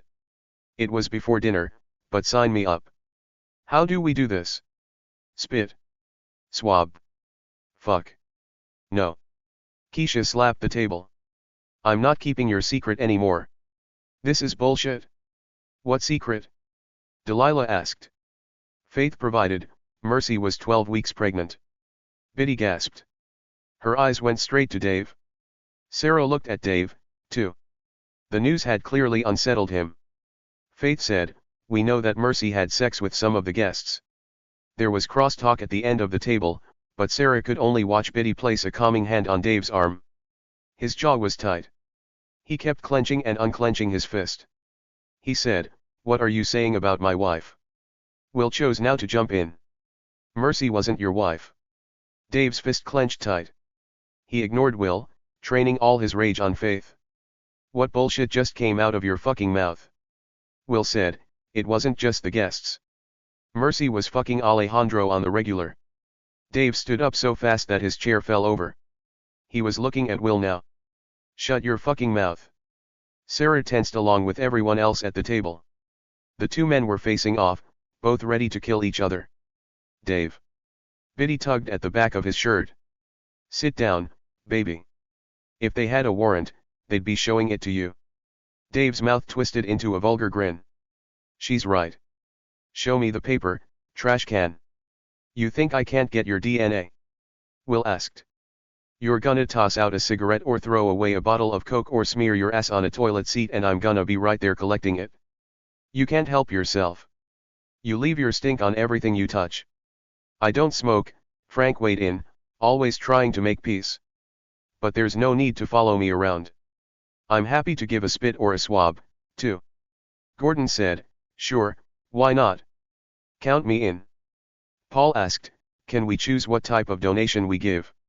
Sarah watched John drop his face into his hands. He let out a sharp cry as he pushed away from the table. He ran across the room, almost barreling into Kevin. The door banged shut behind him. The sound echoed in the silence. Sarah didn't know what to do, whether to go after him or stay. My precious boy, Biddy whispered in the silence. Dave looked down at his mother.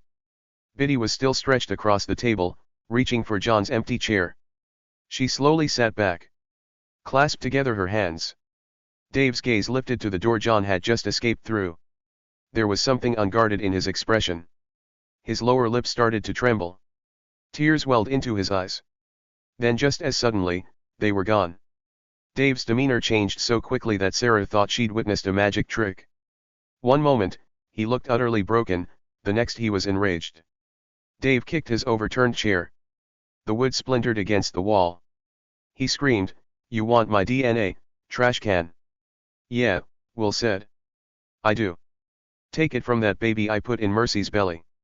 Ain't nobody else ever touched her. That fucking kid is mine. There he is, Will said. Father of the Year. You're goddamn right I am. You're so full of shit, Will said. Mercy was the only real parent John ever had. She kept him safe. She provided for him. She put a roof over his head and food in his mouth and love in his heart, and you took that from him. We gave John those things. Dave yelled. Me and Mercy. It was always me and her.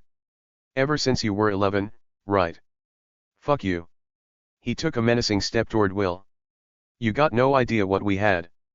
Mercy loved me since she was a baby. Like a good little sister. You motherfucker, Dave muttered. You know exactly what we had. I was the one she loved. I was the one she cared about. I was the only man who ever fucked her. You fucked her all right.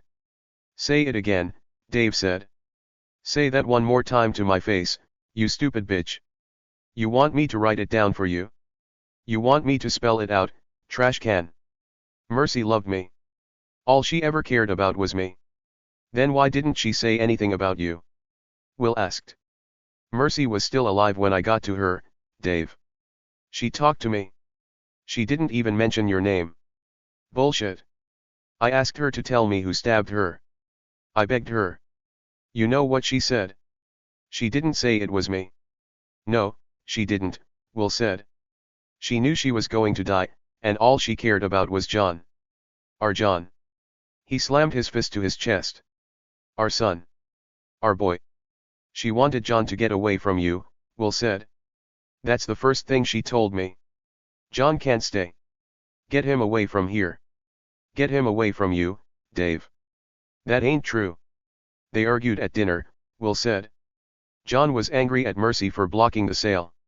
He said he wanted to live with his grandmother in a house with you. Who put that in his head, Dave? Was it the same asshole who told him to call me trash can? Dave started shaking his head. You're full of shit. Mercy wanted me to tell John that she forgave him, Will said. She didn't want him carrying around any guilt from the fight. Those were literally the last words out of her mouth. Not about you, Dave. Never about you. Mercy could barely speak. She was bleeding out. The knife was still inside of her chest. I could hear the breath wheezing through the holes in her lungs. And with her last ounce of strength, her literal last breaths, she looked me right in the eye and said it 3 times in a row. 3 times. Forgive him.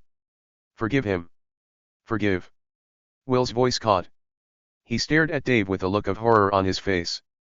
What? Dave said. What did she say? Sarah didn't understand what was happening. She watched Will's chest rise and fall as he took in a deep breath and slowly let it go. His gaze was still locked with Dave's. Something passed between them. Maybe their shared history. They were 2 fatherless boys. John had been raised a fatherless son. And now his mother was gone. They both knew better than most what it meant to be truly alone. Will told Dave, Mercy's last words were, "Tell John that I forgive him." Dave said nothing. He stared up at Will, his head back, his mouth closed. He gave a slight nod, no more than a dip of his chin. Then the magic trick happened again, but this time in reverse. Dave deflated like a balloon. His shoulders rolled in. His fists relaxed. His hands dropped to his sides. The only thing that didn't change was the mournful expression on his face. He asked, "Mercy said that?" "Yes. That's exactly what she said." "Yes. Okay." Dave nodded once, like his mind had been made up. "Okay, it was me. I killed her." Biddy gasped. "Dave, no." Dave picked up a paper napkin from the table. He dried his eyes. "It was me." "Dave," Biddy said. "Stop talking. We'll get a lawyer." "It's all right, Mama. I stabbed Mercy. I'm the one who killed her." Dave waved toward the door. "Go on now. You don't need to hear the details." Sarah couldn't take her eyes off Will. The pain in his eyes was killing her. She had seen him at the lake with Mercy. She knew what her death had taken out of him. He looked down at his injured hand. He'd placed it back over his chest. Sarah longed to go to him, but she knew that she couldn't. She could only sit helplessly as the room started to clear. First the guests, then Biddy finally stood up to push Cecil's chair, then they were gone. Will finally looked at Sarah. He shook his head. He told Faith, "Take over." Sarah felt his hand on her shoulder as he walked past. He'd pressed down, telling her to stay. He needed time alone. Sarah had to give it to him. Faith acted quickly. She had her Glock in her hands. Kevin had moved closer. She told Dave, "Show me that knife." Slowly.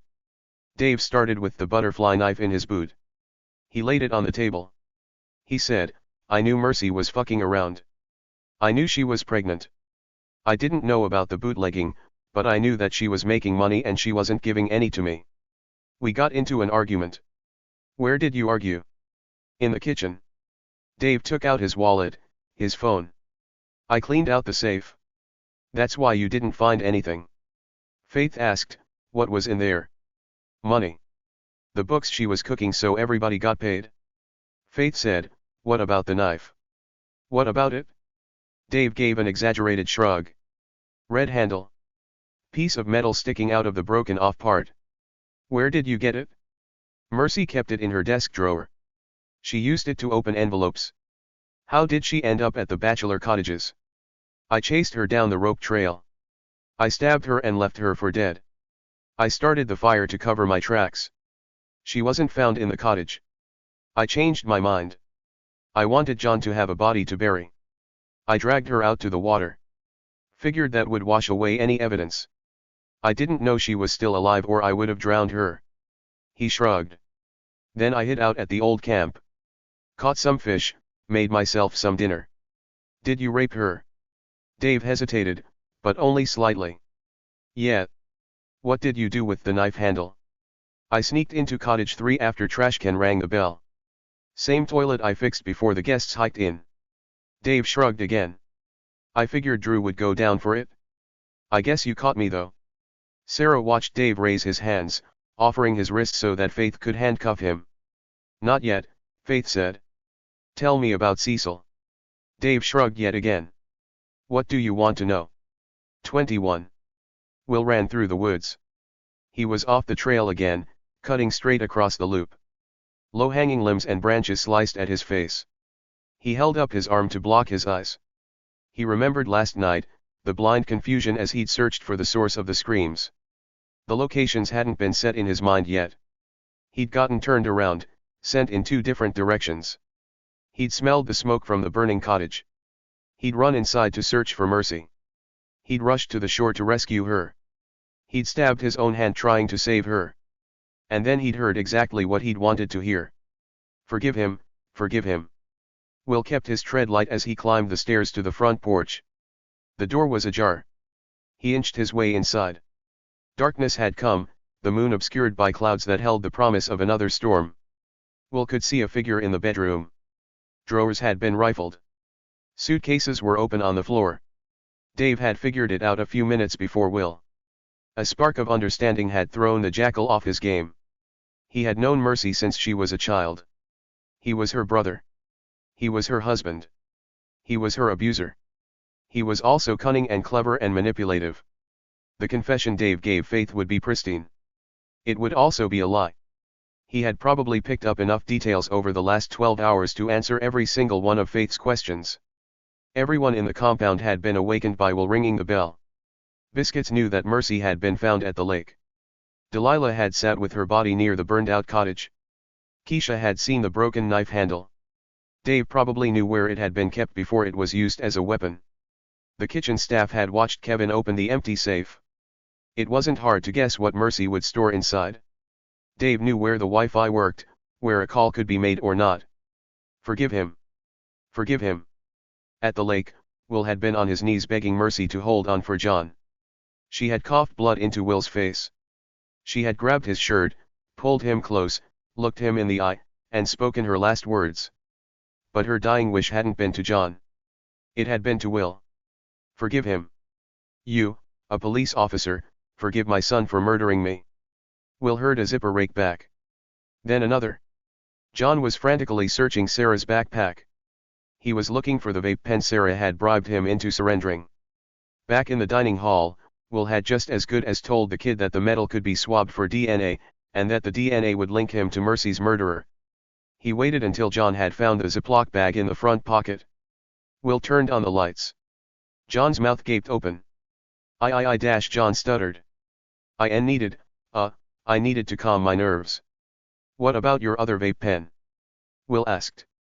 The one that's in your back pocket. John reached for it, then stopped. It's broken. Let me see it. Maybe I can fix it for you. John's eyes darted furtively around the room, the windows, the door. He started to turn toward the bathroom because he was 16 years old and still thought like a kid. Don't, Will told him. Sit down on the bed. John sat on the corner of the mattress, his shoes flat to the carpet in case he got a chance to run. He was gripping the plastic bag like his life depended on it. Which was true, because it did. Dave wasn't Cecil's accomplice. John was. Sarah had almost caught him right after the murder. John was carrying a backpack, ready to make his way down the mountain. He was also hidden in darkness. Sarah had only been guessing when she'd called John's name. She'd assumed he was throwing up because he'd been drinking. She had no way of knowing that he'd just murdered his mother. That the jackal had made the realization before Will wasn't surprising. That he had tried to lay down his own life for his son was the only good thing the man had ever done. Will peeled the Ziploc bag from John's grip. He placed it on the table and sat down in the chair. He said, "Tell me what happened." John's Adam's apple bobbed. "Sarah told me she was looking right at you when your mother screamed for help," Will said. "Mercy didn't die immediately. She passed out. She woke up. She must have been in agony, disoriented, afraid. That's why she cried for help. That's why she screamed please." John kept his silence, but he started picking at the cuticle on his thumb. Will watched the kid's eyes tracking back and forth as he desperately tried to think his way out of this. Will asked, "What did you do to your mother?" Blood welled around John's cuticle. "Sarah told me that you were carrying a dark-colored backpack," Will said. "What was in there?" "Your blood-stained clothes. The knife handle. The money from the safe." John pressed into the nail, squeezing out more blood. "After you heard Mercy scream for help, you ran inside the house. Will paused. What made you go inside, John? Was someone waiting for you? John shook his head, but Will knew Cecil's bedroom was on the ground floor. Your hair was wet when I saw you. Who told you to take a shower? Who told you to change your clothes? John smeared the blood down his thumb, across the back of his hand. He finally broke his silence. She kept going back to him. Will let him speak. Dave was all she ever cared about, John said. I begged her to leave him. For it just to be us. But she always went back to him. I didn't have anybody. Will listened to his tone as much as his words. John sounded helpless. Will knew the particular anguish of being a child at the mercy of an unreliable adult's whims. No matter what Dave did, John continued. Beat her, choke her, kick her, she would always take him back. Every time, she always chose him over me. Will leaned up in the chair. I know it's hard for you to understand now, but Mercy's relationship with Dave had nothing to do with you. Abuse is complicated. No matter what happened, she loved you with every piece of her heart. John shook his head. I was an albatross around her neck. Will knew that John hadn't come up with that description on his own. Who told you that? Everybody, all my life. John looked up at him, defiant. You guys said it yourself. Mercy was screwing guests, screwing Alejandro, getting pregnant again. Go on and talk to people in town. They'll tell you the exact same thing. Mercy was a bad person. She murdered a girl. She was a prostitute. Drinking and drugging. Letting somebody else raise her kid. Letting her ex-husband knock the shit out of her. She was nothing but a stupid whore. Will said, it makes it easier to call her those names, doesn't it? Makes what easier? The fact that you stabbed her so many times. John didn't deny it, but he didn't look away, either. Your mother loved you, Will said. I saw the two of you together when we checked in. Mercy practically glowed when you were around. She fought your Aunt Delilah for custody. She got sober. She turned her life around. All for you. She wanted to win, John said. That's what she really cared about. She wanted to beat Delilah. I was the trophy. Once she had me, she put me on a shelf and didn't think about me again. That's not true.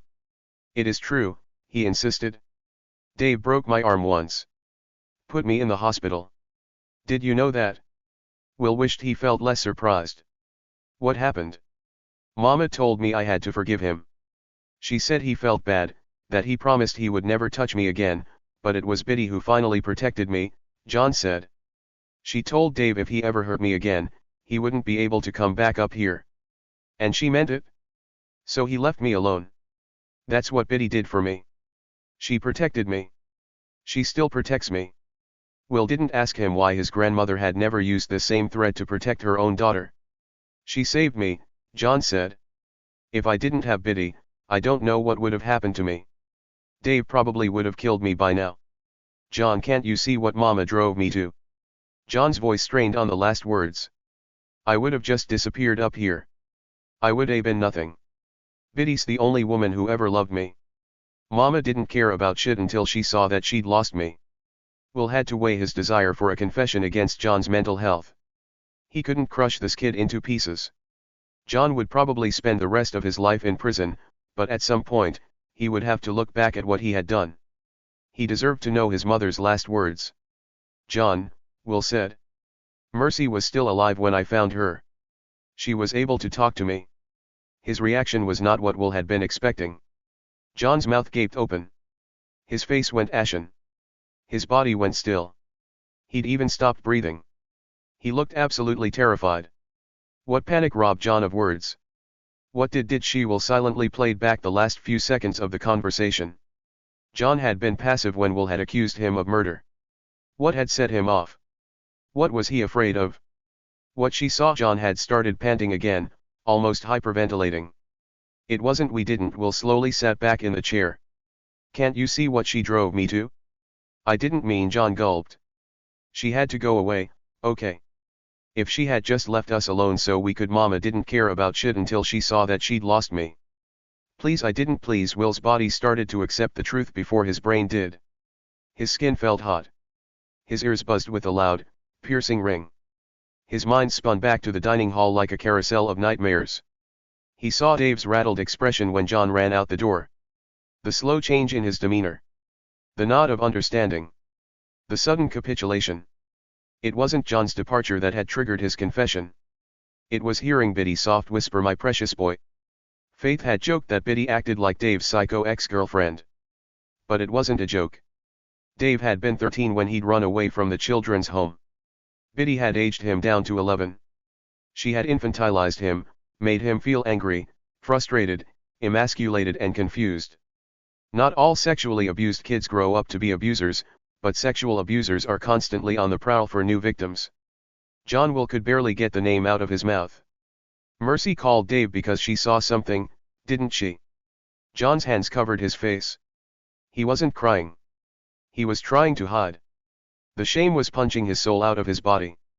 "John," Will said. "What did your mother see?" John wouldn't answer. "Tell me," Will said. He started shaking his head. "John," Will repeated. "What did Mercy see?" "You know what she saw." John screamed. "Don't make me say it." Will felt like 1,000 razor blades were slicing into his chest. He had been so fucking stupid, still only hearing what he'd wanted to hear. Mercy hadn't told Will that John had to get away from here. She'd told him that John had to get away from her. 37 minutes before the murder. Mercy stared out the slitted foyer window. The moon was so bright it was like a spotlight shining on the compound. Paul Ponticello was probably bitching with his boyfriend inside Cottage 5. He had a right to. The famous Mercy temper had roared out like a lion and now she was overcome with regret. The truth was, she had been stunned by Paul's offer of forgiveness. Mercy deserved a lot of things for killing Gabby, but forgiveness was not one of them. She pressed her fingers into her eyes. Her head was killing her. She was glad Dave hadn't picked up the phone when she'd called to tell him what had happened. God knew he loved a good go fuck yourself story, but he would have riled her up even more. Her body already felt on edge. She was bloated and gross. She was probably about to start her period. Mercy had stopped using the app on her phone to track it. She'd read horror stories online about cops getting your data and cross-referencing credit cards to see the last time you'd bought tampons. All Mercy needed was Fish getting his financial records combed over. She had to talk to Dave about wearing a condom again. This time she would mean it. No amount of his sulking was worth the risk to her brother. Dave's brother, too, if you wanted to get technical about it. She closed her eyes again. Every bad thing that had happened today suddenly caught up with her. Plus her thumb was aching like a motherfucker. Another stupid mistake she'd made, dropping that glass when John had yelled at her. The stitches had gotten soaked when she was cleaning the kitchen. Her throat felt raw and bruised from Dave choking her. She couldn't take anything stronger than Tylenol. Worse, what the fuck had she been thinking, talking to that doctor? Sarah had been so nice that she'd lulled Mercy into forgetting that the woman's husband was a cop. Will Trent already had a hard-on for Dave. The last thing Mercy needed was a GBI agent sniffing around the property. Thank God a storm was coming up over the ridge. Mercy doubted the honeymooners needed much of an excuse to stay inside their cottage for the rest of the week. She thought about stupid Chuck waving around that smoking foil outside the equipment shed this morning. He was getting sloppy, distilling too much moonshine too fast to keep up with the quality control. It was time to shut that shit down. Fish had been making noises for months about how he wanted out. And it wasn't just about the bootlegging. He wanted free from this claustrophobic prison that generations of McAlpines had built not out of pride but out of spite. The shocking truth was, Mercy wanted out, too. Her threats at the family meeting had been hollow after all. She would never show anyone her childhood diaries that detailed Papa's rage. No one would find out that Papa had taken control of the lodge by attacking his own sister with an axe. Biddy's crimes would roll away with the statute of limitations. Mercy's letters to John that called out Dave's abuse would never see the light of day. Fish could rid himself of the bootlegging and live out his solitary life on the water. Mercy was going to break the cycle. John deserved more than being tied to this cursed land. She would vote to sell to the investors.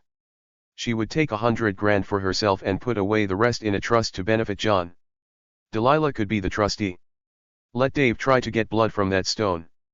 Mercy would rent a small apartment in town so John could finish school and then she would send him off to a good college.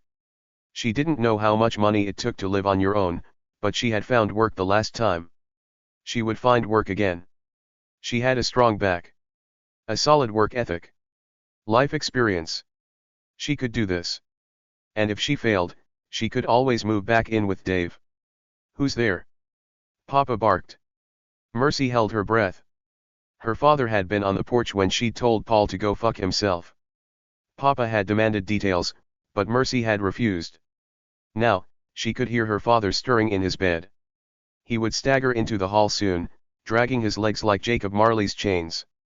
Mercy slipped up the front stairs before he could reach her. The lights were out, but the moon poured through the windows at either end of the hall. She kept to the right side. Mercy had sneaked in and out of the house enough times to know which floorboards would squeak. She looked toward the bathroom at the end of the hall. John had left his towel on the floor. She could hear Fish snoring like a freight train behind his closed door. Biddy's door was ajar, but Mercy would just as soon stick her face inside a hornet's ass. John's door was closed. Soft light fanned out from underneath. Mercy felt some of her earlier anxiety return. On the scale of all the fights she'd had with her son, the one at dinner hadn't been the worst, but it had been the most public. She had lost count of the number of times that John had screamed at the top of his lungs that he hated her. He usually needed a day or two to cool off. He wasn't like Dave, who could punch you in the face one minute then pout because you were mad at him the next. Lord knew that Mercy had never deluded herself into thinking she was a good mother. She was a hell of a lot better than Biddy, but that was a pathetically low bar. Mercy was an okay mother. She loved her son. She would lay down her life for him. The pearly gates wouldn't be swinging open for her in the afterlife, not after all the people she had hurt, the precious life she had taken, but maybe the pureness of Mercy's love for John would land her a nice spot in purgatory. She should tell John about the sale. He couldn't be mad at her for giving him exactly what he wanted. Maybe they could go somewhere together. They could vacation in Alaska or Hawaii or one of the dozens of places he used to talk about visiting back when he was a chatterbox little kid with big dreams. Money could help some of those dreams come true now. Mercy stood outside John's door. She heard the tinkling sound of a music box. Her eyebrows furrowed. Her son listened to Bruno Mars and Miley Cyrus, not Twinkle, Twinkle, Little Star. She gave a light rap on the door. God knew she didn't want to catch John with a bottle of lotion again. She waited, listening for his familiar lope across the floor. All she heard was the tinny sound of metal bars pricking against a rotating spool. Something told her not to knock again. She turned the doorknob. She opened the door. The car accident that had killed Gabby had always been a blank in Mercy's mind. She had nodded off in her bedroom. She had woken up in an ambulance. Those were the only two details that Mercy could recall. But sometimes, her body had a memory. A flash of terror burning through her nerves. A cold fear freezing the blood in her veins. A hammer shattering her heart into pieces. That was how she felt now when she found her mother in bed with her son. It was a chase scene. They were both clothed. John was lying in Biddy's arms. Her lips were pressed to the top of his head. The music box was playing. His baby blanket was wrapped around his shoulders. Biddy's fingers were curled into his hair, her legs intertwined with his, her hand up the front of his shirt as she stroked his belly with her fingers. It could have passed for normal except for the fact that John was nearly almost a grown man and she was his grandmother. Biddy's expression removed any shred of doubt. The guilt on her face told the entire story. She scrambled to get out of the bed, clutching her robe tight, saying, "Mercy, I can explain." Mercy's knees buckled as she stumbled to the bathroom. She reached into the toilet. Water and vomit splashed back into her face. She grabbed the bowl with her hands. She retched again. "Mercy," Biddy whispered. She was blocking the door. She clutched John's baby blanket to her chest. "Let's talk about this. It's not what you're thinking." Mercy didn't need to talk. It was all coming back to her now. The way her mother had treated John, the way she had treated Dave. The coy looks. The constant touching. The relentless babying and coddling. "Mama," John stood in the hall. His entire body was shaking. He was in his pajamas, the ones Biddy made him wear that had cartoons on the bottoms. "Mama, please," Mercy swallowed down the vomit in her mouth. "Pack your things. Mama, I go back into your room. Change your clothes." She physically turned him around and steered him into his room. "Pack your stuff. Take whatever you need because we're never coming back here. Mama. No. She pointed her finger in his face. Do you hear me, Jonathan? Pack your fucking clothes and meet me at the dining hall in 5 minutes or I will tear this fucking house down. Mercy ran into her room. She grabbed her phone off the charger. She called Dave. That motherfucker. He had known all along what Biddy was. Mercy. Cecil yelled. What the hell is going on up there? Mercy listened through to the 4th ring. She ended the call before Dave's voicemail picked up. She looked around her room. She needed her hiking boots. They were going down the mountain tonight. They were never coming back to this godforsaken place. Mercy. Papa yelled. I know you can hear me. Mercy found her purple backpack on the floor. She started shoving in clothes. She didn't pay attention to what went in, didn't care. She called Dave again. Pick up, she demanded. 1 ring. 2 rings. 3, 4. Fuck. Mercy started to go, but then she remembered her notebook. Her letters to John. She dropped to her knees in front of her bed. She reached under the mattress. Suddenly, there was no air in her lungs. John's childhood flashed through every molecule of her body. Her boy. Her gentle, sensitive young man. She held the notebook to her heart, hugged it like she was hugging her baby. She wanted to go back, to read every word in every letter, to see what she had missed. Mercy held in a sob. Dave wasn't the only monster here. Mercy had missed the signs.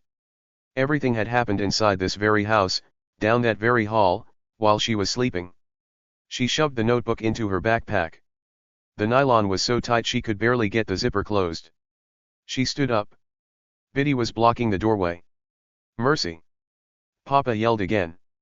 She grabbed her mother by the arms and gave her a violent shake. You wicked cunt. If I ever see you near my son again, I will fucking kill you. Do you understand me? Mercy shoved her back against the wall. She dialed Dave's number as she walked into John's room. He was sitting on the bed. Get up. Now. Pack your shit. I mean it, John. I am your mother, and you will do what I fucking say. John stood up. He looked around the room, dazed. Mercy ended the call to Dave. She went to John's closet. She started throwing out clothes. Shirts. Underwear. Shorts. Hiking boots. She didn't leave until John had started to pack. Her mother was still in the hall. Mercy heard a creaking sound from the floorboards. Fish was standing on the other side of his closed door. Stay in there. Mercy warned her brother. She couldn't let him see this. Go back to bed, Fish. We'll talk about this in the morning. Mercy waited for him to comply before she headed toward the back stairs. She felt snot and tears running down her face. Papa was waiting for her below. Both of his arms were hugging the banister for support. She jabbed a finger at him. I hope the devil fucks you in hell. You little bitch. He grabbed at her arm, but he only managed to catch the laces on her hiking boots. She threw them in his face as she ran out the door. Mercy jogged down the wheelchair ramp. She dialed Dave's number again. Counted through the rings. Fuck. Mercy's knees gave out as she hit the chow trail. She fell to the ground, pressed her forehead to the crushed stone. She kept seeing images of Biddy. Not with John, the very thought was too agonizing, but with Dave. The way their mother demanded a kiss on her cheek every time she saw him. The way Dave washed Biddy's hair in the sink and let her pick out his clothes. It wasn't the cancer that had started those rituals. Dave would fetch Biddy's morning coffee and rub her feet and listen to her gossip and paint her fingernails and put his head in her lap while she played with his hair. Biddy had started training him the second Papa had brought him through the door. He had been so grateful. So desperate for love. Mercy sat back on her heels. She stared blankly into the darkness. What if Dave didn't know about John? What if he was just as clueless as Mercy had been? Dave had been molested by his PE teacher. He had never known his mother. He had spent his life surrounded by damaged people. He didn't know what normal looked like. He only knew how to survive. Mercy called his number again. Waited through the 4 rings before hanging up. Dave was probably at a bar. Or with a woman. Or sticking a needle in his arm. Or drowning a handful of Xanax with a bottle of rum. Anything to numb himself to the memories. Anything to escape. Mercy would not let their son end up the same way. She stood up. She went down the chow trail, walked across the viewing platform. She needed to get into the safe. There was only $5,000 in petty cash, but she was going to take it and hike down with John, and then she would figure out what to do about all of this when she had a moment to catch her breath. Mercy felt a minuscule bit of relief when she saw that the lights were already on in the kitchen. John had come down the back trail. Mercy tried to get hold of herself as she walked around the building, worked to take the torment off her face when she opened the door. Shit. Drew was standing at the rolling bar cart. He held a bottle of liquor in his hand. Uncle Nearest. Mercy longed for the smooth taste burning down her throat. She dropped her backpack by the door. She didn't have time for this. You caught me. It's fake. The big still is in the equipment shed, the little one is in the boathouse. Tell Papa. Tell the cops. I don't care. Drew put the bottle back on the cart. We're not going to tell anybody. Really? She asked. I saw you pull Biddy aside after dinner. You told her you had some business you wanted to talk about. I thought you were gonna complain about the fucking water spots on the glasses. What is it, you and Keisha want a piece? Mercy. Drew sounded disappointed. We love it up here. We just want you to stop. It's dangerous. You could end up killing somebody. If it was that easy, I would pour every bottle we have down my mother's fucking throat. Drew clearly didn't know what to do. He was the dog that caught the car. Just go. Mercy propped open the door for him. Drew shook his head as he walked past. She followed him around to the viewing platform to see if John was there. She heard rustling behind the kitchen. Her heart nearly leapt. John was coming down Fish Toffer Trail. Except it wasn't John she found standing beside the outside freezer. Chuck. Mercy spit out his name. What the hell do you want? I was worried. Chuck put on that stupid bashful look that made her stomach turn. I was asleep, and I heard Cecil yelling, and then I saw you running across the yard. Was he yelling for you? Mercy asked. No. He wasn't. Then go on back up the trail and mind your own goddamn business. Jesus, I was trying to be a gentleman. Why are you always such a bitch? You fucking know why, you pervert. Whoa. Chuck patted the air like she was a rabid animal. Calm down, me lady. There's no need to get nasty. Why don't I take me nasty ass to cottage 10? That guy with the red head is a cop. You want me to get him for you, Chuck? You want me to tell him about your little side business down in Atlanta? His hands dropped. You're a fucking cunt. Well, congratulations. You finally got close to one.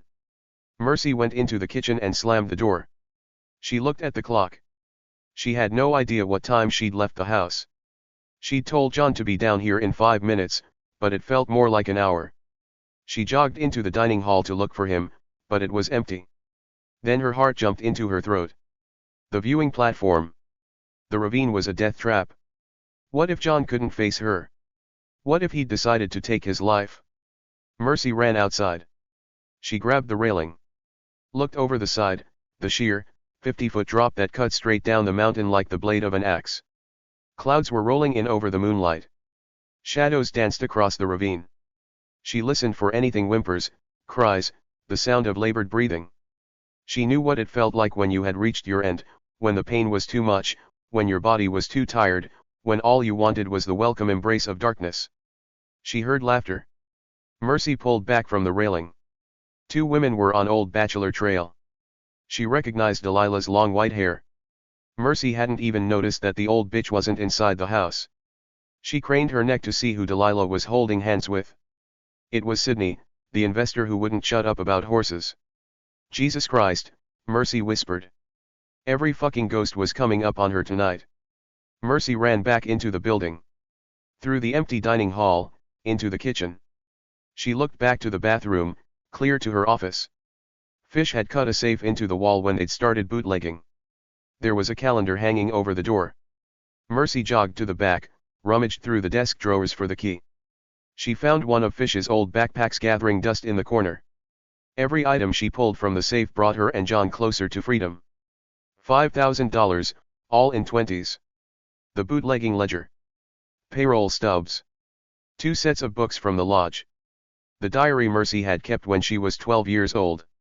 She dropped them all into Fish's brown backpack. She tugged the zipper closed. She tried to think through a plan. Where could she hide John? How could she help him?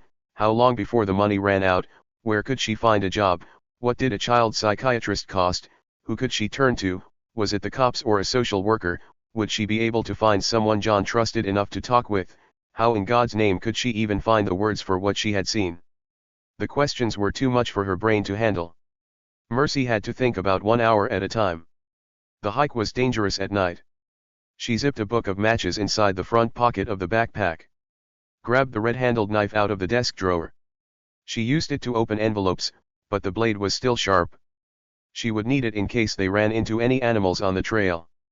Mercy shoved the knife into her back pocket.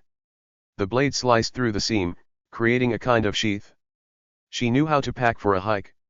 Safety, water, and food. She returned to the kitchen. Tossed the backpack beside her own against the closed door. She filled up 2 water bottles. There was trail mix in the fridge. She would need extra for John. Mercy looked up. What was she doing? The kitchen was still empty. She walked back into the dining hall. Still empty. Her heart sank as she yet again returned to the kitchen. The panic had died down. Now the reality hit her like a freight train. John wasn't coming. Biddy had talked him out of leaving. Mercy should have never left him alone, but she had been shocked and disgusted and scared, and as usual, she had let her emotions take over instead of looking at the cold hard facts. She had failed her son just like she had failed him 1,000 times before. Mercy would have to go back to the house and drag John away from Biddy's clutches. There was no way she could do this next part alone. Mercy had to place her phone on the counter because her hands were too sweaty to hold it.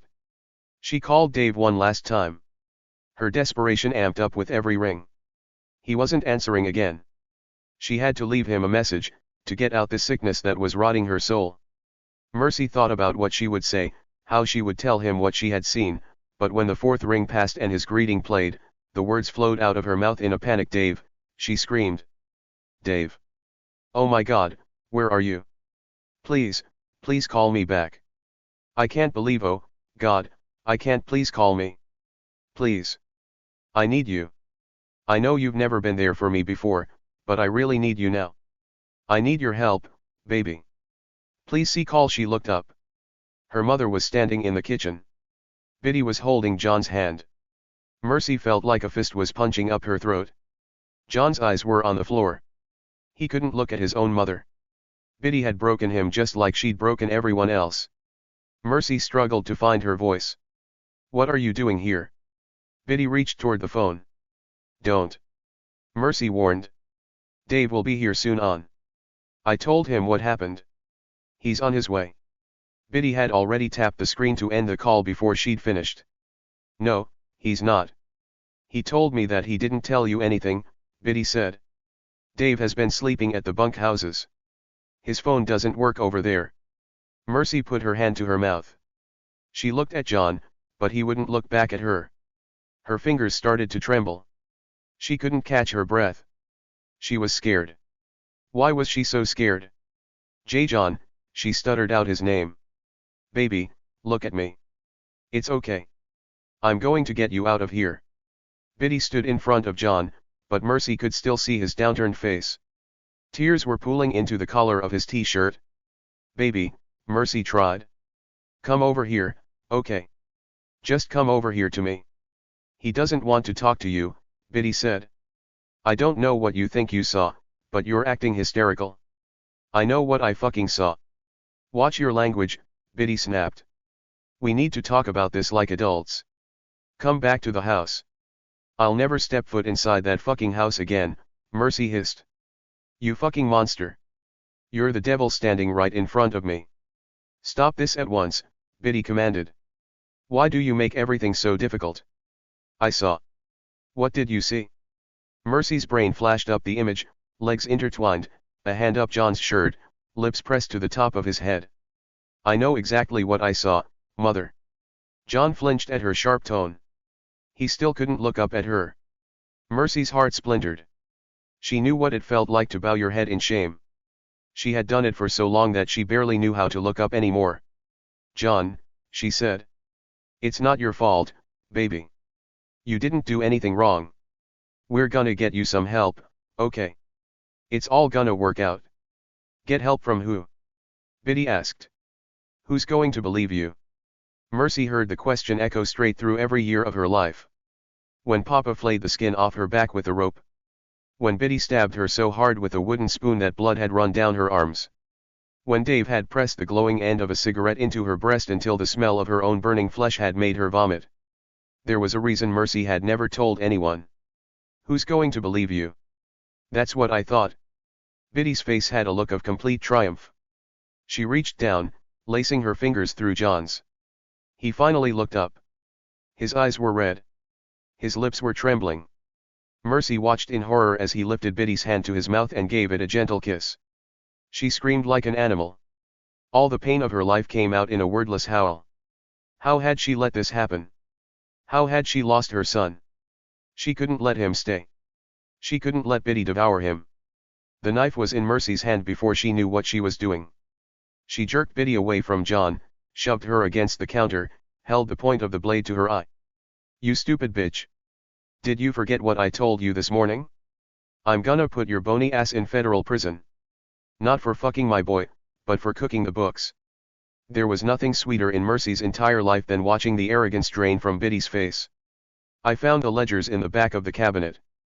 Does Papa know about your slush fund?" Mercy could tell from her shocked expression that her father had no idea. "It's not just him you should be worried about. You've been cheating on your taxes for years. You think you can get away with that? The government goes after fucking presidents. They're not gonna stop at some dried up old pedophile. Especially when I put the proof in their hands." Biddy's throat gulped. "You wouldn't." "I fucking would." Mercy was finished talking.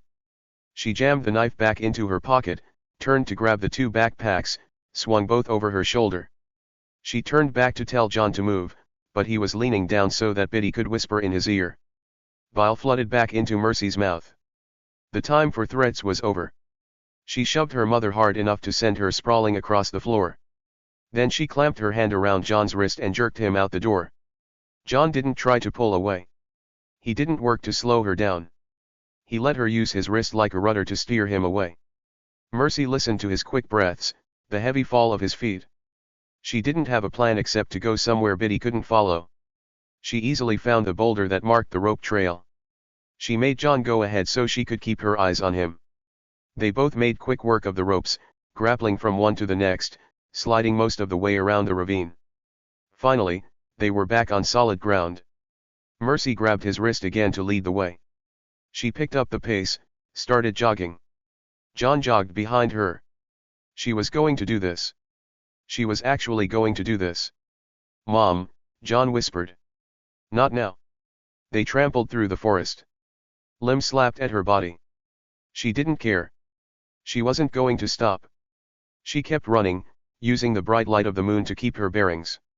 They would shelter at the bachelor cottages tonight. Dave would show up in the morning for work. Or maybe she would take John to Dave right now. They could follow the shore, pick up a canoe, and paddle over.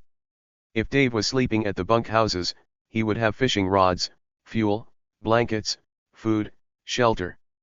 Dave knew how to survive. He could talk to John, keep him safe. Mercy could hike into town and find a lawyer. She wasn't going to give up the lodge. She sure as hell wasn't going to be the one leaving on Sunday.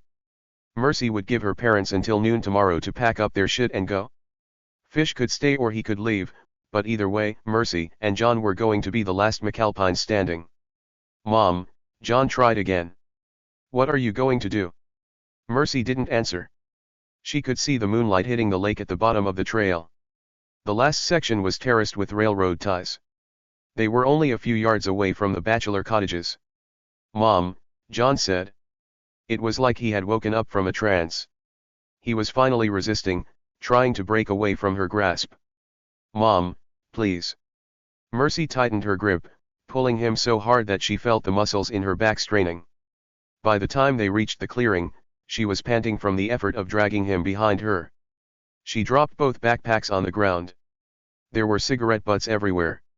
Dave hadn't prepared for the storm. Everything was laid out exactly where he had left it. Sawhorses and tools, a can of gasoline with the cap off, a generator turned onto its side. The shitty state of the worksite was a sharp reminder of who Dave really was. He didn't take care of things, let alone other people. He couldn't even bother to pick up after himself. Mercy couldn't trust him with this. Yet again, she was on her own. "Mom," John said. "Please, just drop this, okay? Let me go back." Mercy looked at him. He had stopped crying, but she could hear the whistle of air through his stuffy nose. "I need to go back. She told me I could go back." "No, baby." Mercy pressed her hand to his chest. His heart was pounding so hard that she could feel it through his ribs. She couldn't stop the sob that came out of her mouth. The enormity of what had just happened caught up with her all at once. The terrible things that her mother had done to her son. The rot that had taken hold of her family. She said, "Baby, look at me. You're never going back. That's settled." "I don't." She grabbed his face in her hands. "John, listen to me. We're going to get help, okay?" "No." He peeled her hands away from his face. He took a step back, then another. "Biddy doesn't have anybody but me. She needs me. I need you." Mercy's voice was hoarse. "You're my son. I need you to be my son." John's head started to shake. "How many times did I ask you to leave him? How many times did we pack our bags, and the next day, you were fucking him again?" Mercy couldn't argue with the truth. "You're right. I failed you, but I'm making up for it now." "I don't need you to do anything," John said. "Biddy's the one who protected me. She's the one who kept me safe." "Safe from what?" "She's the one who's hurting you. You know what Dave did to me," he said. "I was only 5 years old. He broke my arm, and you told me I had to forgive him." "What?" Her whole body was shaking. "That wasn't what happened. You fell out of a tree. I was standing right there. Dave tried to catch you. She warned me you would say that," John said. "Biddy protected me from him. You told me I had to forgive him, to let him do whatever he wanted so he didn't get mad again." Mercy felt her hands go to her mouth. Biddy had filled him with disgusting lies. "John," she said the first thing that came to mind. "We're going to Cottage 10. "What?" "The couple in Cottage 10. She could finally see a way out of this. The solution was there all along. Will Trent is with the Georgia Bureau of Investigation. He won't let Biscuit sweep this under the rug. His wife is a doctor. She can look out for you while I tell him what happened." "You mean trash can?" His voice raked up in alarm. "You can't." "I can and I will." Mercy had never felt more certain of anything in her life. Sarah had told her that she trusted Will, that he was a good man. He would fix this. He would save them both. "That's what we're doing. Come on." Mercy reached for the backpacks. "Go fuck yourself." The coldness in his voice stopped Mercy in her tracks. She looked up at him. John's face was so hard it could have been cut from a single piece of marble. "All you care about is winning," he said. "You only want me now because you know you can't have me." Mercy realized that she needed to be very careful. She'd seen John angry before, but never like this. His eyes were almost black with rage. "Is that what Biddy told you?" "It's what I've fucking seen." Spit flew out of his mouth. "Look at how pathetic you are. You're not trying to protect me. You're running to that cop because you can't accept that I found somebody who makes me happy. Who cares about me? Who loves only me?" He sounded so much like Dave that it nearly took her breath away. That bottomless pit, that never-ending quicksand. Her own child had been running alongside her all this time and Mercy hadn't bothered to notice. "I'm sorry," she said. "I should have seen. I should have known." "Fuck, you're sorry. I don't need it. Fuck." He threw his hands in the air. "This is exactly what she warned me about. What the fuck do I have to do to stop you?" "Baby," she reached for him again, but he slapped her hands away. "Don't fucking touch me," he warned. "She's the only woman who gets to touch me." Mercy held up her hands in surrender. She had never been scared of John, but she was scared of him now. "Take a breath, okay? Just calm down. It's you or her," he said. "That's what she told me. I have to decide." You or her? Baby, she doesn't love you. She's manipulating you. No, he started shaking his head. Shut up. I need to think. She's a predator, Mercy said. This is what she does to boys. She gets in their heads and she fucks them up so bad. Shut up. She's a monster, Mercy said. Why do you think your daddy's so fucked up? It wasn't just what happened to him in Atlanta. Shut up. Listen to me, Mercy begged. You're not special to her. What she's doing to you is the exact same thing that she did to Dave. He was on her before she knew what was happening. His hand snaked out, wrapping around her neck. Shut your fucking mouth. Mercy gasped for air. She grabbed his wrists, tried to pull away his hands. He was too strong. She dug her fingernails into John's chest, tried to kick out with her feet. She felt her eyelids start to flutter. He was so much stronger than Dave. He was squeezing too hard. You pathetic bitch. John's voice was deadly quiet. He had learned from his daddy that you didn't make too much noise. I'm not the one who's leaving here tonight. You are. Mercy felt lightheaded. Her vision blurred. He was going to kill her. She reached back to her pocket, wrapped her fingers around the red plastic handle of the knife. Time slowed down to a crawl. Mercy silently took herself through the motions. Pull out the knife. Slice him on the forearm. Were there arteries there? Muscle. She couldn't damage him, he was already hurt almost beyond repair. She should show him the knife. The threat would be enough. That would stop him. It didn't. John snatched the knife away from her.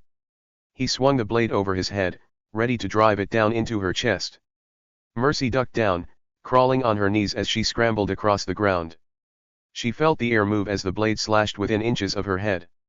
Mercy knew a second blow was coming. She grabbed her backpack, held it up like a shield. The blade skipped across the thick, fireproof material. She didn't give John time to recover. She swung the backpack at his head, knocking him backward. Instinct took over. She clutched the backpack to her chest and started running. Past the first cottage, the second one. John was fast on her heels, closing the gap. She sprinted up the stairs to the last cottage. Slammed the door in his face. Fumbled to send the bolt home on the lock. Heard the loud punch of his fist against the solid wood. Mercy gasped for air, her chest heaving as she listened to him pacing across the porch.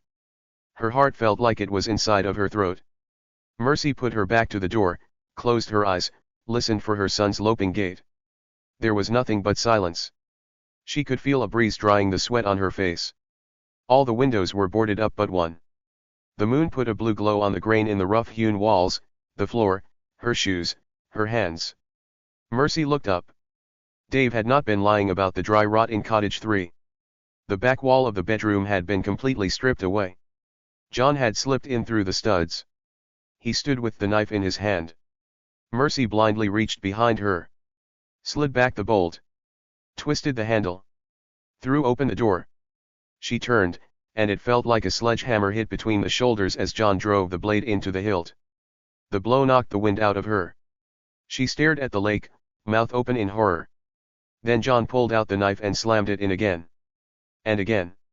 And again. Mercy careened off the porch, falling down the stairs, landing on her side. The knife cut through her arm. Her breast. Her leg. John straddled her, driving the blade into her chest, her belly. Mercy tried to buck him off, to twist away, but nothing would stop him. John kept swinging back and forth, stabbing the knife into her back, taking it out, plunging it in again. She felt the crack of bones, the explosion of organs, her body filling with piss and shit and bile until John wasn't just stabbing her, he was beating her with his fists because the blade had broken off inside her chest. Suddenly, John stopped. Mercy could hear him panting like he'd finished a marathon. He was spent from the attack. He could barely stand. He stumbled away from her. Mercy tried to take in a breath. Her face was in the dirt. She inched onto her side. Every part of her body was alive with pain. She had fallen across the stairs. Her feet were still on the porch. Her head rested on the ground. John was back. She heard liquid sloshing, but it wasn't the waves hitting the shore. John walked up the stairs with the gasoline can. She heard him spreading the fuel around the inside of the cottage. He was going to burn the evidence. He was going to burn Mercy. He dropped the empty can beside her feet. He walked back down the stairs. Mercy didn't look up. She watched blood drip from his fingers. Stared at the shoes that Biddy had bought him in town. She could feel John looking down at her. Not with sadness or with pity, but with a kind of detachment she had seen in her brother, her father, her husband, her mother, herself. Her son was a McAlpine through and through. No more so than when he struck a match and tossed it into the cottage. The whoosh brought a blast of hot air across her skin. Mercy watched John's blood-soaked shoes shuffle through the dirt as he walked away. He was going back to the house. Back to Biddy. Mercy wheezed in a slow breath. Her eyelids started to flutter. She felt blood gurgling inside her throat. She was overcome with the sensation of floating. Her soul was leaving her body. There was none of the expected calmness, the sense of letting go. There was only a cold darkness that worked its way from the edges, the way the lake froze in the winter. Then there was Gabby. They were both hurtling through the air, but they weren't angels in heaven. They were being thrown from the car at Devil's Bend. Mercy turned to look at Gabby's face, but only a bloody pulp remained. An eye dangling from a socket. An eruption through her skin of shattered teeth and bone. Then an intense, searing heat that threatened to engulf her. Help! Mercy screamed. Please! Her eyes opened. She coughed. Droplets of blood sprayed across the ground. Mercy was still on her side, still draped across the porch stairs. Smoke fouled the air. The heat from the fire was so intense that she could feel it drying the blood on her skin. Mercy forced her head to turn, to look back at what was coming. The flames were working themselves across the porch. Soon, they would chew their way to the stairs and find her body. Mercy braced herself for more pain as she rolled onto her belly. She pulled herself off the stairs with her elbows. The broken knife inside her chest scraped into the dirt like a kickstand. She propelled herself forward, the threat of the fire spurring her to keep moving. Her feet dragged uselessly behind her. Her pants had come undone. Dirt caked into the material, pulling her jeans down around her ankles. The exertion quickly caught up with her. Mercy's vision started to swim again. She willed herself not to pass out. Delilah had said that McAlpines were hard to kill.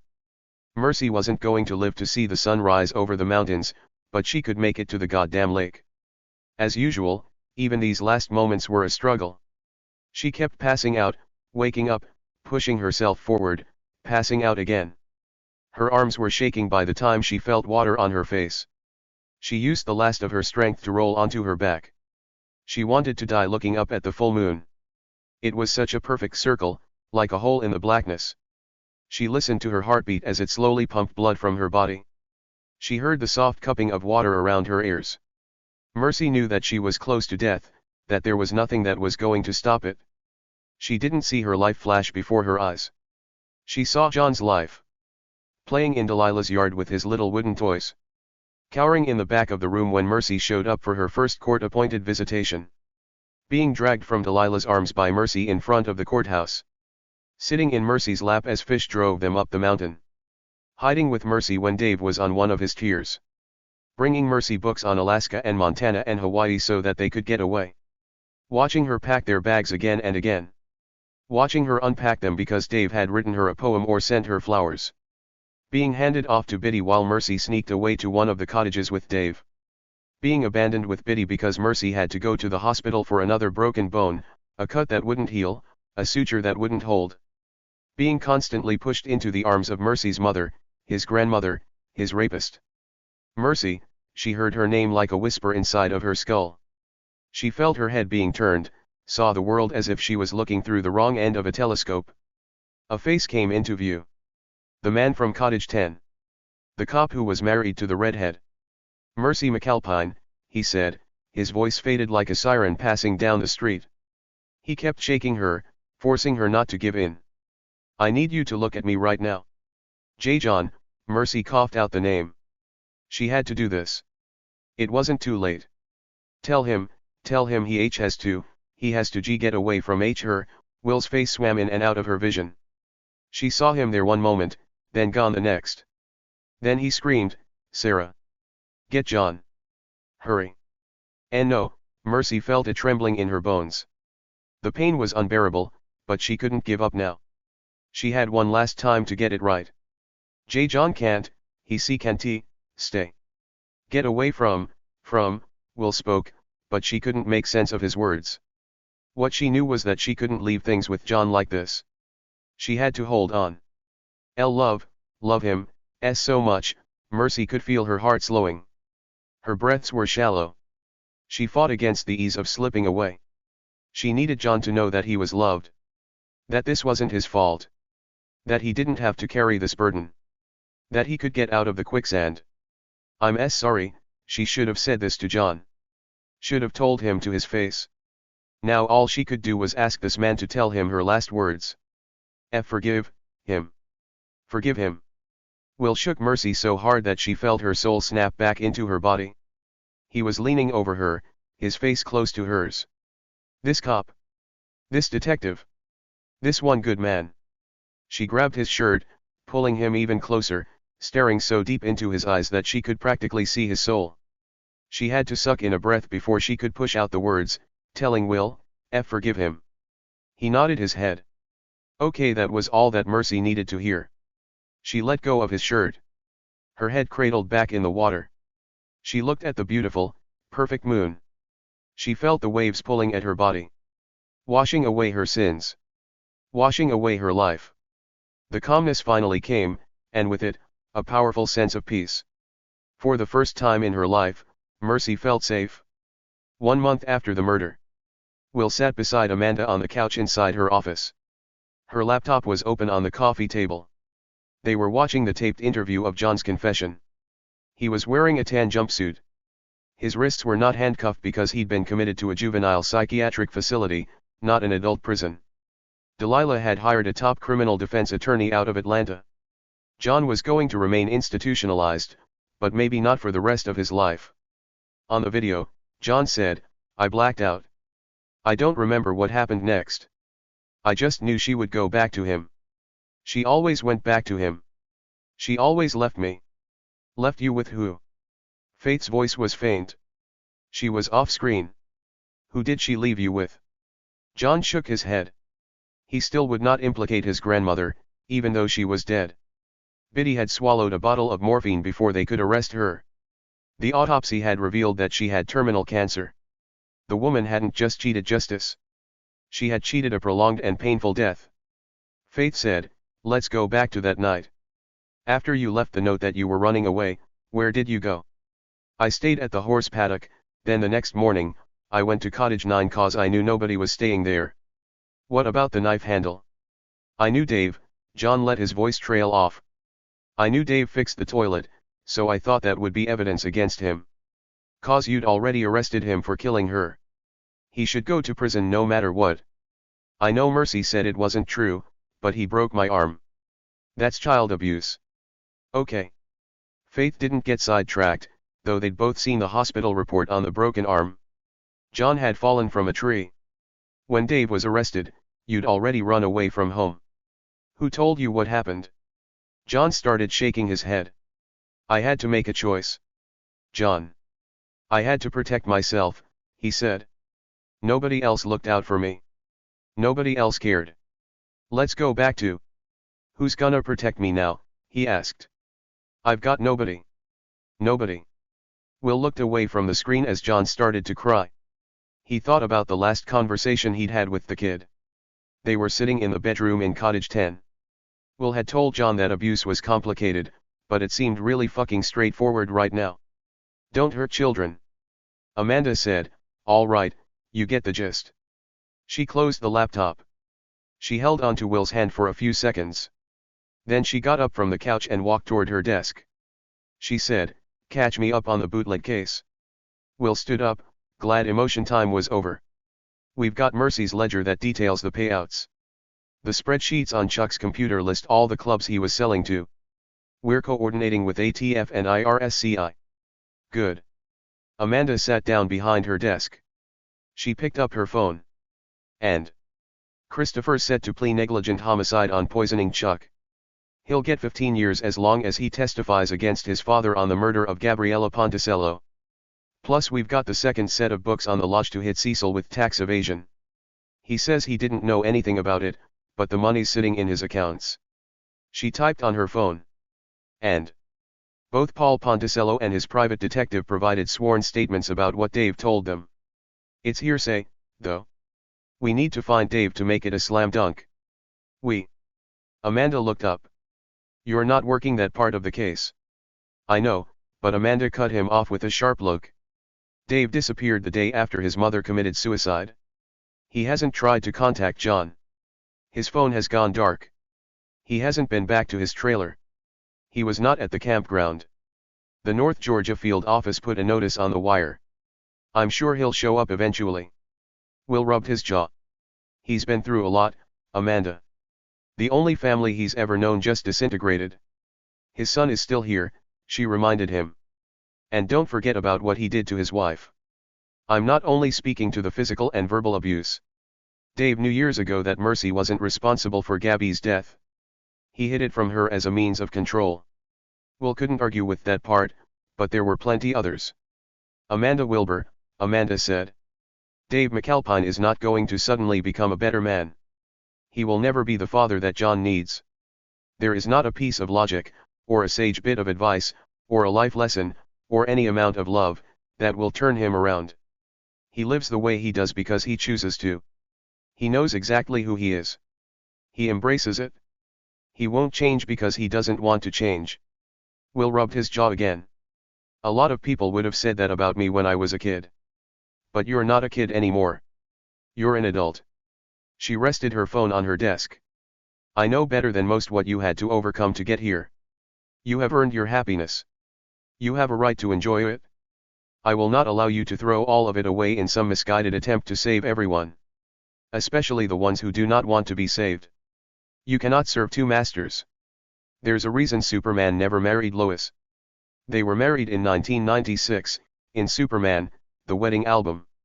She picked up her phone. She started typing again. Will waited for her to respond. Then he remembered how good she was at ending conversations. He stuck his hands in his pockets as he walked down the stairs. There was a lot to unpack about John, but Will was more of a mover than an unpacker. He reached for the exit door with his injured hand. The knife wound had Frankensteined. Sarah had not been kidding about that infection. 1 month out, he was still taking pills that were approximately the size of a hollow point bullet. The lights were off on his floor. Technically, Will was off the clock, though he noticed Amanda hadn't chastised him for staying late. What she'd told him was wrong, and not just because Will was clearly more Batman than Superman. Change was possible. Will had spent his 18th birthday in a shelter, his 19th in jail, and by his 20th, he was enrolled in college. The grade school kid who was routinely sent to detention for not reading all of the assignment had graduated with a college degree in criminal justice. The only difference between Will and Dave was that someone had given Will a break. Hey, Faith called from her office. Will stuck his head in. She was using a lint roller to get the cat hair off her pants. Faith had brought the McAlpine cats down to Atlanta to put them in a shelter. Then Emma had seen them and one had gotten out of his carrier and killed a bird, and that was the story of why Faith had 2 cats now, one named Hercule and the other named Agatha. She said, some jackass kid at daycare showed Emma TikTok. She keeps trying to steal my phone. It was bound to happen sooner or later. I thought I had more time. Faith tossed the lint roller into her purse. Meanwhile, I've got the FBI knocking down my door because they want to expedite Jeremy's application. Why is everything happening so fast? Even frozen dinners get to sit a minute after you pull them out of the microwave. Will felt his stomach growl. I watched the interview with John.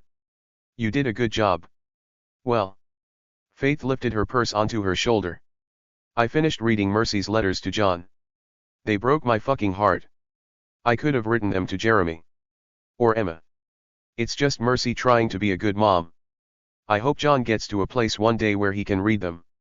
He'll get there, Will said, mostly because he wanted it to be true. What about Mercy's diary? Exactly what you'd expect from a 12-year-old girl who was in love with her adoptive brother and terrified of her abusive father. Anything from Christopher. He's still saying he had no idea what was going on. Biddy never touched him that way. I guess he wasn't her type. Faith shrugged, but not to dismiss it. Because it was too much. Mercy saw it happening with Dave, you know? Some of it's in her diary. A lot of it's in the letters. Biddy would stroke Dave's hair, or Mercy would walk into a room and Dave would have his head in Biddy's lap. Or he'd be rubbing her feet or massaging her shoulders. It felt weird. I mean, Mercy calls that out herself, that it's weird, but she never really put it together. Abusers don't just groom their victims. They gaslight everybody around the victim so that if you say anything, you're the one who's sick. You wanna know sick? You should read some of the texts between Biddy and John. I did, Will said. He'd felt so nauseated that he'd skipped lunch. She hated babies, Faith said. Do you remember Delilah telling you that Biddy wouldn't even pick up her own kids? She let them stew in their dirty diapers. And then Dave comes along and he's exactly her type. Or she ages him down to make him her type. Do you think Dave knew that she was abusing John all along? I think he put it together in the dining hall, and he did what he could to save his son. I'm going to let myself believe that, because the alternative is that he confessed to save Biddy. Will didn't want to entertain that scenario. He had other things to keep him up at night. I'm sorry I missed Paul's tattoo. Shut up, Faith said. I'm the dummy who kept saying Biddy was Dave's psycho ex like she wasn't actually Dave's psycho ex. Will knew he had to let this go. Try not to fuck up like that again. I'll try. Faith started grinning. How did I get an Agatha Christie locked room mystery with a V.C. Andrews twist? He winced. Too soon. Will stole a play from Amanda and walked back down the hall toward his office. He turned into the doorway and got a familiar lightness in his chest when he found Sarah sitting on the couch. Her shoe was off. She was rubbing her pinky toe.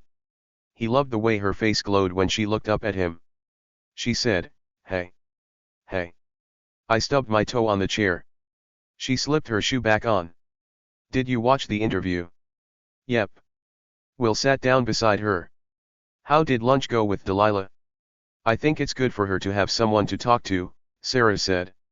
"She's doing everything she can for John.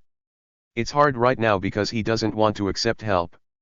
Every time she visits, he stares at the floor for an hour, then she leaves and comes back the next day and he stares at the floor again. He knows she's there," Will said. "Do you think it would help if Dave visited John?" "I would leave that to the experts. John has a lot of damage to process. Dave has his own damage. He needs to help himself before he can help his son. Amanda told me Dave doesn't want to be fixed because being broken is all he has. She's probably right, but I wouldn't give up on John. Delilah is in it for the long haul. She really loves him. I think that makes a big difference in these situations. Hope is contagious. Is that your medical opinion?" "My medical opinion is that my husband and I should leave work so we can eat lots of pizza, binge some Buffy, and make sure my toe isn't the only thing that gets banged tonight." Will laughed. "I need to send this report, then I'll see you at home." Sarah gave him a very nice kiss before leaving. Will sat down at his desk. He tapped his keyboard to wake the screen. He was about to slip in his earbuds when the phone on his desk rang. He punched the speakerphone button. "Will Trent." "Trent," a man said. "This is Sheriff Sonny Richter from Charlton County." Will had never gotten a call from Georgia's southernmost county before. "Yes, sir. How can I help you?" "We stopped a fella on a broken tail light. Found a brick of heroin taped under his seat. There's a notice on him from the North Georgia field office, but he said to call you. Claims he has some information to trade for a lighter sentence." Will knew what was coming before the man even finished. "His name is Dave McAlpine," the sheriff said. "You want to come down here or should I call the field office?" Will twisted the wedding ring around his finger. The slim piece of metal encompassed so many things. He still didn't know what to do with the feeling of lightness he got inside his chest every time he was around Sarah. He had never experienced this type of prolonged happiness before. They were 1 month out from the wedding, and the euphoria he had felt during the ceremony still hadn't subsided. If anything, the intensity was heightened with every passing day. Sarah would smile at him, or laugh at one of his stupid jokes, and it was like his heart turned into a butterfly. Amanda was wrong again. There actually was a certain amount of love that could turn a man around. "Call the field office," Will told the sheriff. "I can't help him. Thank you for listening to This Is Why We Lied. I truly appreciate your support on this first audiobook. This is just the beginning, and there's so much more to come. Let me know in the comments what you thought of the story and what audiobooks you'd love to hear next. Don't forget to like, subscribe, and turn on notifications so you never miss a new upload. See you in the next audiobook.